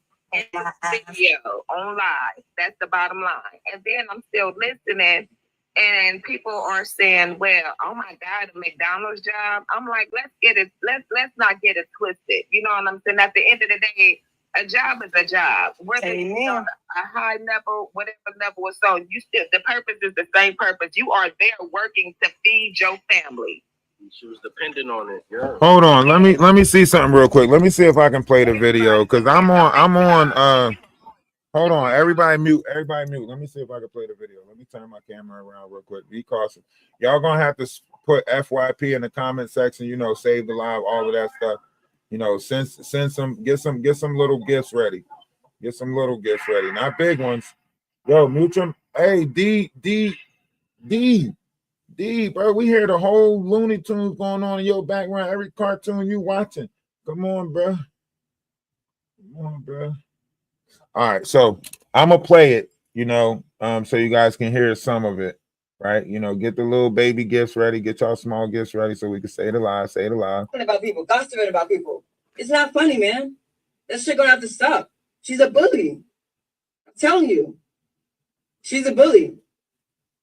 She brings a lot of negative energy in there. She always panic when there's a lot going on, and then she try to manipulate that and make it seem like we ain't doing something right. We are working really hard and doing great. It's just the fact that she panicked, and I caught her a few times making a mistake, and she tried to hurry up and play it off. You know, nobody's perfect. It's fucking McDonald's. It happens. You know what I mean? Like, sometimes, like, somebody might get confused. So fuck, it gets busy, yeah. But she needs to stop playing like she don't be making mistakes. I be catching her. So her all that animosity and shit that she keep putting in the air and stuff, then trying to tell me I'm always snapping on people. No, that's false. No, I don't snap on people. I don't go in there doing that. I tell her, no, I make peace. That's what I'm doing. I've been creating peace. So all that negative energy that she's bringing in there and trying to manipulate it, no, that's going to stop. All that negative shit she's saying about, you know, her personal life, all of that. No, she's bringing all of that in there. And then playing games saying she want to take her belt off and beat somebody. Y'all act like my kids in here. No, we ain't your kids. Respect us. Stop talking to us like that. That shit is crazy. I'm telling you. But to get sent home 2 days in a row, man, and I came in on my off day to make up my time, and she still sends me home early, it's not funny. Somebody will have to do something about that. It's not funny. It's not fair. It isn't funny at all. So, you know, she could keep being a bully if she wants to, but that shit is going to catch up to her. Because it ain't funny at all. It ain't. Early yesterday, I got sent home early today by the same person. I'm telling you, she's a bully. This shit isn't funny. She needs to understand that just because she's a mother and got children doesn't mean that she can come in this store you know, disrespecting people, talking to them like everybody's beneath her. She has no respect. And it isn't funny at all. Like, seriously, man, I got shit I gotta take care of. And she keeps sending me home early. It's not funny. She's playing games. And then all day, throughout the day, she keeps saying her little racial shit. And then throughout the day, she keeps on like putting negative energy in the air. She coming in there talking about some, yeah, I broke my door in half and I had to pull my gun out on my kids since this and that. Well, you know, telling us that, like, the fuck you telling us you pulled a gun out on your kids for? You sound like a fucking psychopath. That's what I wanted to tell her. She was talking about some, she blacked out. I'm like, yeah, you must have blacked out if you pulled the gun out on your kids. Like, you know, like, I'm like, what the fuck you telling me this for? Like then she's like trying to make it seem like that she big dog or some shit. Give a fuck about you telling me about you pulling the gun out on a kid. I don't fucking, like, that shit doesn't scare me. You know what I mean? That shit doesn't scare me. If she thought she was trying to intimidate me, that shit didn't intimidate me at all. About people. See what I'm saying? Hey, yo, y'all shout out to the YouTube too. Y'all go over to YouTube. We on YouTube too. So y'all go over to the YouTube. Y'all see we on YouTube. So TikTok, go over to the YouTube. Ralph DaWise on YouTube. Go over to the YouTube. Because, you know, I might have to reset after, you know, that whole, she said everything that she said. I might have to reset. I'm not sure, but hit the follow button if y'all not following. You say what? Yes, what I'm saying. She made it seem like, you know, like, look, she justified that shit in her head days before. She justified that shit. She was like, this shit's got to stop. You know, I'm about to, like, she made it seem like she's like, look, this is what I do. I make peace. So she made that shit in her mind. She feel like she was doing something good because you got to justify. A demon will always have to justify this shit before they, never mind. She took on the responsibility for the employees, like, for whatever it was that she felt was going on. Yeah, she felt like she had to be the one to address it for the sake of other people. Stop. Right. I feel like it points to a bigger issue. I feel like it points to a societal issue because I feel like there's a lot of people in these situations, but they probably got a little bit more common sense or a better background or whatever she did not have. You get what I'm saying? Whatever that she lacked, that they probably have a little bit of that. But I'm not saying that. How could I say? There needs to be a change. There needs to be a change. Something needs. But that's why the kid. That explains that. Hold on. Just to add to it, because more stuff is coming out. Just to add to it, that explains why the kids justified the mom addicts. You know, being an addict as a way to say that's why their mom was like the way she was. Because that's why the kids said, you knew my mom, you know, was an addict or just got out of rehab or whatever, because they was justifying. They already knew that their mom was, you know, a mom, or, you know, they already knew their mom was going through stuff. I'm not going to put that on RIP, you know what I'm saying? But they already knew that their mom was struggling. That's why they justified and was like, you knew my mom was going through some stuff. And this is sad because, like we talking about the youth, she's a youth. The youth today, they all about fast money. You know what I'm saying? She was humble enough to try to get her a job at McDonald's. You know what I'm saying? And trying, I don't know what took place. I'm not justifying for her behavior. Please don't take it that way. But she could have been out here being a 304.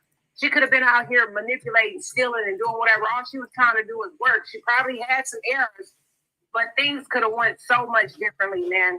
And it's so fucking sad. Excuse my French. This saddens me. And I hope you guys enjoy the rest of y'all day. I'm about to jump off this live because it's really a sad situation, man. You have a great one. I hope you enjoy the rest of your day. Do not let this bother the rest of your day. You have a great, you know, you keep on doing what it is that you're doing. You have a great rest of your day. Did you see no the problem. video on Instagram? You have a great one. Yeah. Which one on Instagram? The one where when she was doing something with the boxer and saying, "Is this the reason she got sent home?" or something like that. Nah, I'm not. They said this girl was doing a lot of weird stuff in the workspace as far as like meditating and stuff like that. So a lot of the other workers was kind of like saying that she was putting like like they was saying, I guess it was complaints on both sides, you know, complaints with the manager and complaints with this, you know, you know. So that's why I say, like, these are two mentally disturbed or chemically imbalanced, however you want to look at it, but they both ran into each other at times that they both was going through some stuff, because a fight did, you know, install. It's not like the manager was like, you know, girl, you better go ahead, you know, this is the workplace, I'm going to get on the phone. It's not like the manager walked in the back. So I don't know, like, this, it's a lot it's a lot of conversation that could be had around this. You know, y'all tap the screen, share the live. Let's get it to 100K in here, and let's get some other people. I'm trying. I know that's right. You can't tap the screen because you're in the box. When you mute your mic, you can tap the screen. But if you have your mic open, please don't tap the screen because you'll stop numbers from coming in here. And as you can see, we already dropped greatly with numbers. That's why I'm about to reset. No, I'm joking. But y'all make sure y'all hit the follow button, put y'all notifications on. This is a great conversation. Shout out to everybody on the panel and everybody that's listening on YouTube and Twitch, because we are on 2 pages on YouTube, 1 page on Twitch, and on TikTok. So love is love. Namaste, Ashe, salutations, and let's keep the conversation going. For the new people that just came in, let's bring some more people into the conversation. Lord, Land Ortiz or Land Ortiz. Anybody? The new people. Yes, it's Lando. Oh, Lando. I just want to say, I just think from videos I see from the girl that did the unaliving, she's mentally ill. Even when she was talking in the video, you can see she has some mental illness problem. Okay. Yeah, I wanted to say something. Come on. So I'm from Detroit, and this is where it happened at. So a lot of Another Detroit. Hold on. I'm in Michigan right now. Stop. I'm in Michigan right now. Chill. Go ahead. Let her talk. Go ahead. Came out about this already, and one thing that we know is that the attacker had schizoaffective disorder, so she already had a diagnosis.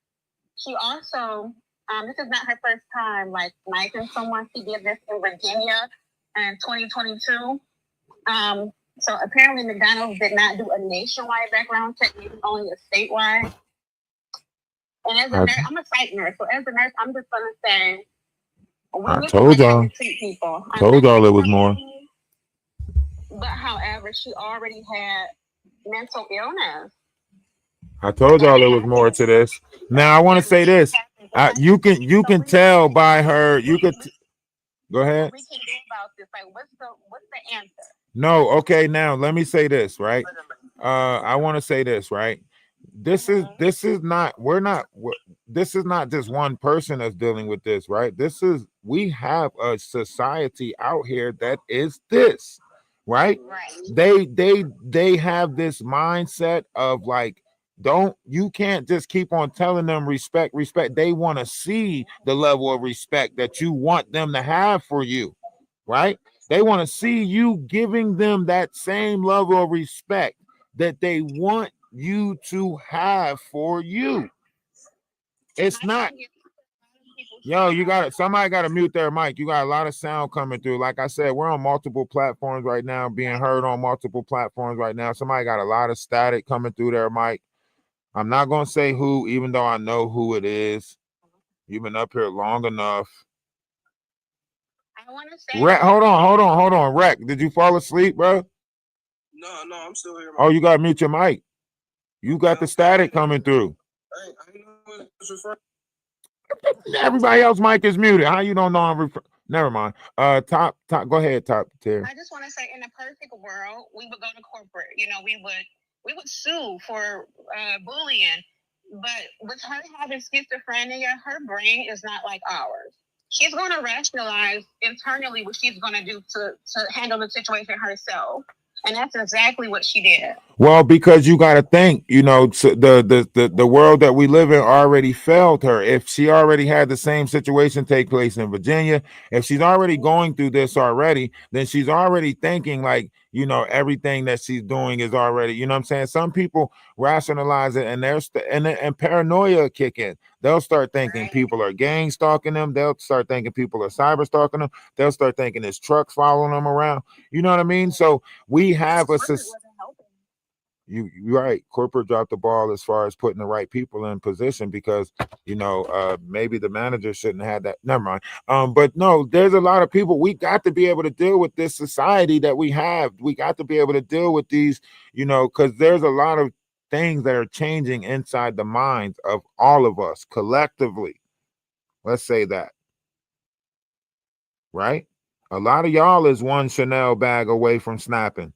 Exactly. And even in the nursing field, you have no idea how messy it is, how much bullying, how they're on power trips. There's the RNs are sending the CNAs home because they're talking back to them, and it just has to change. Like the whole culture is just weird right now. Yep, you're not lying, top tier, because I worked in a nursing home and the nurses, like the nurse managers, they were a problem. It is crazy. It's a whole mental health warfare that people don't want to talk about. Good morning. Can I interject for a second, please? No, because I'm not Can I interject for a minute, please? Hold on. She might not be staying for long. She might be on a lunch break or something. Some people are coming in on a lunch break. Go ahead. You asked nicely, so go ahead. Good morning, panel. Grand rising. I would like to say this from two perspectives. One, caring for someone with mental illness. Two, as a supervisor.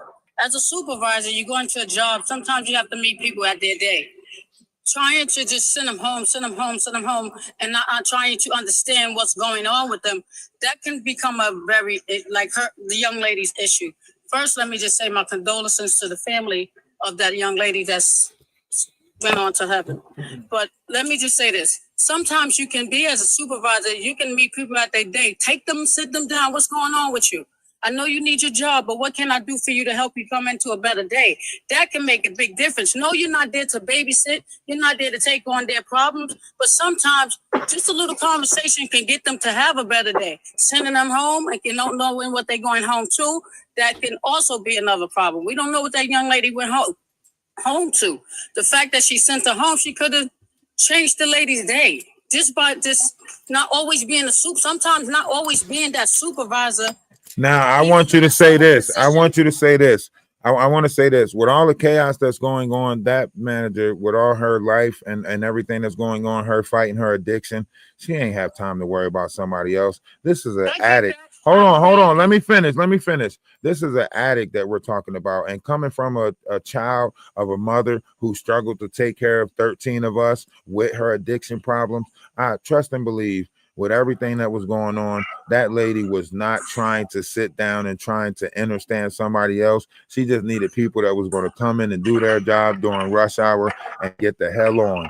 That's it. We all going through some stuff. If that's the case, we might as well just all sit down with each other and better understand right now. Because if you thinking that other people is going to sit down with people to understand too many people, too many problems, too much going on in this world. That's just me being honest. So I get what you saying, that as a manager, she should have sat down to whatever, but just to be at a job, just to try to understand her and say, okay, let me just help you get the hours that you need or deserve. Like as a manager, she looking to try to, she like, man, look, I need people that's going to come in, get this shit done. And I got to go home and take care of my 6. Okay, now let me tell you from another perspective, caring for a person with mental illness. You say she had a diagnosis already. And a lot of people just don't understand those diagnoses. They just feel like they're still normal people. Their brain is going hardwired like 30 miles per hour more than what we're dealing with. And sometimes baiting a person can even make them more angrier.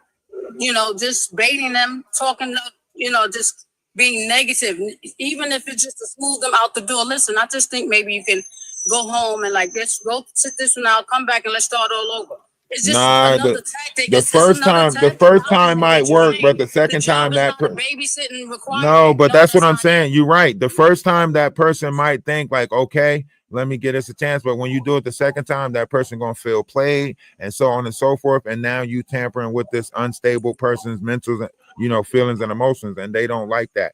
One thing, a lot of people don't like to be mentally insulted. And one thing for sure, we got a way of mentally insulting people and trying to play these games in people's faces. And a lot of people just ain't for it no more. Like, don't insult my intelligence. Don't play this little words with friends game in my face. Like, you know, say what you mean and mean what you say. Like, a lot of people are, you know. Especially, I'm sorry. I do know that once. I'm sorry, but I do know that once you bait a person that has mental illness, once they get to 100, it's really going to be hard to get them down to come to 50. So the best thing to do is try to, like, it might have to be a little bit passive just to get them to come down to another level, another level. I get what you're saying. I get what you're saying. It's really hard to get them down. And y'all say this lady has, and they, again, the young lady had to pay with her life. Why? Because the system don't want us they got rights. These people still have rights, even though they out of their right mind. And we're knowing it, we're seeing it, we have to witness it. But guess what? How do you get yourself out of it? Because they're gonna get away with everything. Okay. Because of that diagnosis. Rec, go ahead. Come on in, Rec, come on in, because I know you wait. I'm gonna drop down. All right, appreciate it. All right, appreciate it. All right, thank you for coming up and adding. Rec, hold on, Rec. Go ahead, Rec. Yeah, y'all keep on trying to paint excuses for both sides. You know what I'm saying? From what I understand, these both are adults, mental handicaps. Not there. You got to be responsible. You are responsible for your behavior. So with that being said, you got to stop painting these excuses. Oh, this person was this way, and paint it like oh girl, like the manager didn't have her own set of actions that didn't pay into the situation. Right, I agree. Just one situation. It's not just one side of the coin where it was just one person doing a terrible thing in this one situation.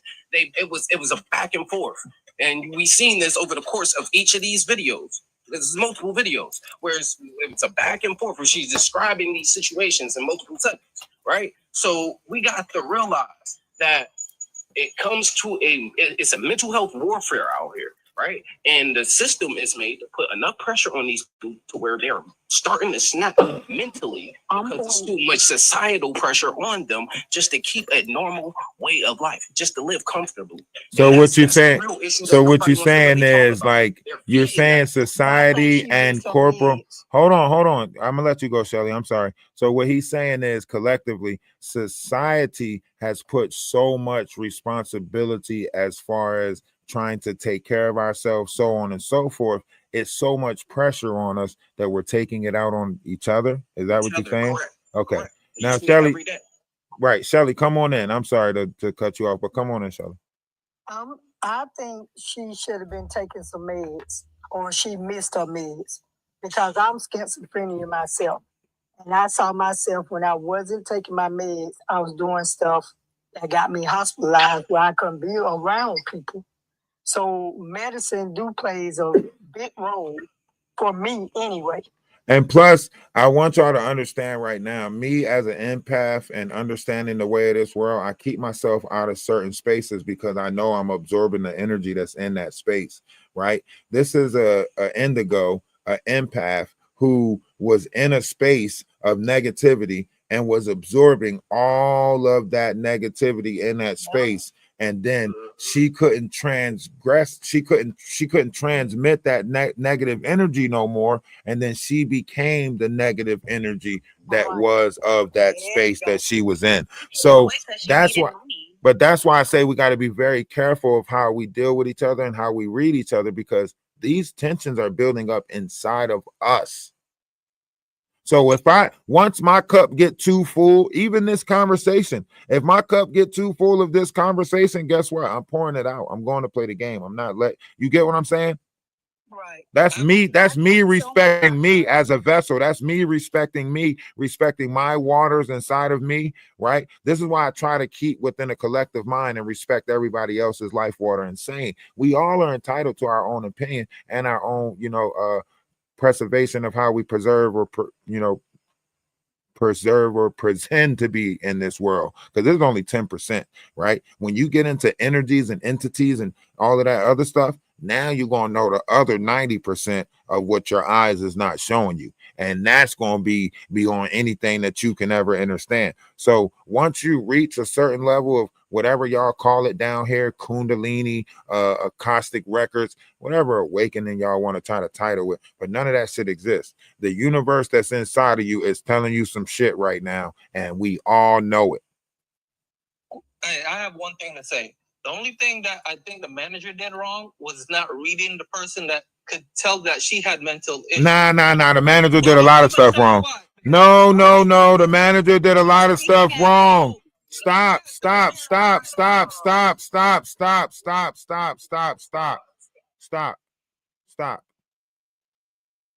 The manager did a lot of stuff wrong. Okay. That's what I just said. The manager was. It just wasn't with this person. There's other people there's other people from that area that said there was been numerous complaints about this manager. Yes, but listen, even her coworkers were saying. Go ahead. I'm gonna let you finish your thought. I'm sorry. Go ahead. Well, that's my fault. I apologize for my rude manners. I apologize for cutting you off. You go ahead and finish your thought. I apologize. Go ahead. Yeah, all I'm saying is the manager should be able to read her, because even a coworker would say she's a little bit off. They were like, yeah, some people like to be left alone. They'll be like hi and bye, but they said she was off in her mannerism and stuff like that. It wasn't somebody that was shy or introverted. They said they could tell that she had issues. So that explains why the manager sent her home 2 times and was on sending her home a 3rd time, right? If a manager see that you are not good for the workspace, then she did that part of the job, which was sending her home and saying, okay, you know what I mean? It's a busy day or whatever. You not getting along with the other workers. She already said that she was argumentative or combative with some people. And so the manager did try to, and maybe she went about doing it wrong, but the manager sent her home 2 times because of her work ethic or because she seen something was off. But that didn't stop her from leaving and coming back and stabbing them. I mean, you know what I mean? Like, she sent her home. The manager read, seen that something was off, sent her home. That girl went home, masked up, came back and said, you're going to get this work. Along with all the other stuff that her and the manager were going through prior to the sending of the home. Right, because she was challenging the manager. She was calling the manager out on her bullshit. That's why she said I called her out a couple of times and she tried to, you know what I'm saying, curve it. So she was like pointing out the manager mistakes, saying that the manager was getting frustrated during work hours, rush hours or whatever, and then taking it out on them. She's saying that the manager was getting flustered and then taking it out on them. She said that the manager was talking to her like she was talking to her kids at home, like, I need to take my belt off and whoop y'all ass. And if I'm hearing that, being an introvert, the buildup is saying, you ain't about to take no motherfucking belt off and whoop my ass. I ain't come out. You know what I'm saying? So you can only imagine the conversations that this person was actually having in their head. Where they both went wrong at. See, it's wisdom and knowing to walk away from a situation, regardless of, I may not have money or any case may be, your peace of mind is way more important. But I feel like when you are a leader, you got to make sure you're giving that respect to everyone. If somebody's off, if somebody's different, who cares? Like, no shade. Everybody's here to do a job. No one should care about what the next person is. You just need to focus on making that McDouble. No shade. Like, no shade.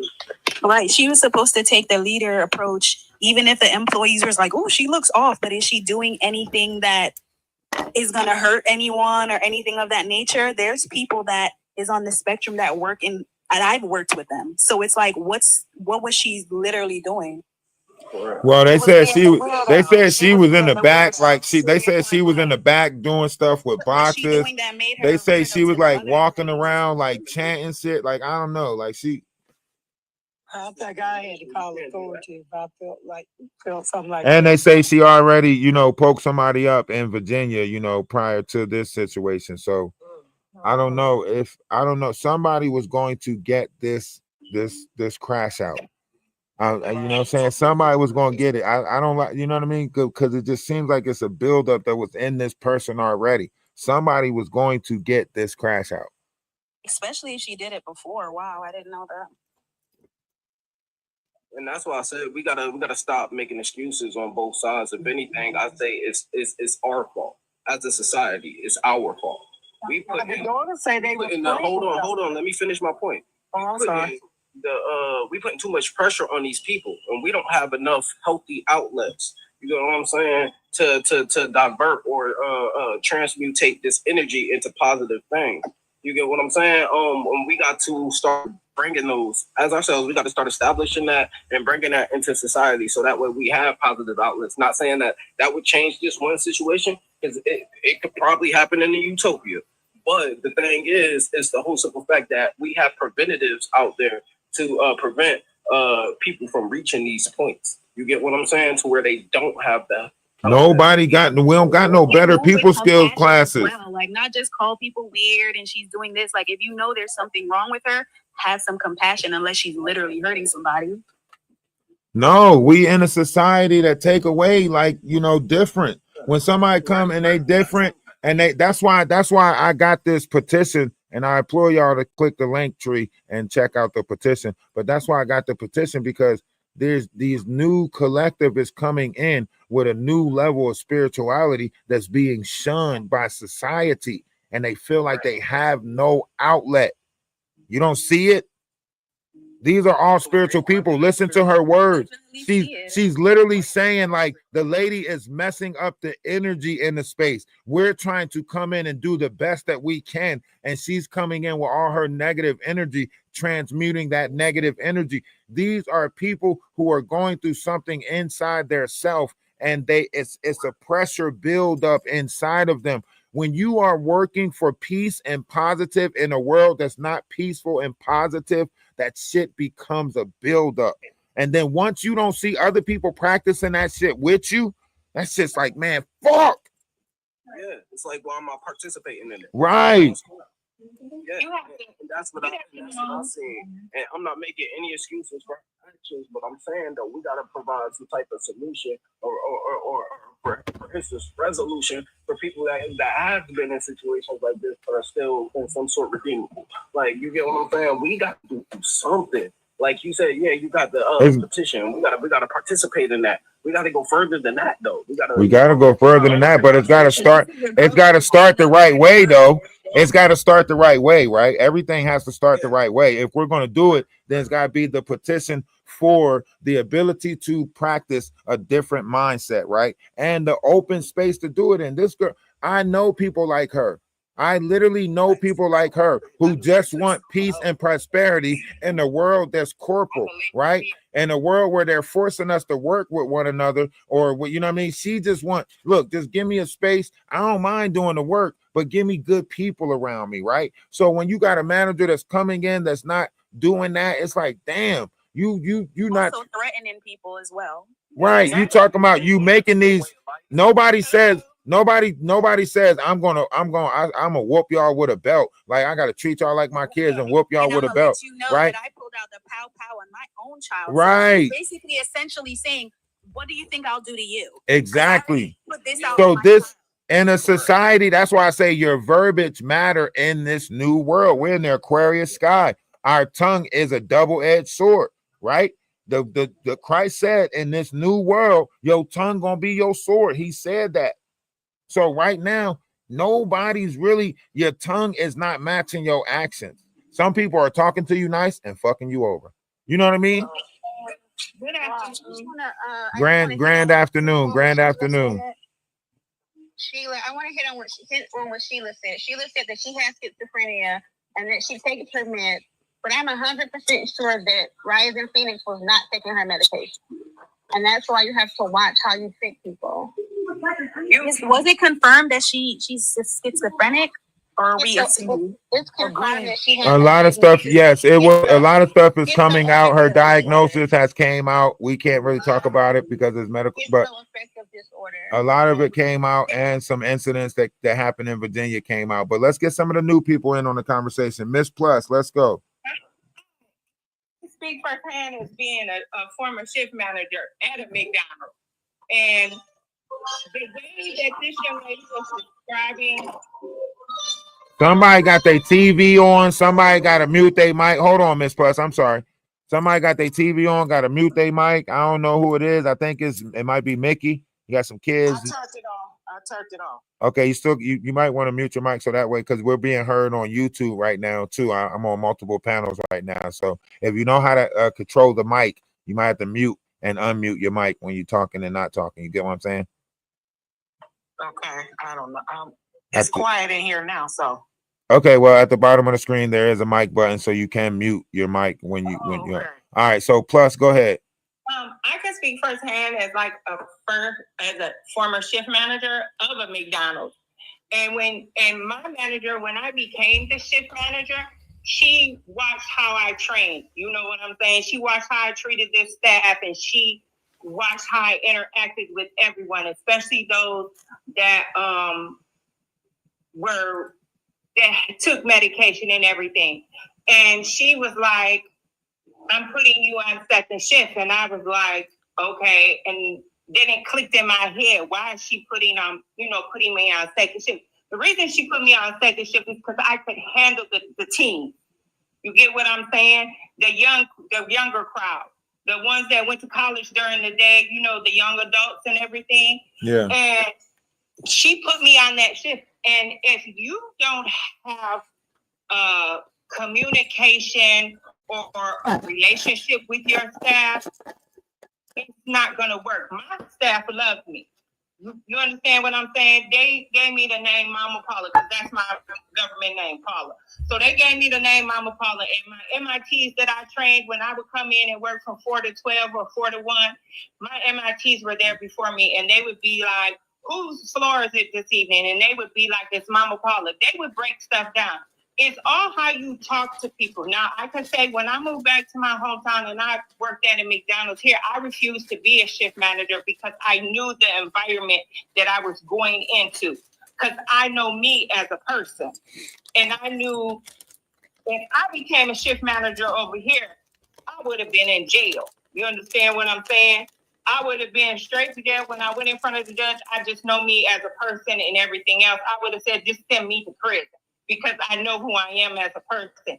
I recently quit McDonald's 2 years ago because I found another job. And the reason I quit that McDonald's is because of an MIT and a manager. And I told this manager one day, I strictly told her, I said, look, you got one more time to talk at me. And I'm telling you right now, and the MIT jumped in it and excuse me. I told him, I said, I'm old enough to be your mama. I don't care how you talk to your friend. I don't care how you talk to your mama, but don't talk at me because I don't talk at you. Talk to me. Well, I had somebody call me the N-word in the workspace, and I still handle myself properly. I was a manager, and the lady called me the N-word, and I'm the one that hired her. And she wanted to just stand at the window, and I'm like, you don't have window skills because what you're doing is you're trying to talk to the people at the window and you're holding up the line. You're literally trying to, engage at the window as if you're getting to know them. So I was like, look, go do this. And she was like, da da da da da, and called me the N-word and all types of shit. And I still have to, conduct myself properly. And you have to conduct yourself properly. But with this young lady, she's saying that this manager was bringing her stuff, to work. There's a policy, and I don't know if anybody on the panel has worked, but there's a saying that they say, and sometimes it's hard. They say, when you walk into the door, leave your personal life behind you. Correct.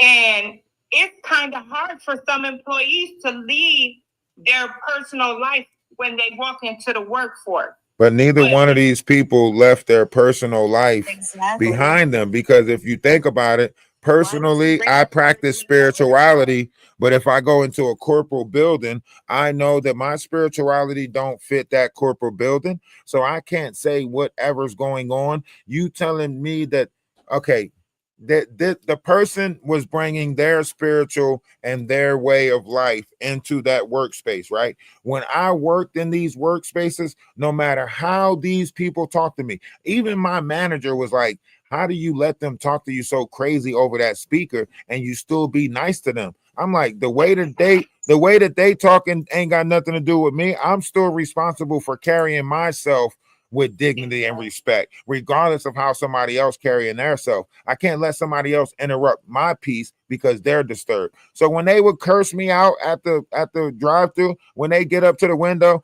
I'm still like, sorry about the wait, sorry for the misunderstanding. You have a great day, so on and so forth. A lot of them that did the most, they would reflect and they would be like, damn, I'm sorry for talking to you like that. I'm just going through a lot today. And I'll just be like, a lot of us are going through a lot. You know what I mean? But I just like that. Somebody had said on the panel earlier, I don't know who it was, but you have to check your employees. I don't know, the McDonald's I worked in the former town I lived in, somebody said they need to have monthly meetings or whatever with the employees and the staff and stuff. And you do, because you don't know, it has to be one-on-ones. But in this incident, for this young lady to have done what she had done, there should have been a meeting. She should have said something to the GM, because the woman that was on the live, she was nothing but a shift manager. She should have said corporate. She should have. There's a difference. There's a difference. What you have to do is you have to take your problems to the GM or the assistant GM and request. Like, you have to really request a meeting with the owner and everything else. And now I want to say this goes back to what Rec was saying, right? A lot of people are not looking at what corporate is doing, right? That's why I say somebody else put her on this woman's shift, right? Because this shift, hold on. This shift manager sent her home 2 times already, right? And somebody else put her back on the schedule with this shift manager. Shift manager don't make the schedule.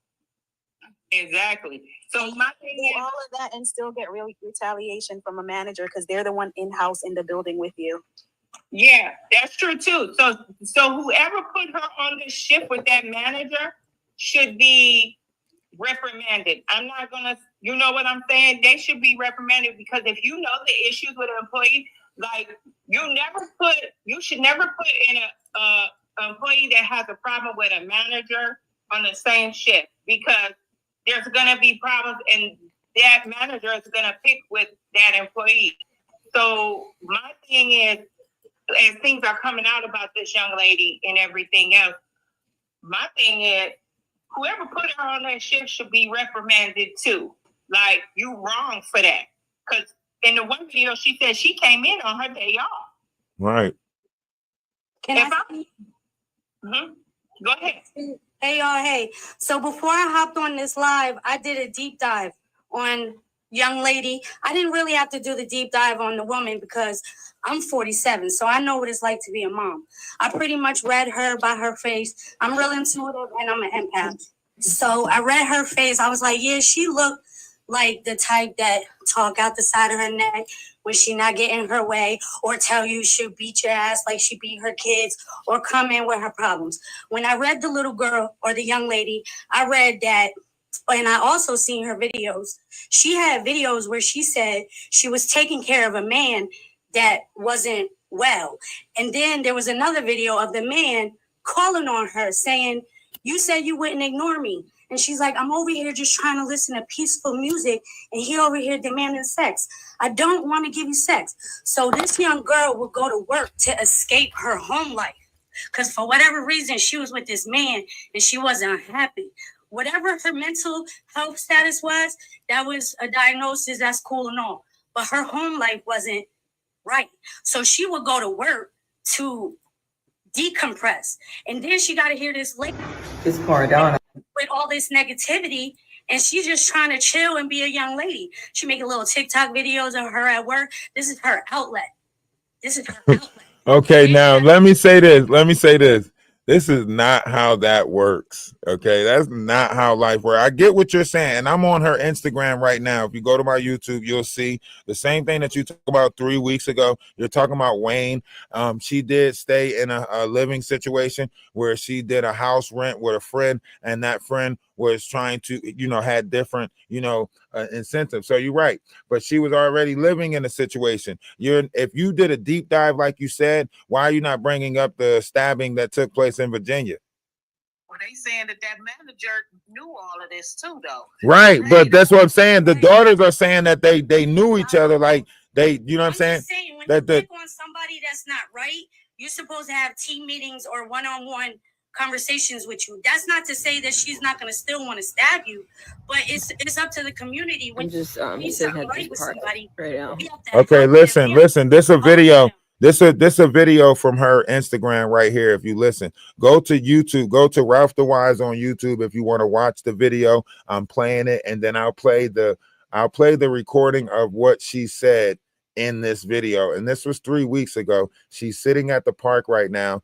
You can already tell she changed up her hair too many times not to tell that she needed help, because the first thing that women do is change their hair when they trying to change their life. The first thing you're going to resemble is a hair change. Yes, y'all do y'all nails to get attention or look at my nails, but y'all change y'all hair when y'all are changing greatly, right? And she changed her hair too many damn times.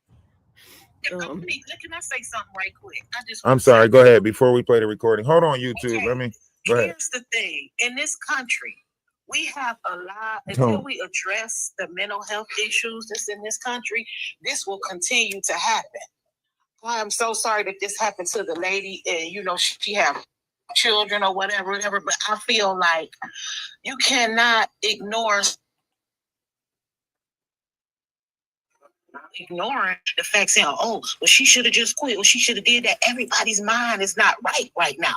I see it every day, all day long. It's like everybody in the twilight zone waiting for the exact moment to just snap. Now watch this.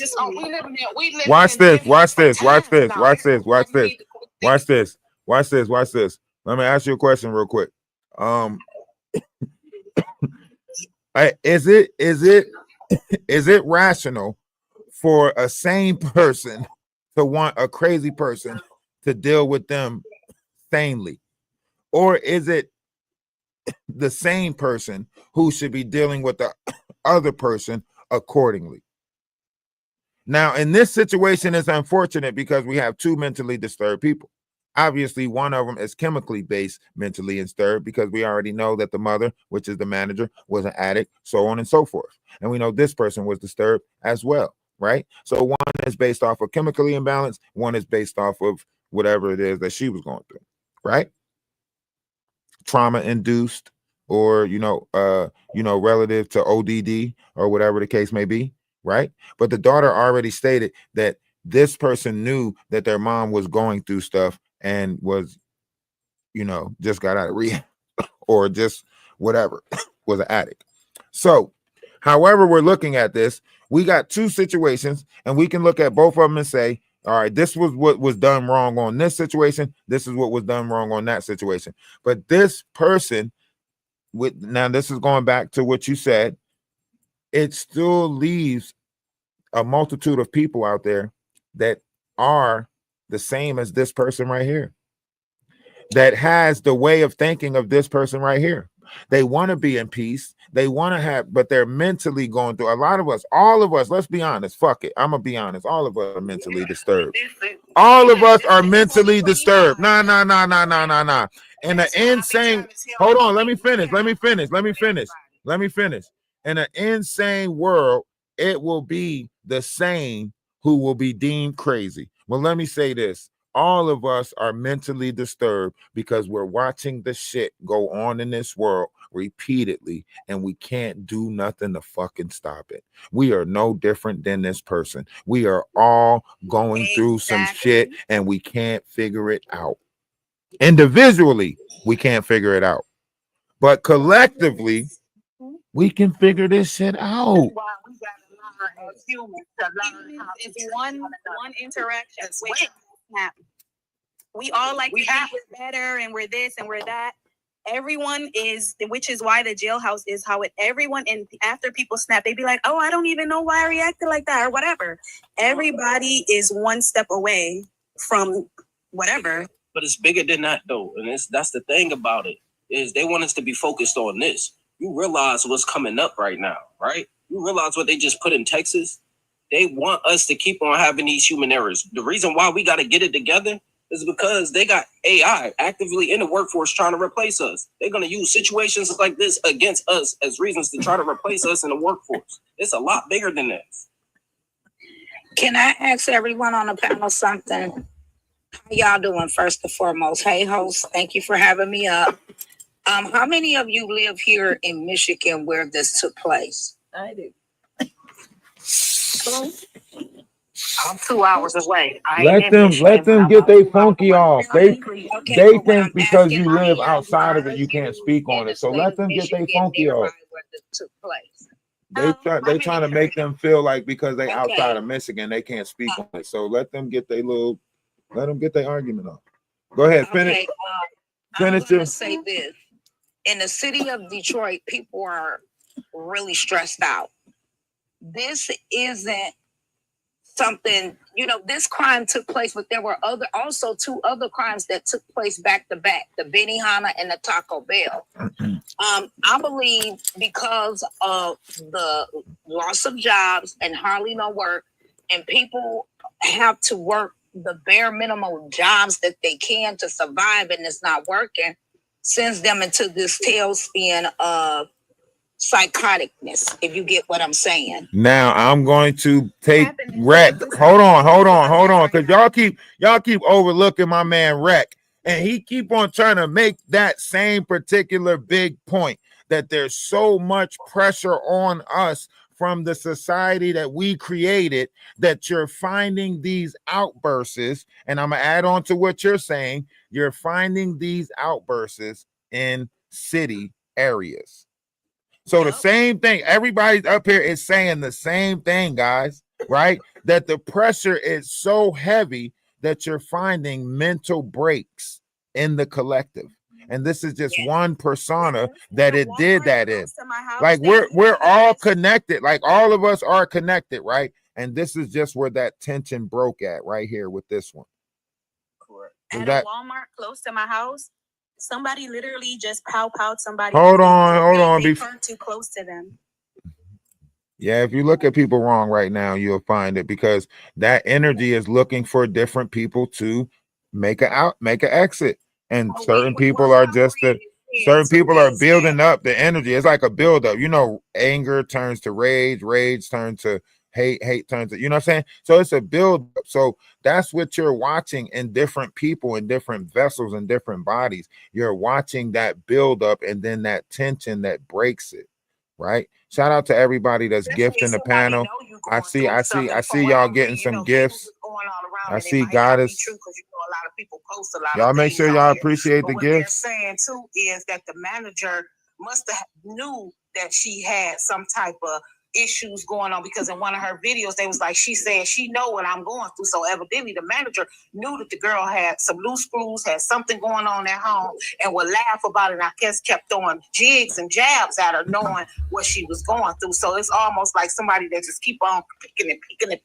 And that brings me to my next point. Hold on. First I want to say shout out to Goddess for gifting the panel. I see the gifts. Appreciate you. Everybody on the panel, appreciate you for gifting the panel, right? And secondly, I want to say this brings me to the exact point that y'all are at. That's why I put the petition out there for the humanity, right? For collective, right? That's why I say y'all don't know what these spiritual people are going through. This person entered the workplace, but the manager was taking it out on her and making racial slurs, probably was coming at her way of thinking or her way of being, trying to say like, you can't be positive. Get that positive shit out of here. We ain't trying to hear that positive shit. We ain't trying to hear that kumbaya shit. Like they do it to me. They tell me that they don't want to hear about moon stars and quasars, right? I go through this type of shit, right? Where you try so much to be at peace with inside yourself that people outside of this world attack you, and then one scenario leads to another scenario, and it's almost like all of it's connected. So in your mind, you're like, what the so it's a mental thing, it's psychological warfare. And it's not an excuse. It's not no excuse. We're never making an excuse to take any life. We are life over here. Life over anything, life over everything. Being desensitized to the things going on around you, whether people know it or not, that creates a mental powder keg for you as well.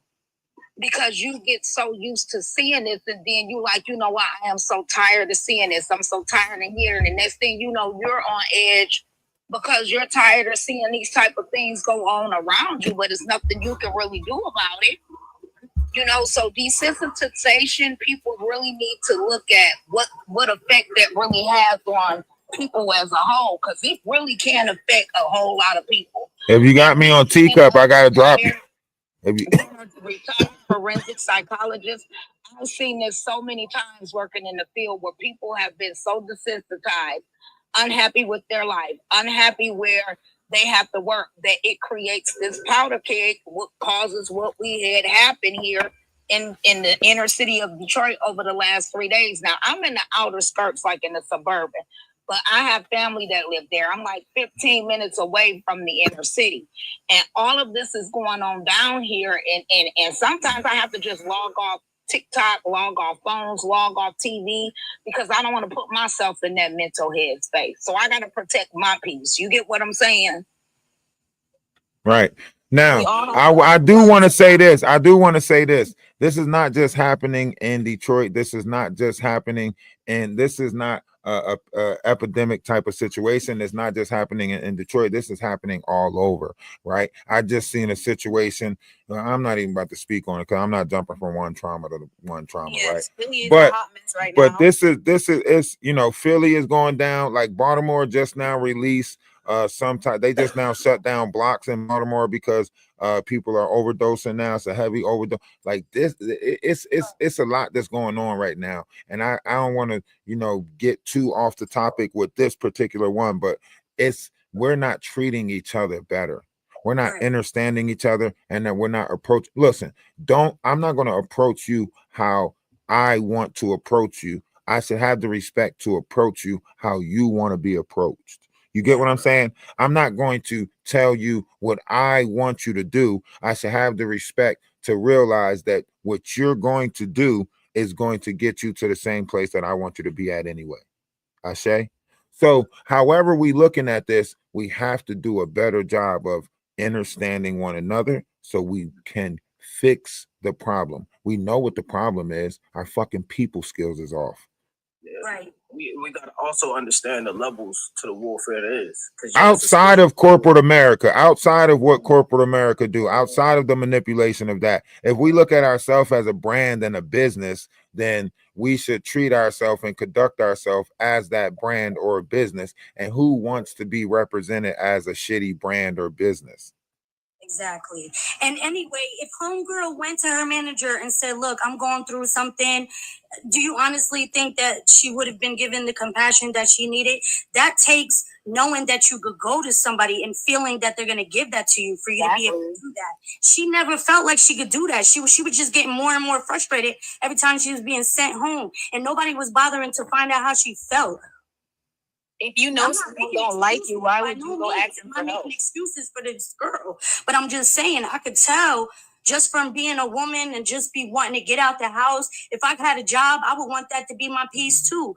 You know what I mean? Because I already know when I go back home, it's going to be some shit. So if my workplace is my peace of mind, and I feel like nobody's being compassionate or receptive to me, they only seeing my flaws and pointing them out in front of everybody. Damn, they must be clocking my money. Soon as $10 hit, Discord snaps that shit up. How the fuck the automatic payment come off that damn fast? Before I even knew the money was there, Discord was like, successful payment went through. Thank you for this. No, I didn't pay no fucking. I'm sorry. See, I'm about one bill away from snapping. You know what I mean? Shit. This shit is this shit. I told you. Damn. This is what I'm gonna ask from the world. Fuck. That we have more self-discipline, more compassion, right? Auto. More self-discipline, more compassion, and talk to people about your mental health. If y'all could do that, them three things, it's a start.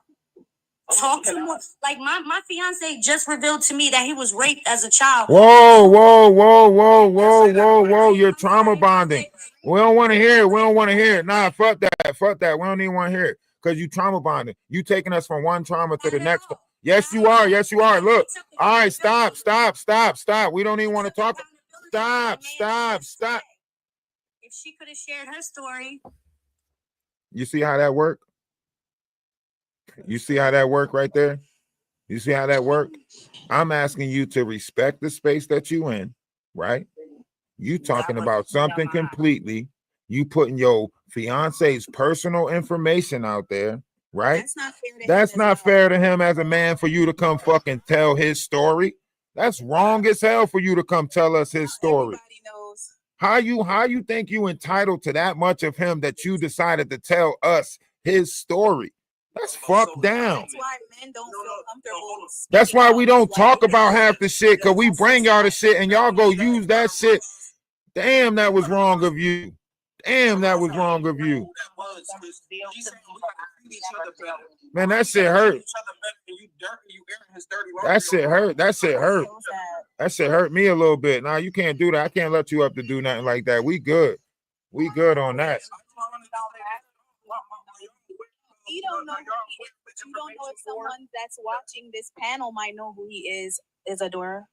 Are y'all aware of the information war that is going on right now? She should tell her own story. She should respect the fact that he told her that story. He ain't tell her that story for her to take it to no damn TikTok panel. He told her that because he finally built up to finally come through and tell her something like that. Not for her to use that shit for nobody fucking entertainment. That's fucked up with him. That's fucked up. That's why yeah. Come on, let's go back to that. So y'all aware of the information war, correct? Yeah. All right, now you realize that they're trying to replace us with AI, right? In a sense, not really though. Not really. We gotta adapt. Nah, let me explain. Let me explain why I say not really. Let me explain why I say not really, right? Because I want you to understand artificial means fake, right? So when you have AI, you have artificial intelligence, right? Who's the original intelligent? We are. Our brain is the original intelligence, right? So you can never replace us. You can never replace us with AI, right? What you could do is replace certain systematic functions, which is the same society that we're complaining about, right? We're complaining about. Hold on, let me finish. We're complaining. I'm listening to you. You can you let me compose my thought, bro? If you constantly cutting me off, what that doing is stopping my thought pattern, which is causing an interference with what I'm saying, and it ain't flowing. Well, my bad, bro. All I'm doing is agreeing with you. I'm letting you know that I hear you. It's called active listening, and it is disturbing to someone else's mental when they're trying to put together complete thought. Well, I apologize. And a lot of people do it as gaslighting. Okay, so what's happening right now is we're being challenged to think above ourselves. So if we're complaining about corporate America and AI is taking over corporate America, then they're replacing us with what the fuck we're complaining about. So we got to think beyond ourselves, right? Become your own brand, sell your own image, sell your own likeness, right? Look at the Atlas family. We do music on Spotify and other platforms. We also have different, YouTubes that we produce on. If you take yourself serious, we'll help you build a brand around yourself. If you got something that you're selling, you're already a part of a corporation, which is EI America. That's why you have a social security number, right? So we got to stop thinking small of ourselves and start thinking greater of ourselves. We complaining about AI when we all use technology for different levels of advancement in life, right? We ain't got the Pony Express no more, right? So why not use technology to advance us further? Learn it some more. Get a Discord, get a Patreon, get your collective, go find your tribe. They're helping us. Let me finish this. That's where you disrolling, because you're saying the same thing essentially that what I'm saying. You got to tap into those things. I'm not saying anything different from what you're saying. But what I'm saying is, are you also aware that they put a fully automated McDonald's in Texas right now where they have 0 people working there?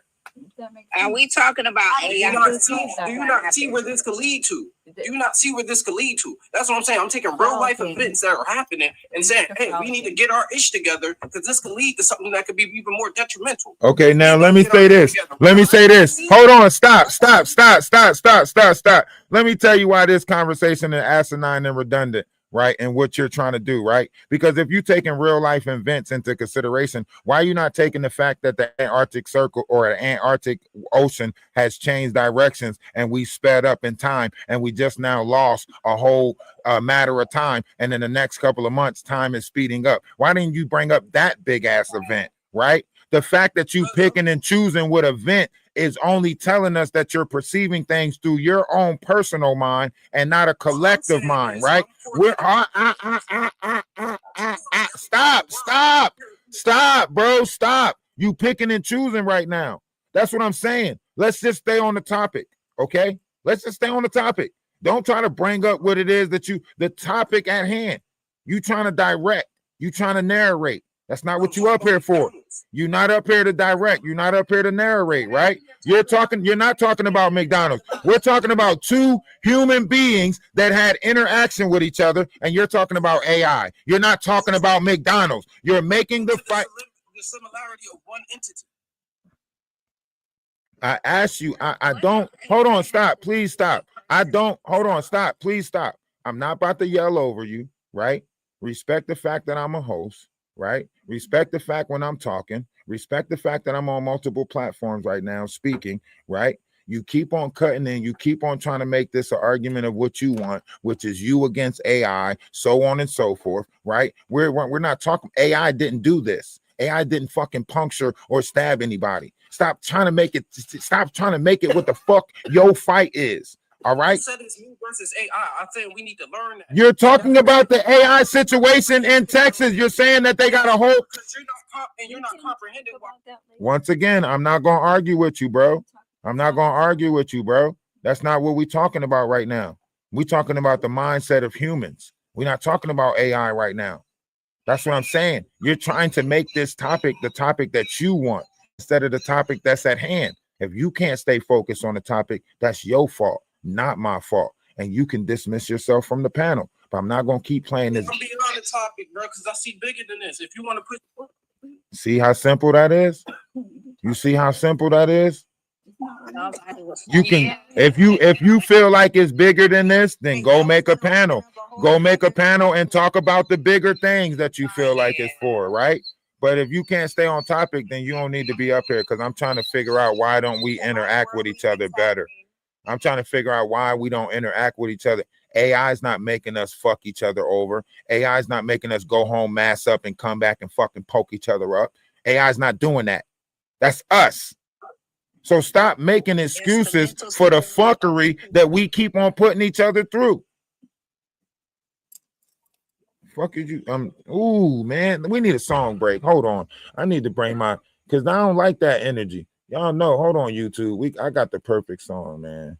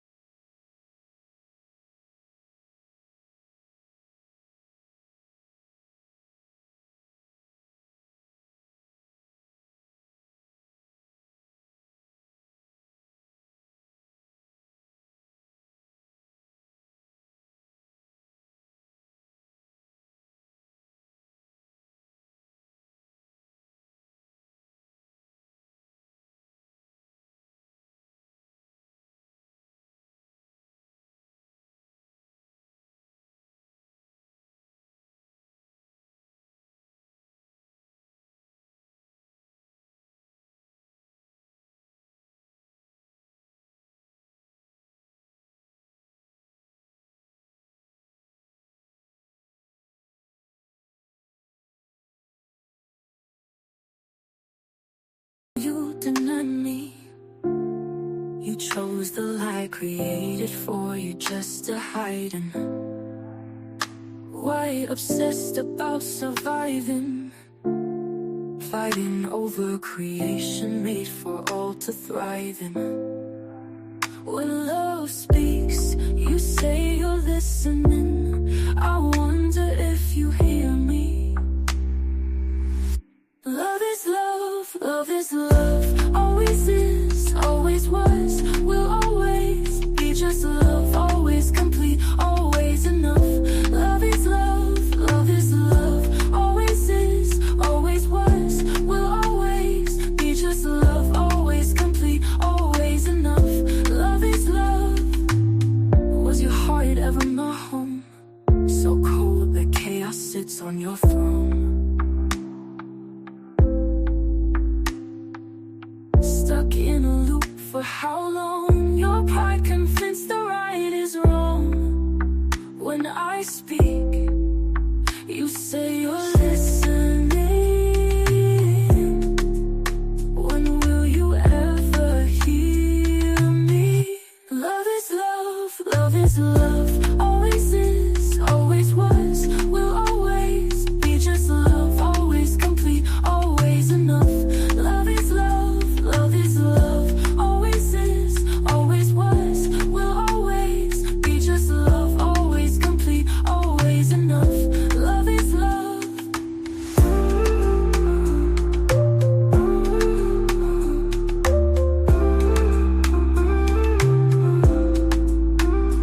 Was your heart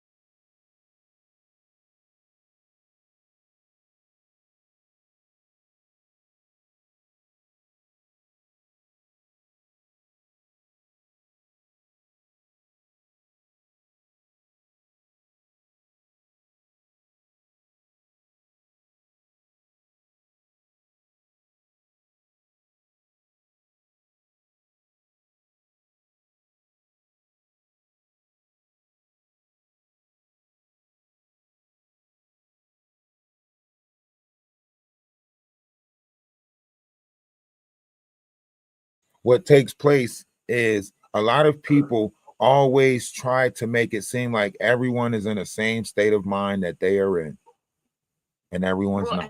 That's exactly right, but they're not. Right. So when you run across somebody, that's not in their right state of mind, that's not in their right state of being, you being the persona that is in your right state of being, you're supposed to do the stuff that you're supposed to do to avoid them because you know they're not in their right state of mind. You think, right? No, we don't know. Nobody in this chat knows either of these two people. And how do we know that that manager didn't have her own mental health issues? So when you've got two people that come together, we literally talked about this. Issues. We literally did say that the manager was going through addiction problems, so therefore she had a chemical imbalance in her brain. With that alone, they literally changed up NA to say that if you have been on opioids or so on and so forth, then it's, you know, you have to. We already talked about her. We already talked about the manager and the issues that she was going through at home, pulling the weapons out on her kids, so on and so forth. We did speak about that, man. We did go through both sides already. So who do you think is responsible for her mental health then? Herself. See, once again, you're taking this from a collective conversation to an individual conversation, right? You're asking me my personal opinion, right, on a conversation that we are speaking about collectively in order to say, as a society, how can we function better so situations like this do not occur? Yeah, you can function better by seeking help. Some people don't like to see their downfall. Some people don't admit that they need help. A lot of times in the Black community, we deny help. My parents used to tell me, I hope nothing happened to you because we don't do hospitals.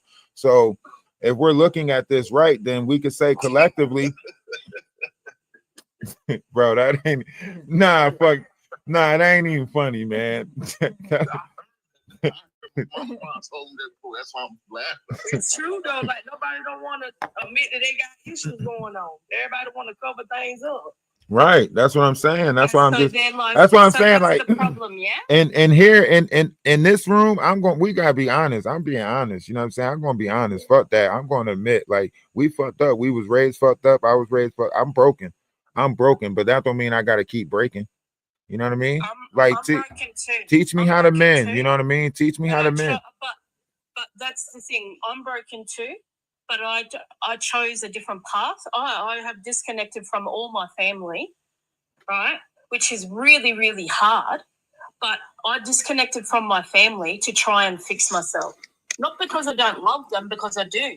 Well, I'm not trauma bonding with you, but I live on I moved to a farm right now. So, and my mom had 13 kids. My grandma had 15 kids. But this is what I'm saying. That's not what we talking about though, right?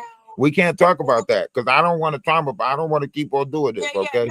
The world is fucked up. It's a lot of fucked up shit going on in the world. But we're looking for answers as to how we can be a better community and how we stop these things from happening. So how do we do that? How what's the answer here? I'm about to tell you. What do we do? I'm about to tell you. You see how we're holding this conversation right now with a multitude of people coming up on a panel expressing their opinions freely, right? We give that of which is and always was, which is a different level of understanding. We allow people. Teach our kids to talk, right? Hold on. We allow people their right to speak. We have to teach that, right? Because a lot of people feel like they just don't have nobody to talk to. It's a lot of shit going on in our mind, but this world don't let you bring it to the surface, do it. So we teach our kids to talk, yeah? Yeah, and certain variations of discipline over feelings and emotions, emotional intelligence, and certain variations when it comes to eating certain things, because when you consume certain things, it also brings the essence of what you're consuming. For instance, if you eat a chicken, you might become chicken. If you eat a bull, you might become bull-headed, so on and so forth. So it's all about the essence of what it is that you're putting in your body and the mindset that it is giving you, because you take on the essence of that animal of which is your digestive system is nothing more than another port of Satan, because Satan rules the bowels. And at one point, we didn't even shit. So, we used to just chew food up, take the juices from it, and spit the flesh of the meat out. But that's neither here nor there, right? We come a long way. So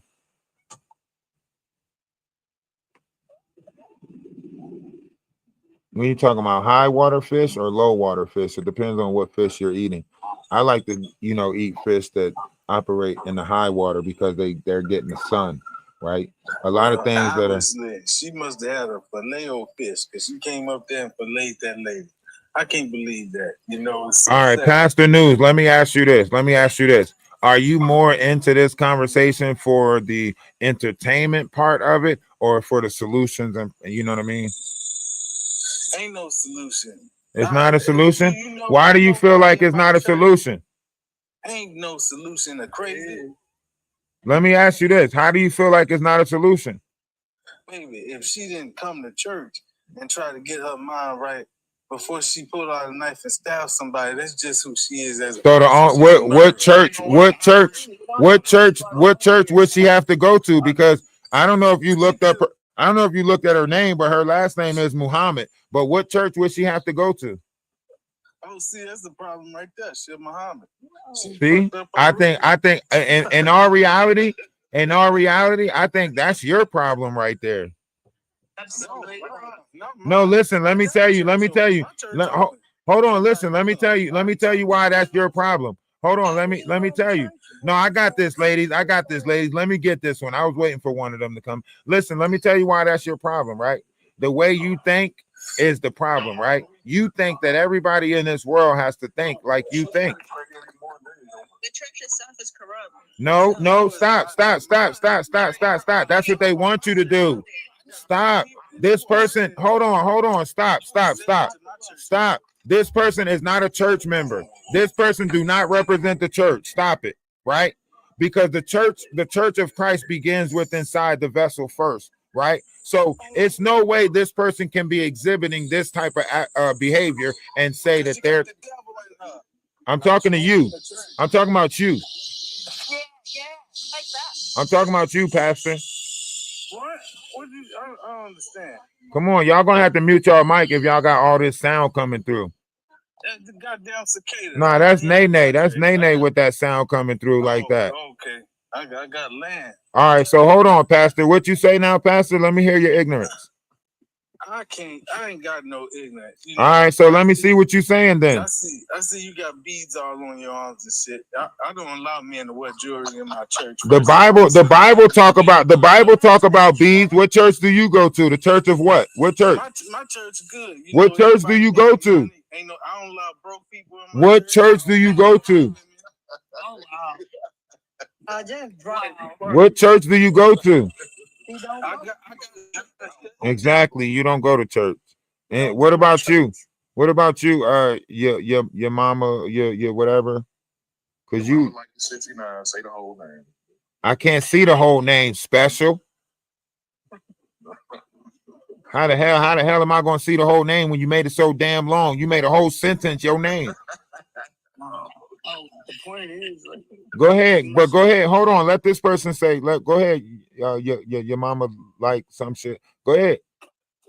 All I see on the screen is your mama like. So that's all I can say. Cause what? Go ahead. Say what you gonna say. Your mama. Your mama like L-I-K. Yeah. Come on. What you got? Bring it. Come on. Cause all you doing is up here laughing. So come on. What you saying? What you bringing to the table? You got knowledge or wisdom, or you just got fuckery? I'm gonna be honest, man. It's not hard to do because I'm over 40.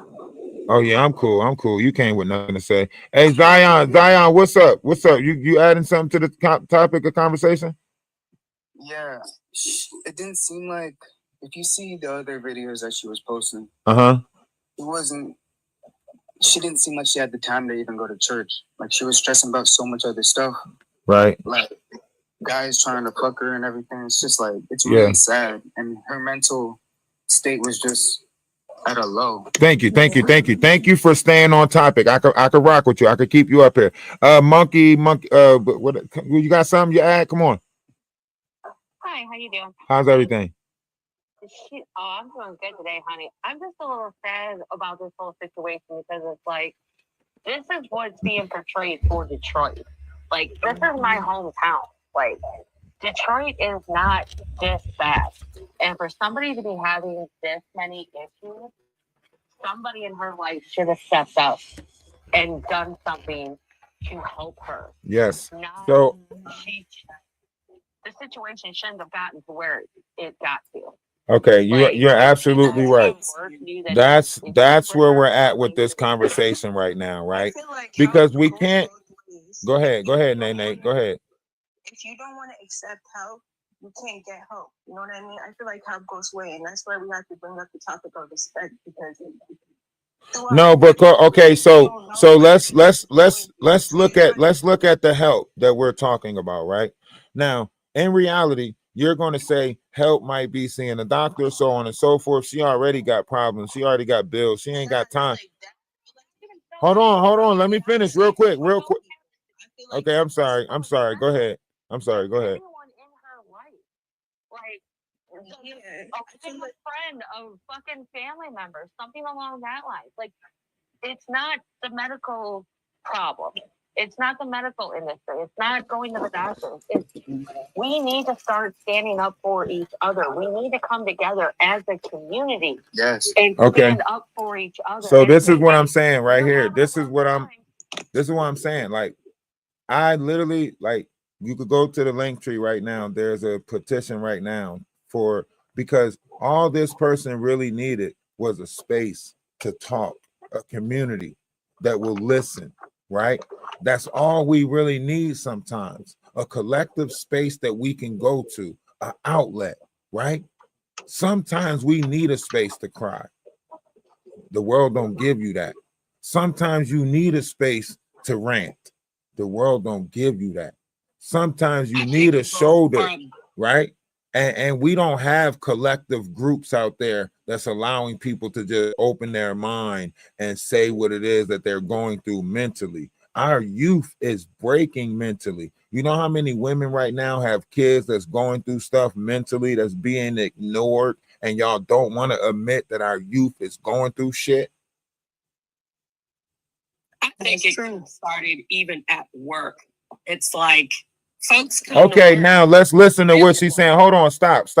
Because that's why I say over here, we bring out the facts, right? I'm on her Instagram right now. Let's listen to this. Because this is 3 weeks ago, right? And you're right. This is not something that started at work. We're not talking about work anymore. We're talking about mental. We're talking about taking away y'all. We keep on trying to go back to what we want to go back to, which is the workspace, let's focus on the person. This person was trying her damnedest to be at peace. She was going through something inside herself. Her own father told her that she was better off on the streets, living out of her car. She was already fighting demons inside of herself. Why are y'all trying to deny that demons exist inside the vessels of mankind, and we're all fighting our Let's listen. Yes, it is the point. Because if we're not dealing with each other better, then you're going to run into somebody that's fighting their demons, and they're going to let that demon out on your ass. That's why Solomon wrote the 72 demons of the soul of man. That's why Solomon, hold on, stop. That's why Solomon wrote about the 72 demons of the soul of man, so you can learn and understand them, so you can know when they're rising up in somebody, so you can know how to avoid them shits, right? Obviously, the demons was rising up inside this vessel, and nobody paid attention to it. And then what happened? Commandeered that shit. A demon commandeered her vessel and made her do some shit. And that's what the world we living in right now. We're not fighting people. We're fighting energies, principalities, so on and so forth. If you don't want to pay attention to it, then drop down off the panel. But you ain't going to come up here and tell me what the point is, and I'm the damn host. Well, I think that's still a factor. I agree to that point. Well, let's listen to what she wrote, because she wrote a long thing in her message on March the 12th. Let's see, because she was going through stuff, and let's see. Because I'm trying to understand. I'm trying to get people to understand people's mental right now so we can stop it. I ain't trying to sit here and let's be honest, man.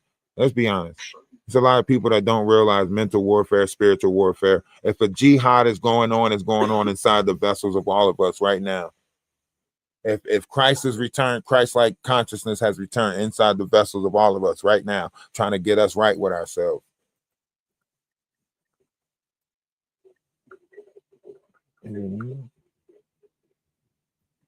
Hold on. It took a long time for me to process this awful experience that I have faced while trusting to rent a room with a rent partner, someone I didn't know but needed somewhere to live. I've been wanting to share this story, but I took a long time too, because by the time I shared the story, I wanted to be able to look at these videos and see myself as evolved and not the same girl in that video. Now when I look at these videos, I don't even feel like that girl in those videos. I feel more stronger and powerful than ever before. Everything I've been through throughout those years, those 2 years of staying with that person, it all came down to it that my dad was right. I was better off being homeless, living in a car while living out of a car, than to be under a roof with a creep. And I want to thank everyone who helped me get through the struggle of the mental abuse I was facing, all the harassment I was facing. I want to thank everyone for helping me get through it, and I definitely want to thank Marshall B. Mathers for helping me get through it too. When I say I felt so embarrassed and vulnerable, I waited because I knew one day when I had that perfect moment I would know, and today on Juneteenth is the perfect moment. So thank you everyone for supporting me and helping me get through this. It wasn't easy, but now I never felt more alive. And whoever that girl was who he harassed at his job, I want her to know, she don't have to feel ashamed. She did the right thing speaking up, and she shouldn't feel guilty at all that Wayne Fisher won't be working there anymore. Chains collision. Wayne Fisher. Hashtag Juneteenth. That's who they might need. 3W. They might need to check on June Wayne 19th. Fisher, right? But let's play the Audio video. is playing. To tags. I had to talk to Official my neighbor Wayne again and like clear up everything with him, because how I said how like he always like he's always like he always like look at me a certain way or something, and I told him that like I don't want to have sex. I told him that. So it's like, you know, sometimes he would give me something to eat or something if I didn't make anyone on Instacart. You on mute, Mike? I get that, but I told him like I don't want him thinking that that I owe him that just because he do that for me. Sometimes I want him to think that I owe him sex. So now, like, after I told him that, it's like he's been crying and crying and telling me he think I use him,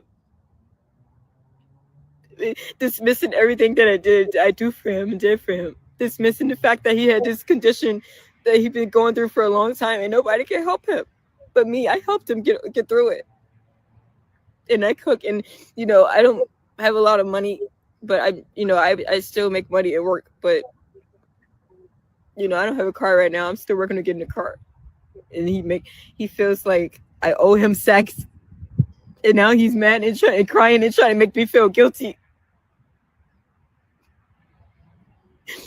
I need to just calm down. I'm gonna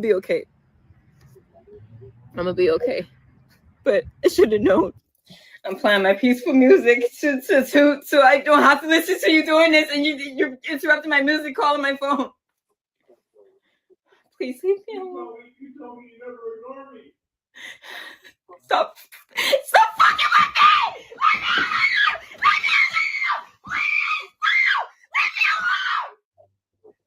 Please! Please leave me alone! That's PTSD.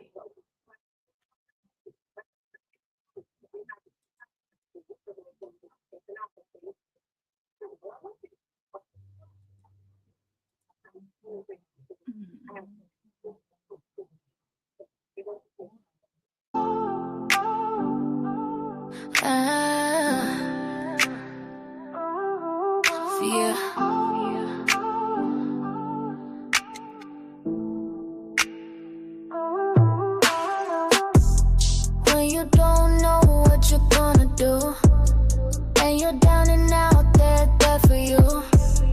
They be at the spot, they care for you, or wait for you.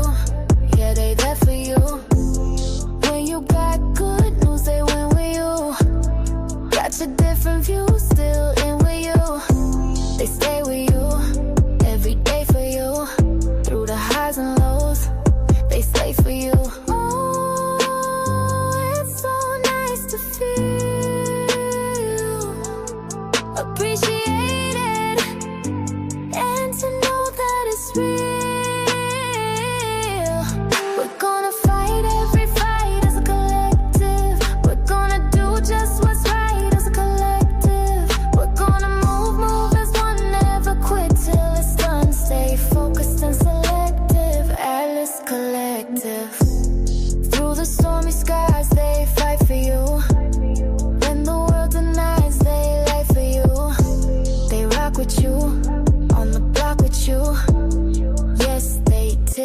rock and lock with you.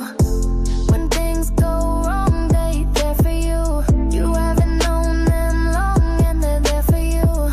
Always standing strong, they stand with you. So grand with you, yeah, they band with you. Oh, it's so nice to feel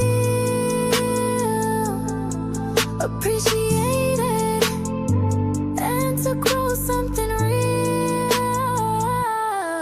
We're gonna fight every fight as a collective. We're gonna do just what's right as a collective. We're gonna move as one, never quit till it's done. Stay focused and selective, Atlas Collective. We're gonna fight every fight as a collective. We're gonna do just what's right as a collective. We're gonna move as one, never quit till it's done. Stay focused and selective, Atlas Collective. Fight as a collective, do what's right as a collective. Move as one, won't quit till it's done.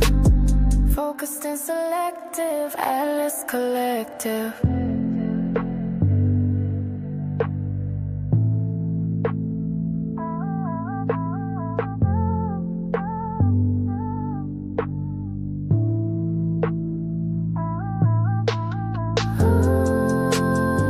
It's so nice to feel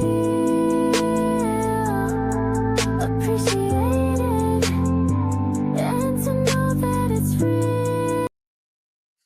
All right. I'm sorry. I just couldn't. I couldn't. Like, come on. She was going through it. She was going through it. I'm not making no excuses. I'm not making no excuses. But she was going through it. She was fighting some shit. She moved in with this dude. He said, "You said you'll never ignore me." That means he using her words against her. He using her, her fight that she going through it inside herself, her willingness to want to help somebody. He using that shit against her. Y'all can't say we don't need help. Y'all can't tell me we don't need help. This shit is dark.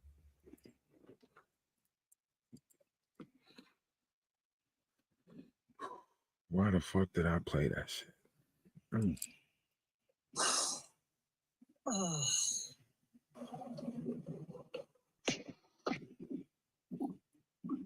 In Australia, we have a day that we call Are You Okay Day.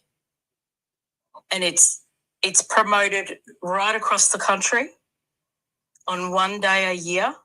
And it's just the letter R, the letter U, the letter O, the letter K. And it is known all across. And here, when someone is struggling, all it takes is one person to send, "Are you okay?" It's one message, "Are you okay?" And those four letters can start a conversation. Are you okay? And it has worked here. The other saying that happens here, there's stickers on every second car you see here, and it's speak up, stay chatty. That's the other Australian saying that is being pushed like everywhere. Speak up, stay chatty, and are you okay? So maybe there needs to be something there that does that for you guys. It's a word, a saying, something that triggers that. Everybody sees it everywhere. Are you okay? That's all it takes. That ain't it. See, look, I want you to think about something. It's not up to me to keep on protecting my heart. It's up to people not to want to break it. That's exactly right. So I feel like as a collective, we all need to learn. She fighting something on the inside. She got into a a rent-a-room situation, and this person was using that room to get different variations of things from her. And there's a lot of people out there right now that's in situations where people are offering them help, but they're giving them hell. And there's a lot of older people that gave up on the youth, and our youth are going through this. And y'all keep acting like y'all don't want to see the amount of runaways and the amount of people that's living with other people and what our kids is going through. Y'all keep on ignoring this shit. And we can't just do away with the kids. But y'all keep on refusing to see that this is what we're pushing our kids into. We're pushing our kids away, and there's monsters out there waiting to fucking prey on them.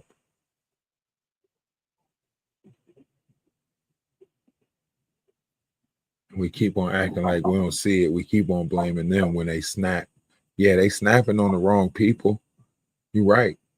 The right person never fucking get it. And it's happening so much in the world. And y'all keep on wanting to act like y'all don't see it.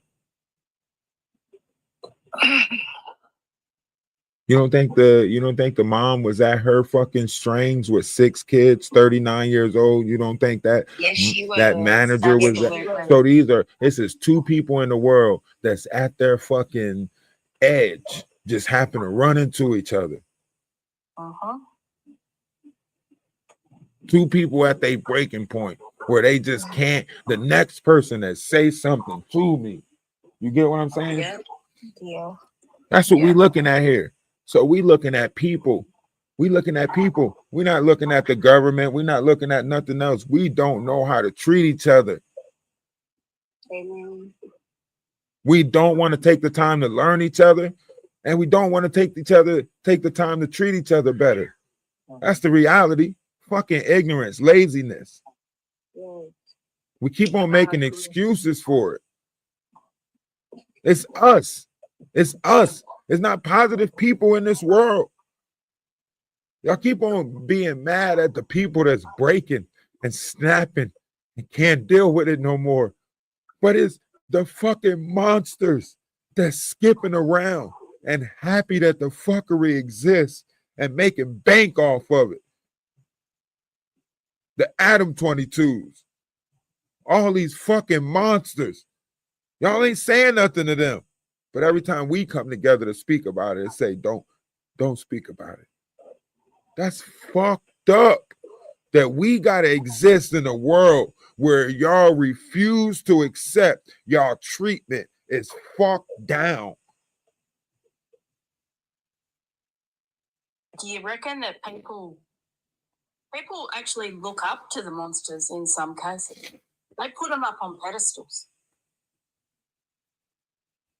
Oftentimes they're blinded. Damn, You say me being mental at my job understood me. You know, picking. She had memories saying, "Y'all keep it. You can't blame nobody but you. Pick on and everything that work and hide and isolate myself from Yo, who the fuck been around her, man? Y'all don't even recognize signs. Who the fuck is her friends? Y'all are weird in this fucking world, man. Y'all weird. Y'all watch people go through that shit and y'all fucking record that shit.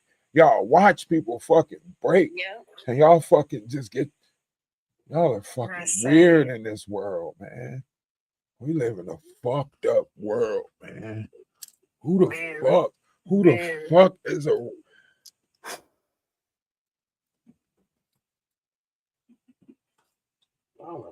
Man, this world is fucked down, man. This dimension is, I don't want to be in this dimension no more. Y'all are fucking weird, man. We got people going through shit like this and y'all, and this motherfucking world is weird, man.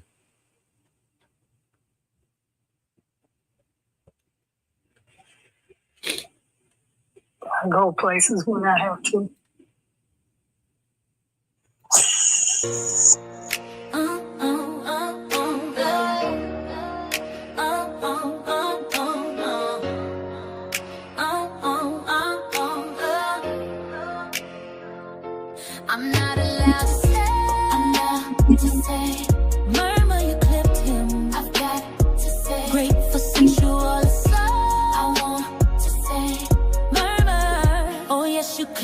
but I'm gagged and it ain't my fault.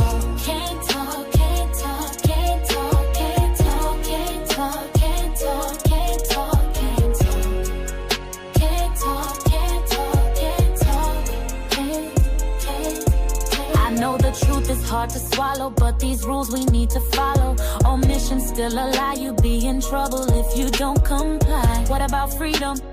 God-given freedom, I'm talking about freedom. Freedom from Babylon. I'm not to say, murmur you clipped him. I've got to say, great for sensual assault. I want to say, murmur. Oh yes, you clipped him, but I'm gagged and it ain't my fault. Can't talk, can't talk, can't talk, can't talk, can't talk, can't talk, can't talk, can't talk, can't talk, can't talk, can't talk, can't talk. Now we read between the lines with emojis, all these signs we babble, babble, babble, babble on. It's like freedom is babble gone. Let's talk about freedom, God-given freedom. I'm talking about freedom, freedom from Babylon. Can't talk, can't talk, can't talk, can't talk, can't talk, can't talk, can't talk, can't talk, can't talk, can't talk, can't talk, can't. I'm not allowed to say.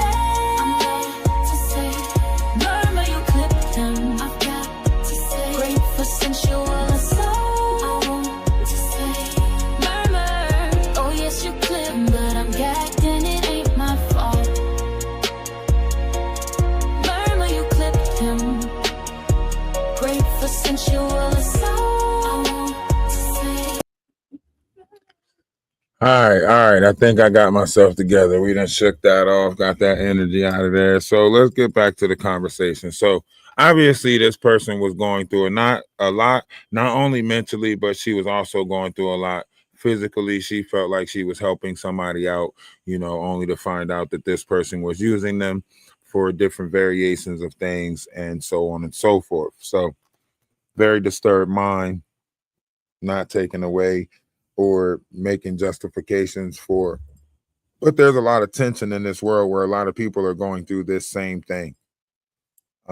They're dealing with narcissistic people in their life, workers, managers, and that's not even including, narcissistic people, in their home, right? So this, how many? Come on, let's be honest. One's in the chat. How many people understand exactly what this world puts on us? And you ain't got to say this is right. Just put a 1 in the chat to say you understand it. How do we deal with each other so it can't? How do we bridge these gaps? How do we stop this from happening? How do we prevent this? Like, how do we, you know what I mean? But the ball was dropped on both sides, right? We misread each other all the time, A simple text is misreading, everything is misreading. You got people that's, if you look at them the wrong way, they taking you out. Like, your life is not even worth 3 sentences now. Like, damn. The cost of life is cheap. The cost of living is expensive, but the cost of life is cheap. If you understand what I'm saying. But how do we fix all of this? How do we got to deal with each other better. It's not a piece of paper that they can sign that in a perfect world it could be fixed, but right now it can't. Ouch. Come on, you got. I need you to dream a better dream. Fuck that. I don't. Hey, no. Stop that. I just need you. Stop that. I just need you to speak a better dream. Just come on. Try it over. Come again. Okay. We can do it, can't we? Can't we do it?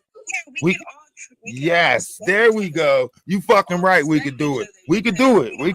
You right. We could do it. We could do it. I need you to speak. We can do it into existence. I don't want to. Yeah, we working towards it. We're living in a fairy tale. We working towards it. Hey, sign the petition. Sign the petition. Take the first step. Go to my link tree. Go to my link tree and sign the petition. Take the first step. It depends on your definition on respect. Take Because everybody has a different idea on respect. Take the first step. Go sign the petition. Take the first step. It's a different definition on respect. I'm not saying respect. Nah. Y'all want to play these word games with friends where y'all try to define stuff differently and say respect is this or that. I'm speaking realistically. No, realistically. No. If we all could come together, That's not. Hear me out.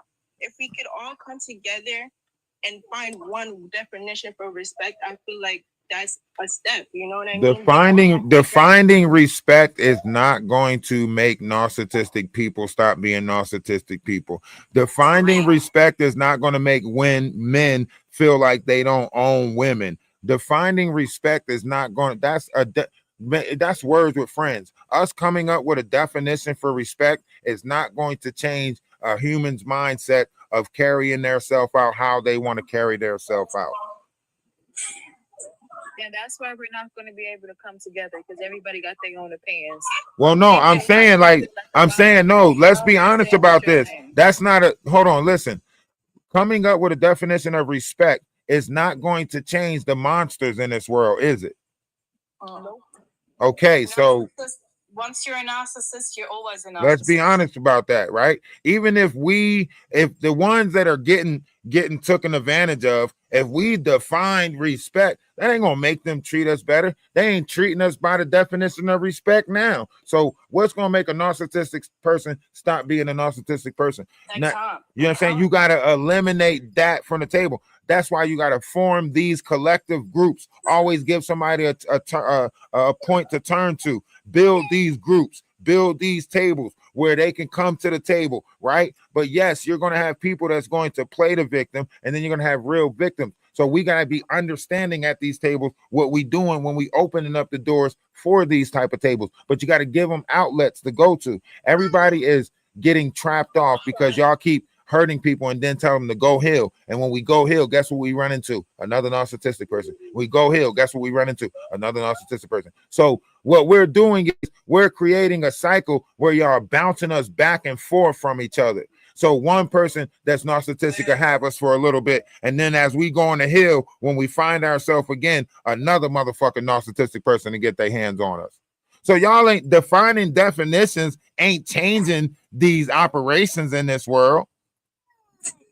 Now, if you create a class where you teach people how to read these energies and read these people, then maybe we can get away from them faster and we can eliminate what it is that they want, which is our light and our loving energy, and to make us put us in darkness, right?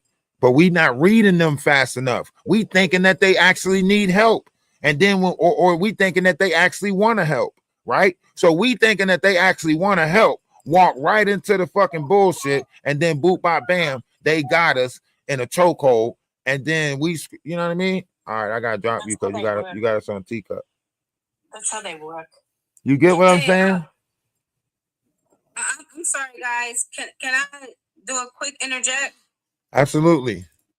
How you doing? I was trying to get on your live earlier. Pardon me for what I'm gonna say. I kind of came on here in the middle. I don't know if you guys skipped this, but on the girl and the manager. First of all, I'm a heavy advocate for mental illness, and I'm not leading to just blaming it on that.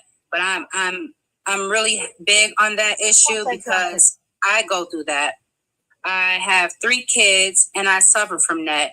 And I am African American. I'm not making this about a race thing, but we don't talk about that enough in our community. I suffer a lot, and I have some very dark moments, very hard thoughts. I thank God that He pushes me every day to not act on any of those, but only if y'all knew.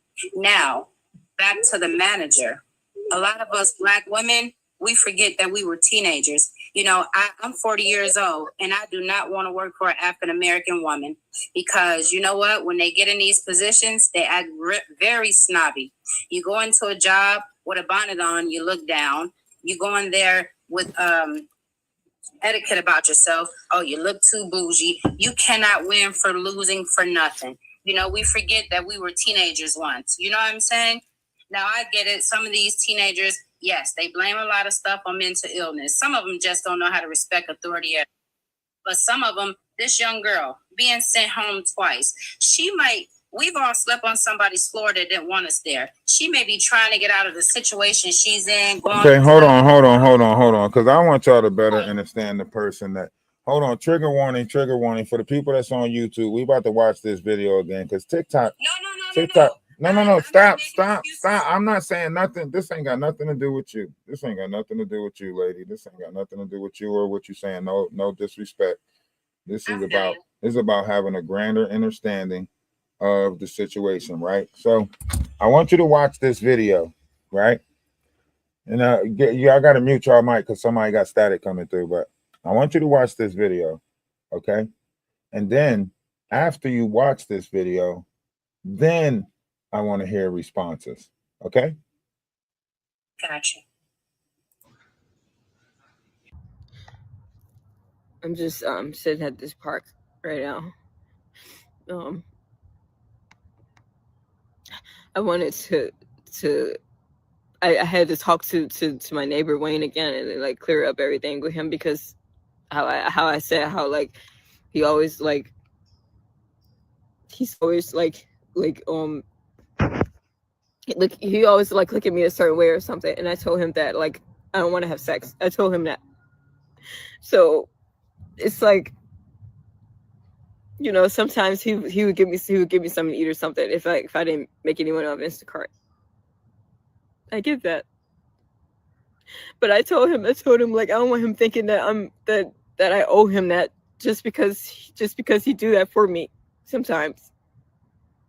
I want him to think that I owe him sex.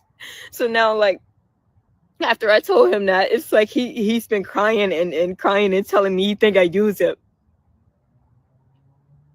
Dismissing everything that I do for him and did for him. Dismissing the fact that he had this condition that he'd been going through for a long time and nobody can help him. But me, I helped him get through it. And I cook, and you know, I don't have a lot of money, but I still make money at work. But you know, I don't have a car right now. I'm still working to get in a car. And he feels like I owe him sex. And now he's mad and crying and trying to make me feel guilty. I need to just calm down. I'm gonna be okay. But I should have known. I'm playing my peaceful music so I don't have to listen to you doing this, and you're interrupting my music, calling my phone. Please leave me alone. You told me you never ignore me. Stop fucking with me!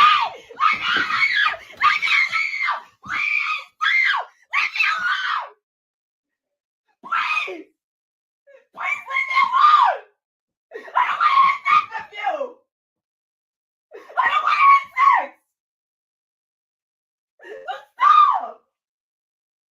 I really talked to myself! I don't want to have sex with you! Okay? Okay? Thank you!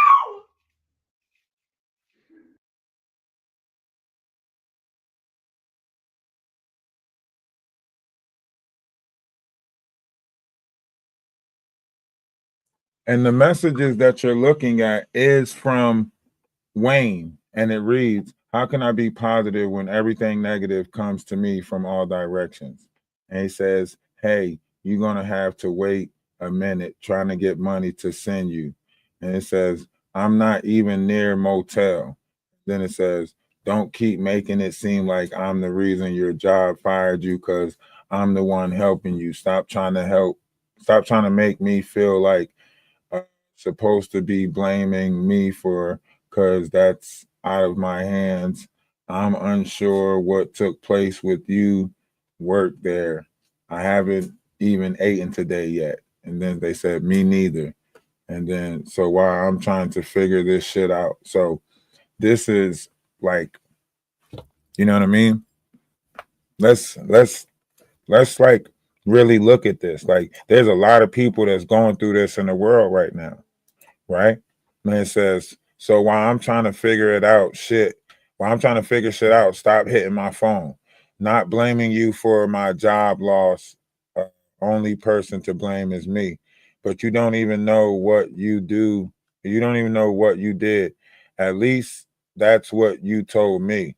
Found out today when I bumped into someone, I accidentally touched them with my hand. The person was uncomfortable when that happened, and she was a minor, which made it worse. Been crying all day and also searching for another job.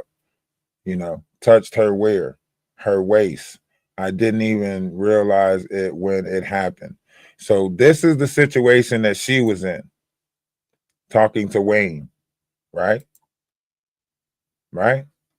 And she's telling Wayne, you got to really be mindful, things like that when you're working around people in small areas. I was uncomfortable when you touched me, when you touched my behind one time at the house. And I felt the obligation and force to show my bare body because you kept giving me money and look at me in a dirty way.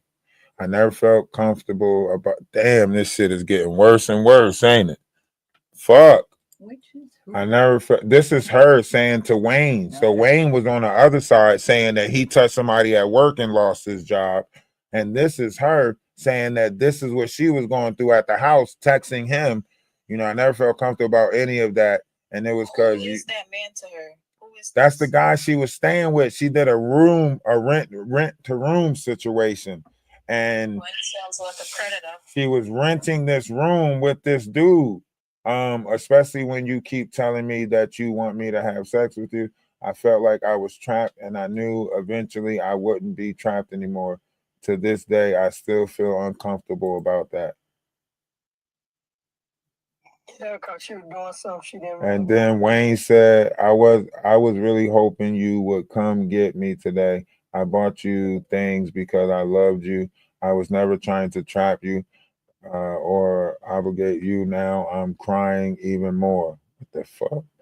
No one should ever feel obligated, even their body, to someone to have their way with them just because they will help them with money. When I keep telling you I don't want to have sex with you, you still continue to ask me, and even tried to ask me the other day, even when I already told you I don't want to have sex with you and won't. You were stepping on my boundaries every time you kept asking me. And then he said, no, I didn't. This girl had empathy. And then she said, there is no need of lying because the truth is already out there. And then he said, I'm just a person whose intentions are good, but all I am is misunderstood. What the fuck is he quoting songs to her for? Did he just quote a song to her? What did he just quote? Like, ain't that like Kanye West? Lord, I'm just a person whose intentions are good. Lord, please don't let me get misunderstood. Did this nigga, she talking about you did this to me and this motherfucker quoted? Oh, he playing in her face. He gaslighting and playing in her face.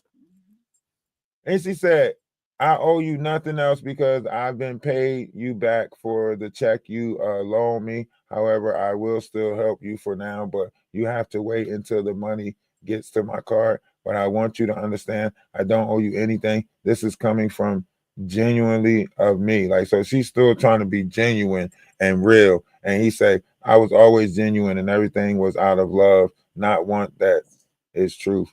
Trying to force someone to have sex with you, even when they repeatedly told you they don't want to have sex with you. I owe you nothing else because I've been paid. Trying to force someone to have sex with you and they don't want to have sex with you. Yeah, she was in between rocks and hard places, man. I'm not justifying that shit. I'm not justifying it. By no means am I justifying it. I don't want nobody to think that I'm justifying it.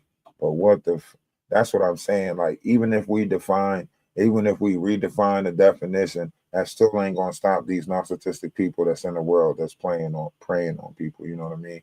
Like, that ain't gonna change it. So where do we? You know what I mean? She did the best she could, trying to deal with home and work. And if she was using work to get away and accumulate the money to get safe, like, then you can, you know what I mean? Just like, she like, really, that's why she's like, I got things to do. I'm trying to get away from this, you know what I'm saying, narcissistic, fuck it. I'm trying to get out of this house where this person is, you know what I mean? I mean, she got fired from Taco Bell for bringing a knife. I'm pretty sure, you know, when you living in a world where people are always trying to sexualize you or use you for sex, you got to have different means of protection. You know, women are getting snatched up. As a 6'5" black man, I don't have to worry about the same thing that a 5 foot petite woman would have to worry about. There's monsters in this world. Let's be honest. But she got fired from Taco Bell for bringing a knife. No, I get what you're saying, but I'm not talking about that. I'm talking about the situation that she was going through. You can keep saying she got fired from all types of places for doing all types of things. That doesn't justify nothing. You know, her life is more important than her getting fired from Taco Bell. I don't know why you keep on bringing, you know. I'm bringing that up because look what she did to the manager. Oh, okay. And you're bringing that up to say what? She was already going through some shit. Everybody goes through some shit. I'm bringing it up to show that she has a past of. Everybody has a past. Everybody goes through some stuff. Everyone goes through trouble sometimes, right? Are you trying to reach understanding?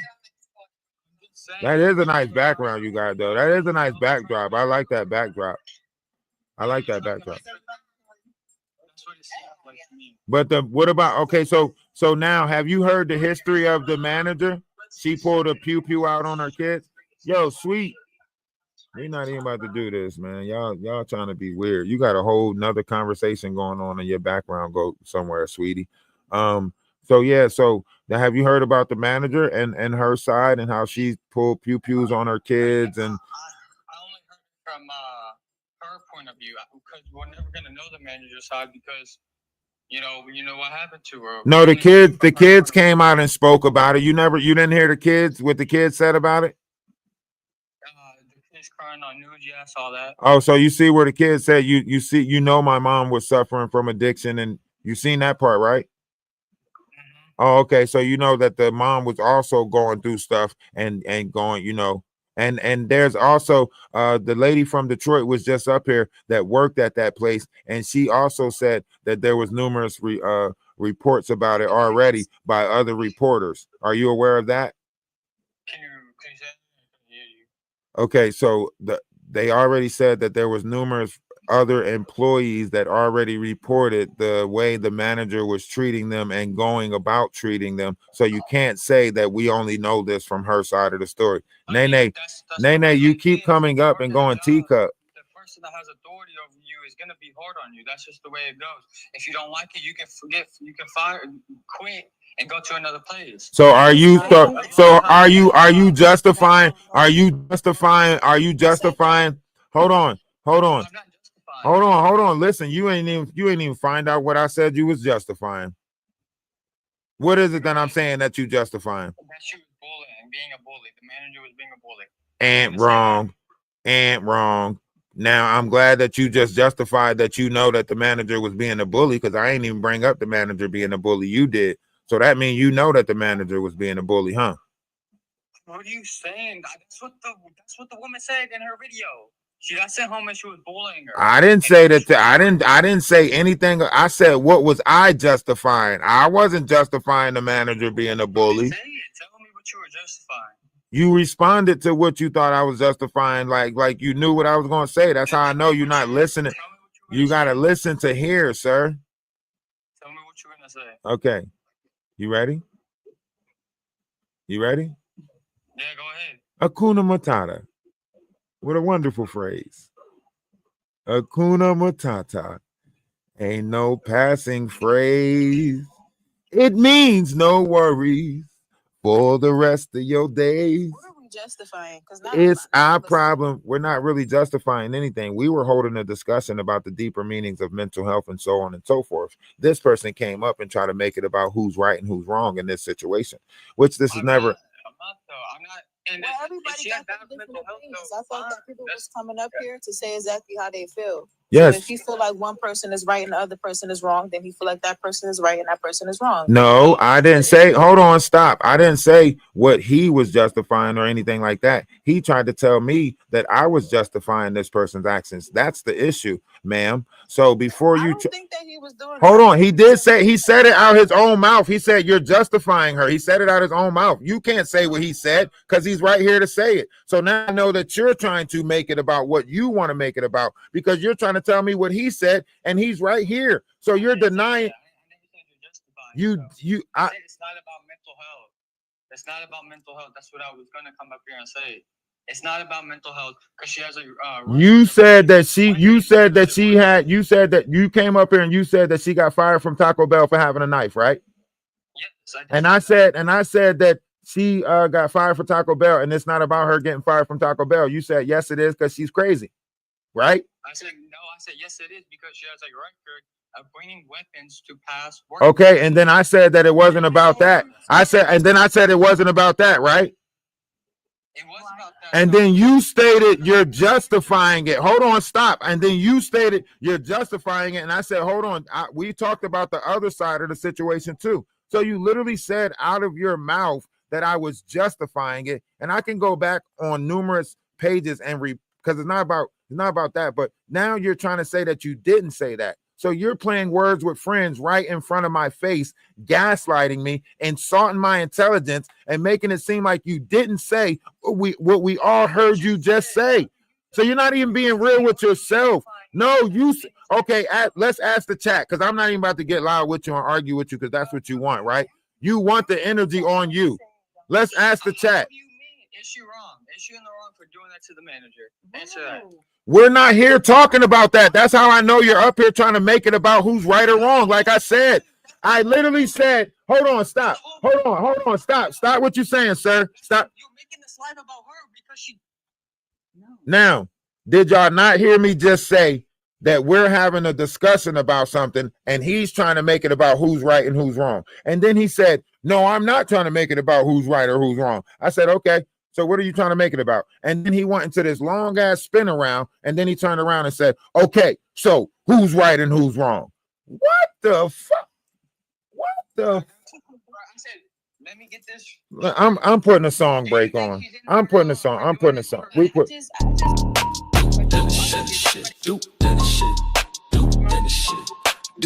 shit.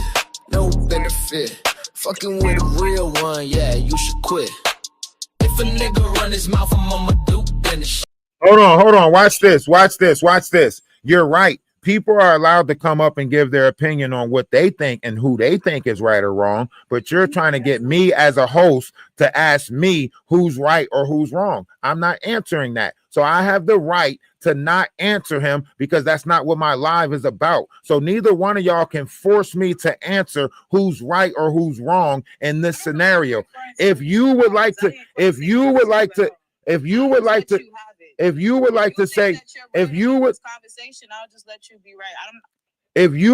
state your opinion and say who's right or who's wrong, then feel free to state your opinion and say who's right or who's wrong. But you can't force me to say who's right or who's wrong. That's what I'm saying. So if y'all would like to say who's right or who's wrong, go right ahead and speak on who's right and who's wrong based off of your opinion. Go ahead. Either one of y'all can do it right now. Tell me who's right and who's wrong. Well, he can do that. The one that has that yellow profile picture, you have the floor. You have the right to say whatever you want. That's the freedom of speech. Because you can't tell him what rights he got in my room as the host. You can say what you would like. Let me show you how easy that is. Do you see how that works right there?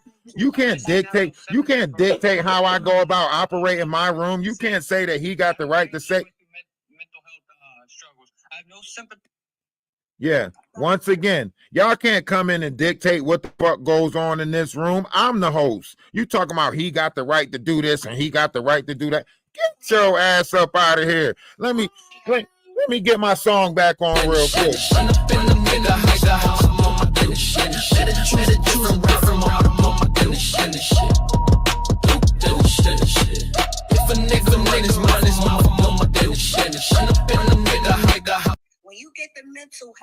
and you get a 5-year-old bully in school, and that 5-year-old decides to unalive themselves. The key word was bullying. And when the mental blacks out, it can go either way. You either gonna do yourself, or you gonna do that person. That person feels bullied, so it is mental. She could carry a weapon to her job because you don't know if she got a long walk to the bus.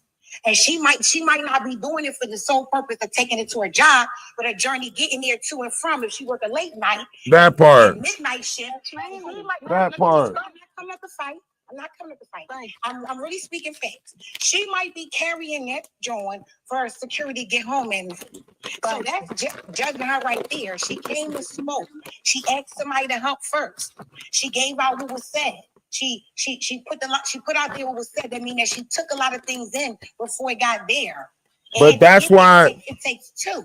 But that's why I said, like, if that person want to come up and state their opinion, feel free. But that person coming up asking me questions like, well, tell me what you think and tell me who you think is right.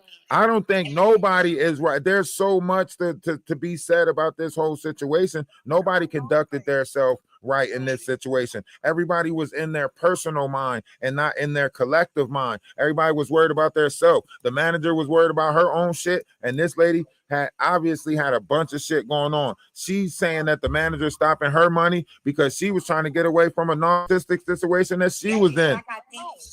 Right. If I don't get this money, I can't stay in the car. I can't get away from this dude. I can't. You get what I'm saying?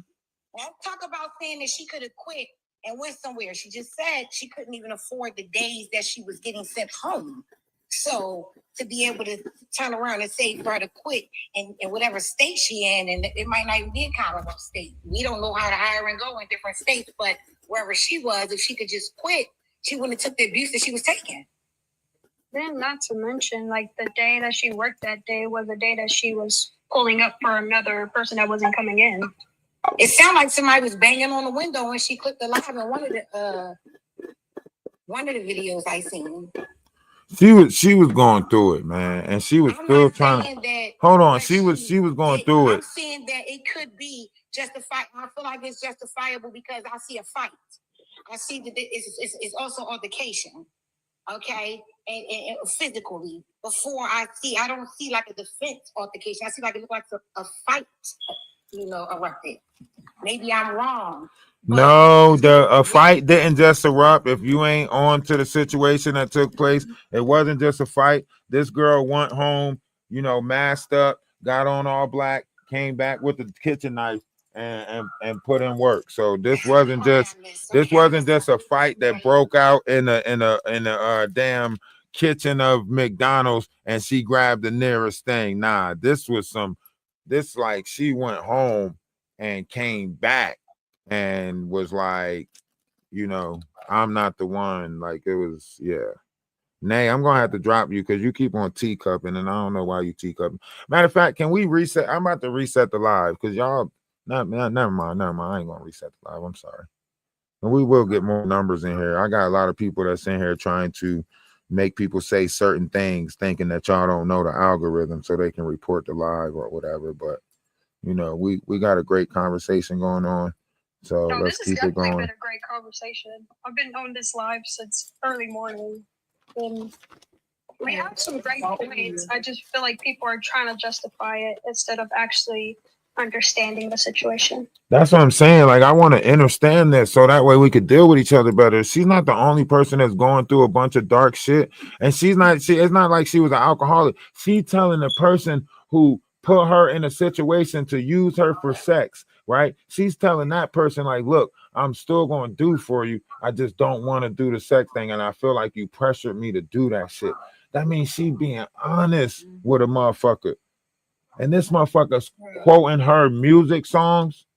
And this is a common thing with people who are neurodivergent and have to live in these kind of situations. Like, this woman has 6 kids. It's not joke. That those 6 kids doesn't get to come home to a mom, and this child doesn't get to come home to what she thought she had a home.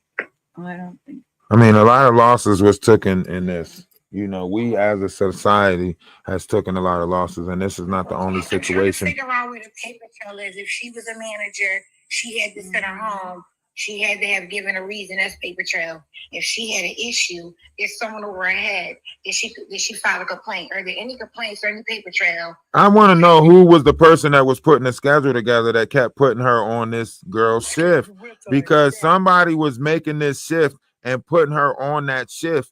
And I know they already complained and knew that they had problems with each other. That means that they were doing this shit intentionally with some fucking fuckery. That, like, who made the schedule? You couldn't have put them on different shifts. As this is the shift manager. You saying after this video right here, the picture behind you, and she got this hat on and this jacket. Yes. That's the same day she left my home and changed out of that into something else. No, this day right here, this day she was talking about how she got sent home 2 days, right? On this day, right?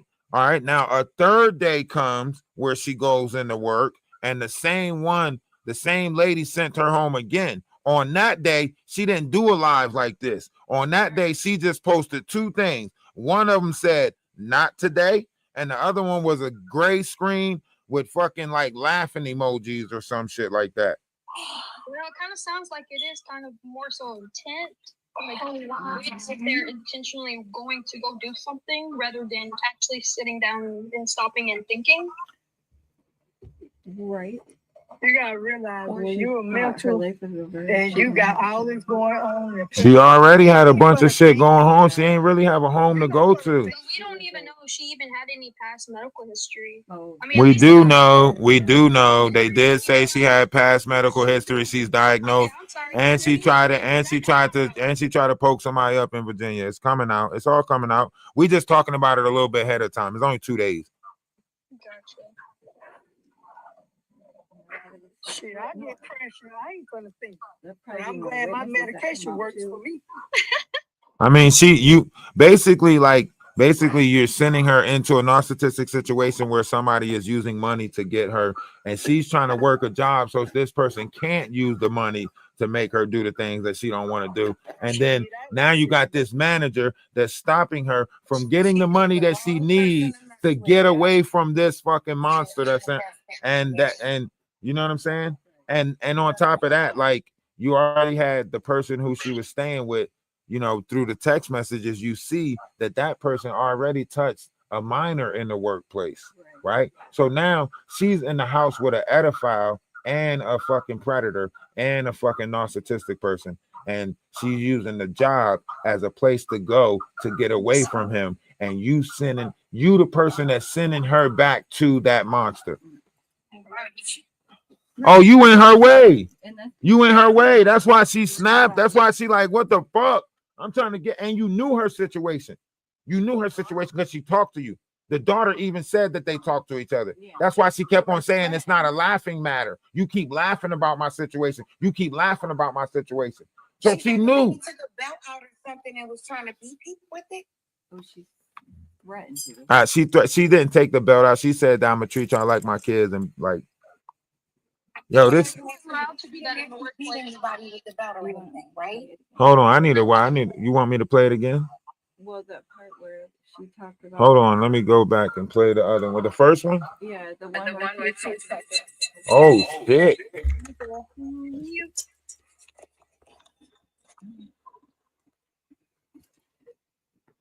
You're on the panel.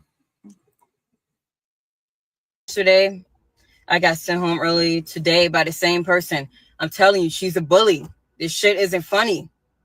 She needs to understand that just because she's a mother and got children doesn't mean that she can come in the store, you know, disrespecting people, talking to them like everybody's beneath her. She has no respect.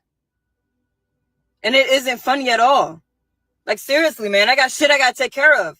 And she keeps sending me home early. It's not funny. She's playing games.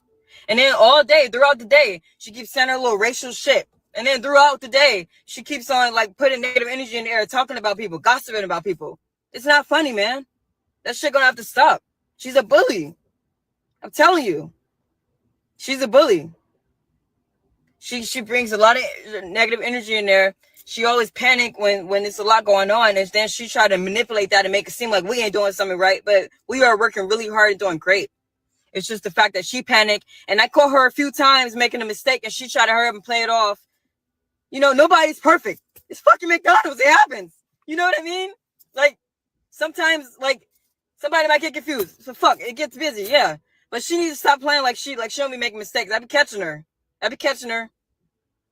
So her, all that animosity and shit that she keep putting in the air and stuff, then trying to tell me, I'm always snapping on people. No, that's false. No, I don't snap on people. I don't go in there doing that. I tell her, no, I make peace. That's what I'm doing.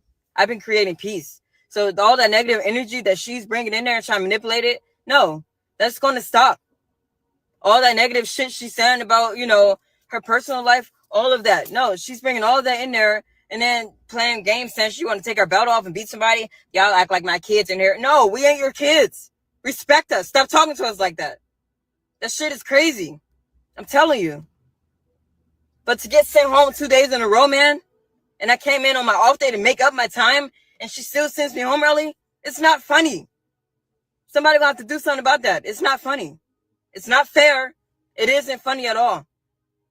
So, you know, she could keep being a bully if she wants to, but that shit is going to catch up to her. Because it ain't funny at all. It ain't. I got sent home early yesterday. Then one day she coming in there talking about some, yeah, I broke my door in half and I had to pull my gun out on my kids since this and that. Well, you know, telling us that, like, the fuck you telling us you pulled a gun out on your kids for? You sound like a fucking psychopath. That's what I wanted to tell her. She was talking about some, she blacked out. I'm like, yeah, you must have had blacked out if you pulled the gun out on your kids. Like, you know, like, I'm like, what the fuck you telling me this for? Like she thinks she's like trying to make it seem like that she big dog or some shit. Give a fuck about you telling me about you pulling the gun out on a kid. I don't fucking, like, that shit doesn't scare me. You know what I mean? That shit doesn't scare me. If she thought she was trying to intimidate me, that shit didn't intimidate me at all. I don't give a fuck about her telling me about what the fuck she did. You know, and maybe that's why they always fighting her, to defend themselves. They probably felt like their life was threatened. The fuck out of here with that shit. Then one day she coming in there and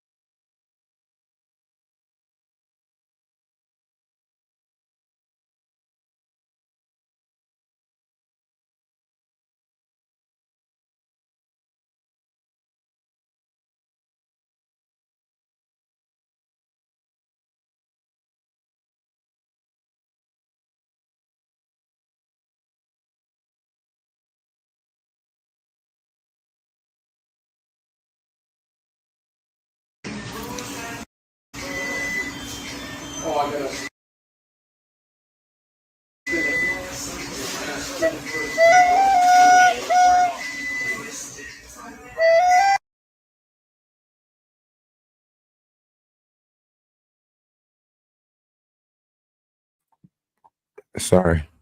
Like, it kind of has some similarities to it. I'm sorry. It's sad in so many different directions. Like, but people understand people are so oppressed, and it's not always just about their situation. Like, sometimes you can just be triggered, and that be your last straw. oh shit. Hold on, I gotta reset the live. We're already 6.5 hours on YouTube. YouTube don't let you rock that long. Hey, YouTube, I'm gonna reset the live on YouTube too. I'm gonna reset the live. We're still gonna talk about this today though. I mean, until we talk about the Nicki Minaj and Rock Nation thing tonight. So we're gonna just reset the live real quick.